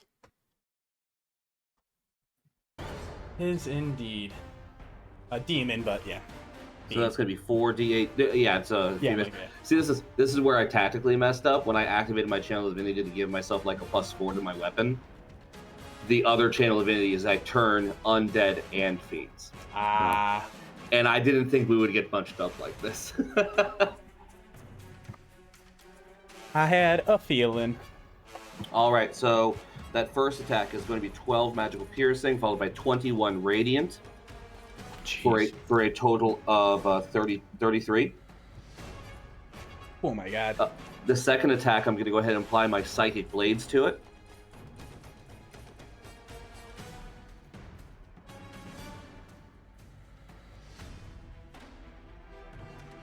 So that's going to be 14 magical piercing plus 7 psychic damage for a total of 21 points of damage. So that was 33 plus 21. Yes. Thing had exactly 54 hit points. As hey! I typed on the fucking Awesome. thing, I was like, yeah, this is gonna be at 54 before any attacks and damage come in, and then the math came in. I'm like, oh well, that's easy money. That is actually hilarious. Amazing. Nice. Fantastic. Bonus action, pole arm strike on the tongue boy. Fuck yeah.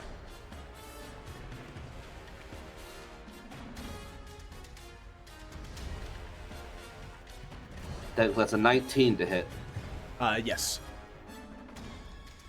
We're going to go ahead and put another second level smite on that because I'm tired of him. Okay, so it's 11. He's fiend, so that'll be add a D8 on top of the damage.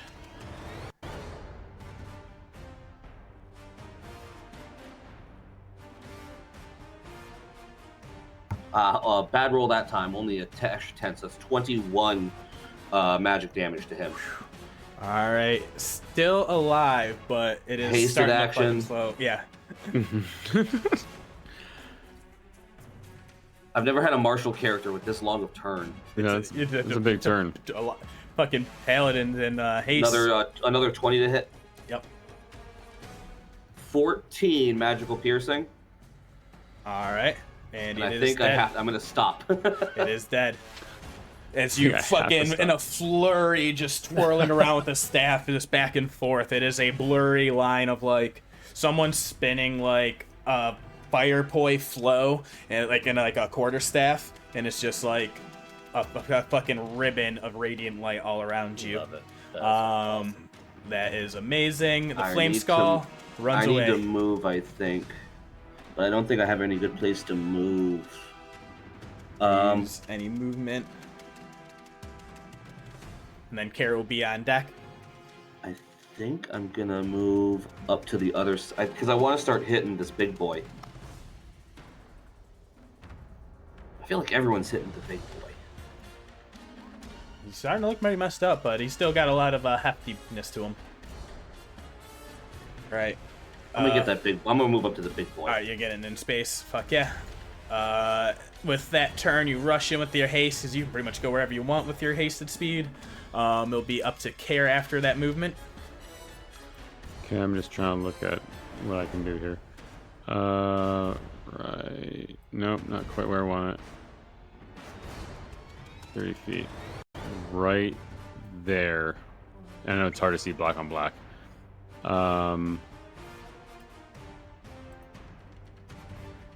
30 feet. Is it on me? Hold on, I gotta look here.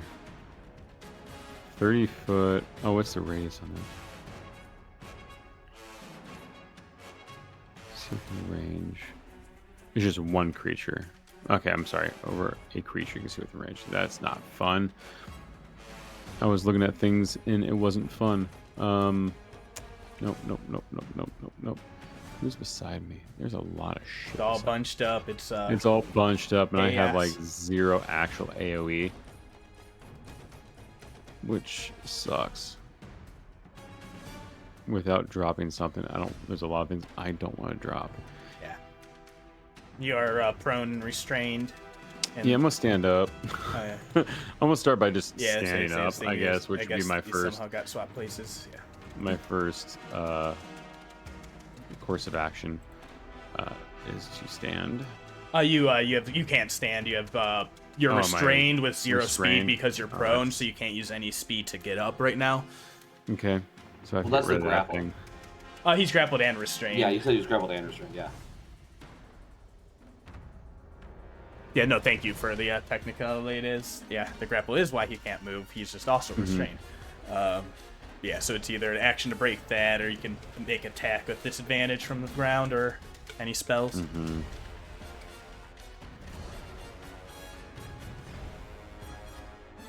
Bonus action. That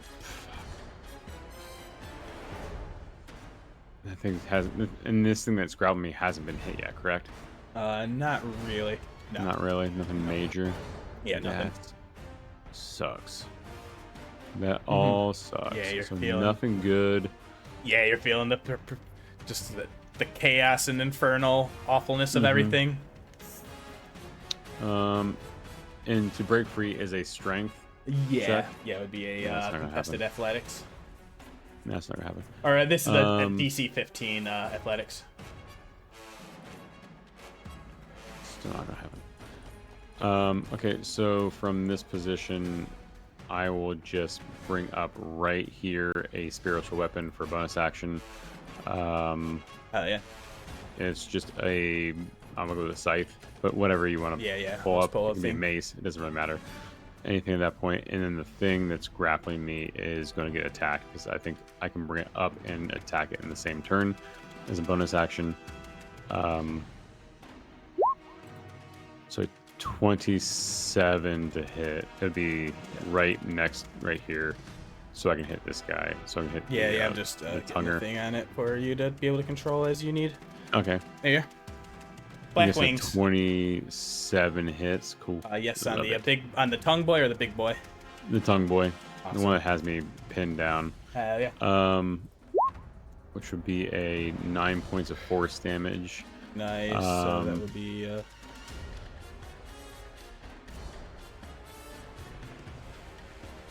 And then that's bonus action, so you still That was got bonus action. action. So my action would be a Word of Radiance. I need a DC 17 con save From the tongue. from the tongue. 18 18. or 21. Okay. And that was a cantrip, so nothing for Nada. passes. Hell yeah. And that'll be the whole turn.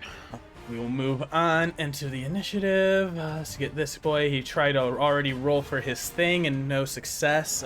So this centaur guy is going to start tearing into Dearest with a multi-attack. It's going to make a claw to hit. 18 to hit. Miss. All right, we're going to do a hooves on Bloodwraith. A 23 to hit.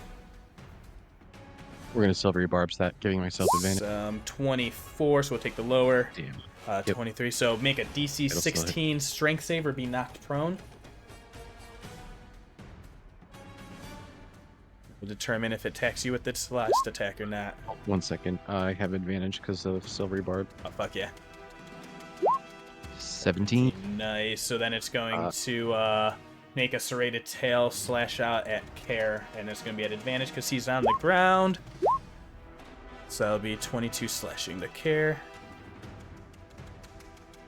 And then I need to expend my spell slot and do a Constitution saving throw for my concentration. Yes.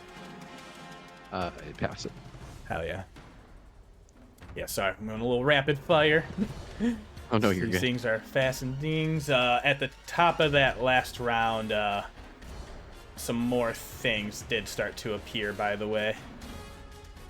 As more and more monsters begin to show up.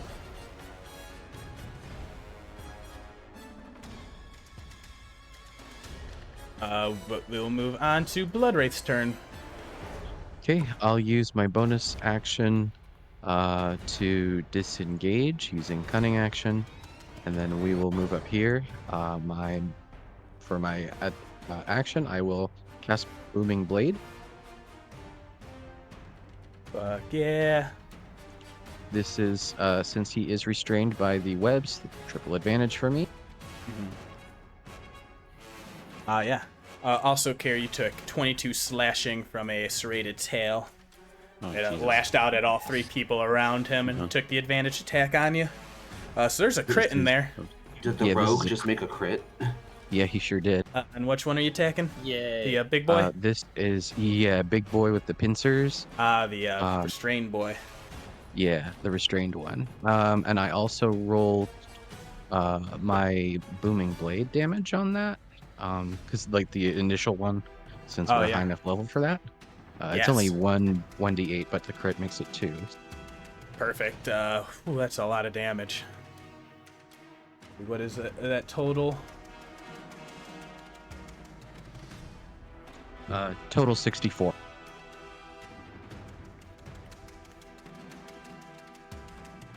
It was really good. Machi. 64. Yes, sir. I mean, you seem to have pretty much taken that thing down in like down to half in one fell swoop. Jeez.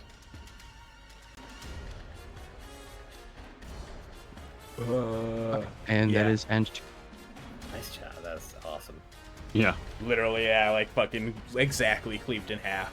Like, I think it pretty much lost one of its pinchers, actually, and that a flurry of that crit on that sneak attack, you just lop off one of its fucking arms right there. Hell yeah. Alright, and you see it's now the Imp's turn. They're just gonna make some attacks at, this one's gonna fly up to Dearest. This one's gonna fly up to Lorgan. First attack at Lorgan. It's gonna sting at 22 to hit. Oh no, it's in a bubble. You're in a bubble. So it's gonna hit that at Elixion, and then Dearest, the second bite's gonna go to you for 18 to hit. Miss. Awesome. Elixion will need to make a con save. Makes it, so he only takes half of that, so that'd be 5 plus 6, so 11. And you see Elixion starting to look really rough. And he's starting to Just get because beat you up. say that, I would remind you that damage is rounded down when it's half. Mhm. So it'd be 5 plus 5. I'm arguing over a 1 hit point. No, thank you. I mean, hey, hit points matter. Back to this thing. This guy, he sits here. This Labrazua sees that it's captured. It's chopped with one arm off. It looks behind it and it roars out. Does anyone here speak Abyssal? Yeah. Blood Wraith, right? Yes, he does. And it points forward and it says, "Get the moon blast," in its abyssal language, and it is going to look out at Elixion and is going to cast a spell at him. Any reactions? I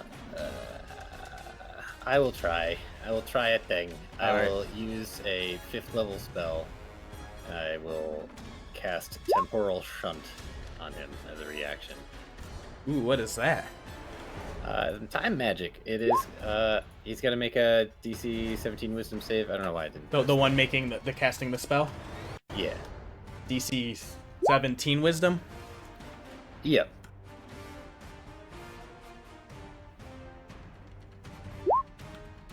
Be Oh, yeah. 23. Yeah. Magic resistance for the loss. That's all good. Oh, It yeah. succeeds. Yeah, so that 8th level spell, Power Word Stun, goes through, and Elixion, you see him get completely just stunned and immobilized. And that is its turn. It has resigned its fate. We are going to go to these things that are going to make their rounds. This one has care in its tongue, so it is going to munch down on that with a bite. At advantage, 13 still doesn't Misses. hit. 24 to hit for 22 slashing. Care's down. All right. Oh boy. Yeah. That thing was beating me up. And it is Lixion's turn, and it passes. So what happens now? Things are grim. Another abyssal shunts and pops up, and you see an actual Baylor, large fucking winged, wielding a fiery whip and a fucking sword made out of pure lava steel. And more reinforcements. These demonic, gorilla-like Barguros start coming in from the back. This last round, we're just going to spend initiative for you guys narrating what your final stand looks like. It is everything that you have left, whatever is in the bank.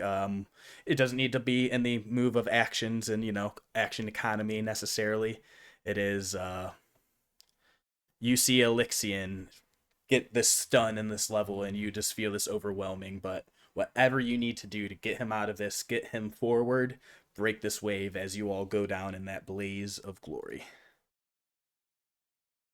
All right. I similar to the plan I had with Featherfall.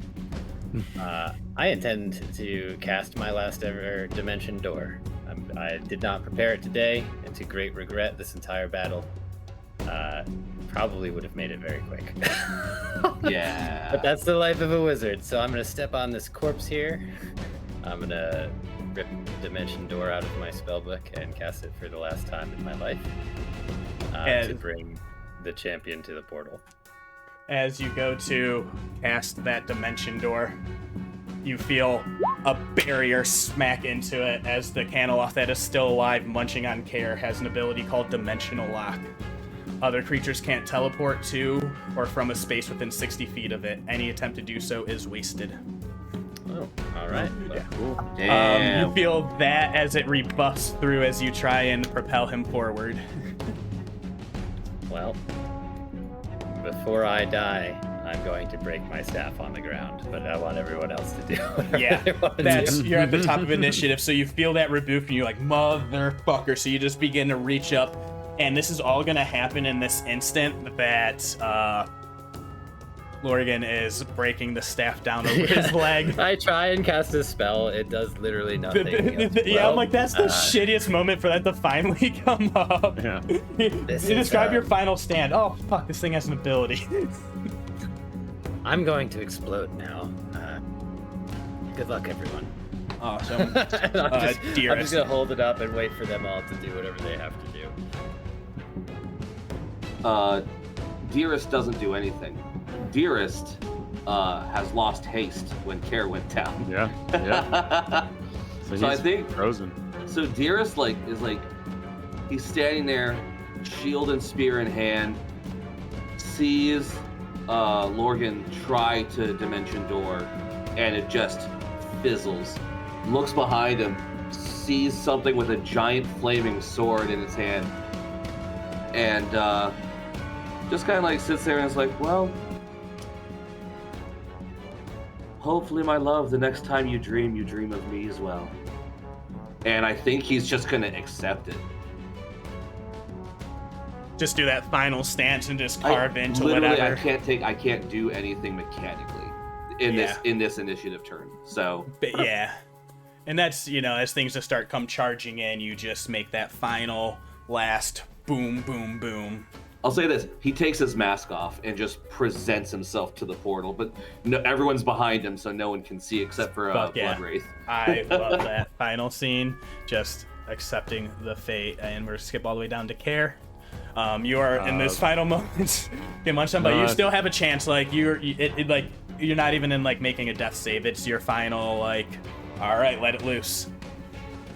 There's the worst is all of the spell slots I could not use to do anything with. There is nothing. Oh, okay. Knowing what's going to happen, he looks at. Okay.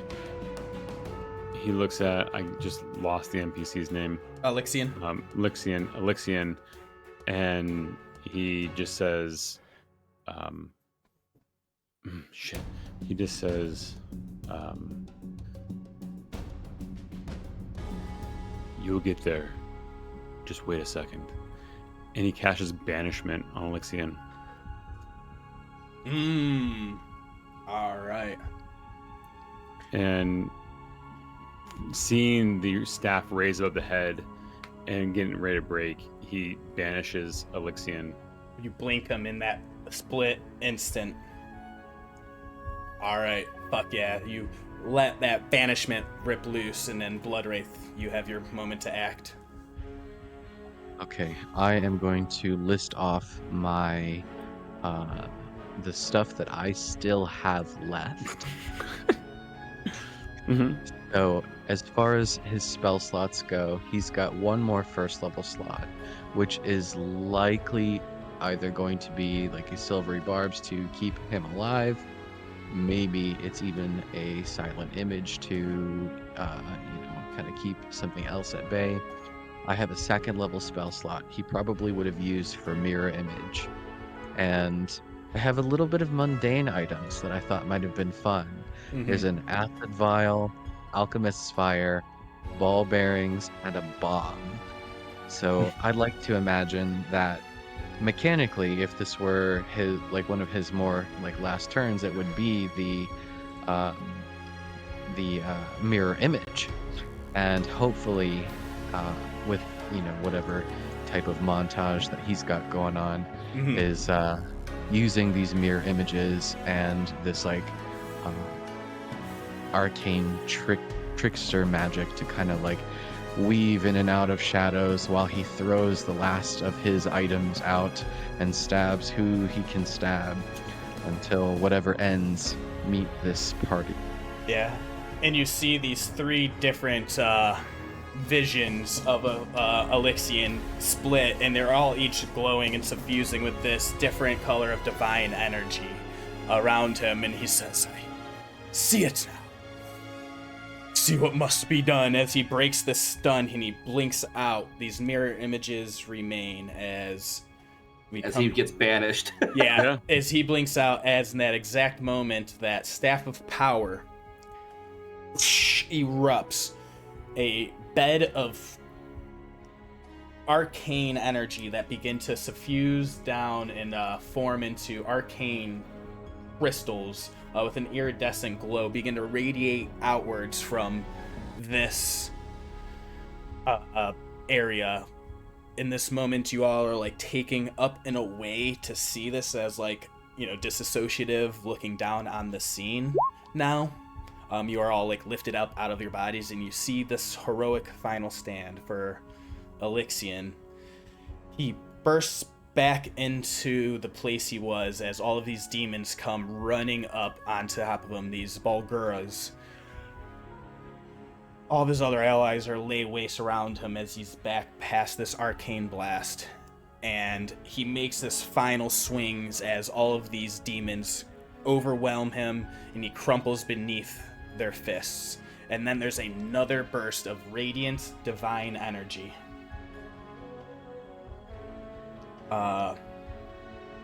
You see a single teardrop fall down from the sky, a divine beam of light, the holy glow of Avandra. And she says, "It is not your time yet, Papillon. You will rise again."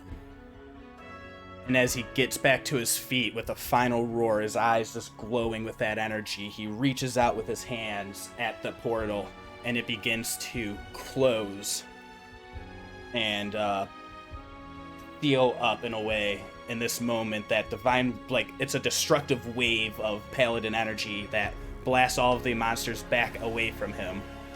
And you all see in this moment, they all get vanquished as he seals this rift. We don't know exactly what happens next yet, but you hear that final rage of fury from Elixian, and a vermilion streak of red begins to grow in that crystal bed that formed around his feet.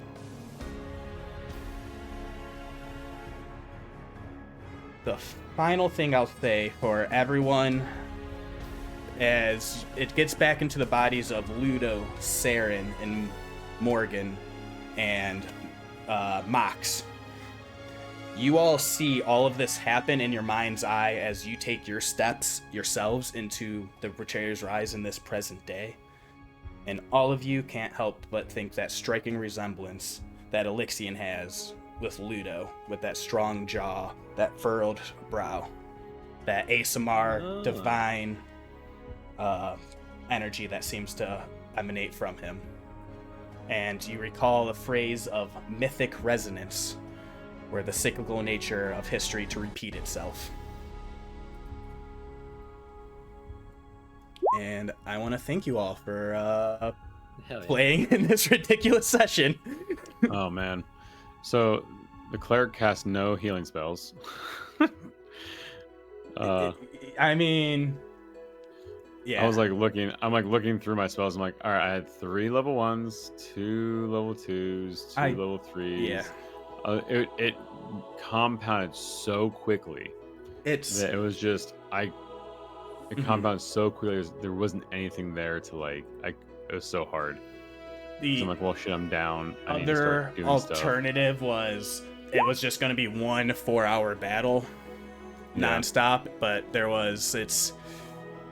you gotta get all those lines and all of the moving parts. There's one thing I really want to know, and I think it needs to be rolled, is we're doing that Staff of Power. So we need to roll everyone roll that number, or Lorgan. Is it just him? It's just him, I think. You have a 50% chance, so it's just him. And I will say this is powerful enough to break that lock, because that monster dies in the blast. So, Lorgan, you have that 50%. Roll D100. 50-50. You can call it yourself. No, I need someone else to call it. I feel like if I call it, it's gonna not happen. Hi. Yeah, can we get the luck wizard in here? Oh! Oh no! Hold on. It wasn't a D100. Oh, okay. Oh, it just says rolling 100. Okay. Can we get the luck wizard in here and it's immediately 100 and we all just took it? I know. Fuck. 11. You're going high? I said hi. That's Yeah. all right. It was not meant to be. So there's You a lot feel of that things on temporal this. shunt. Yeah. I will say, at the end of all of this, we've got to do a quick outro. And I'll just have it, we've had the question asked, why do we tell stories? To remember the things that are best not forgotten, to remind ourselves what it means to be us, just have a good time and laugh with the people we know. But today's story still landed on all those too familiar themes that we have endured here in this Call of the Netherdeep. Whether it be a wayward soul that's been seeking redemption, a passionate believer honing their craft and their faith, a troubled individual weighed down by personal responsibility and the duty of what the world expects from them, or even just somebody trying to twist the strands of fate to create a little bit of luck. And we are reliving those things here in the story of Exandria 1,000 years later, and in the next session, back into present day. We'll sign off with that, because I can't get any cheesier.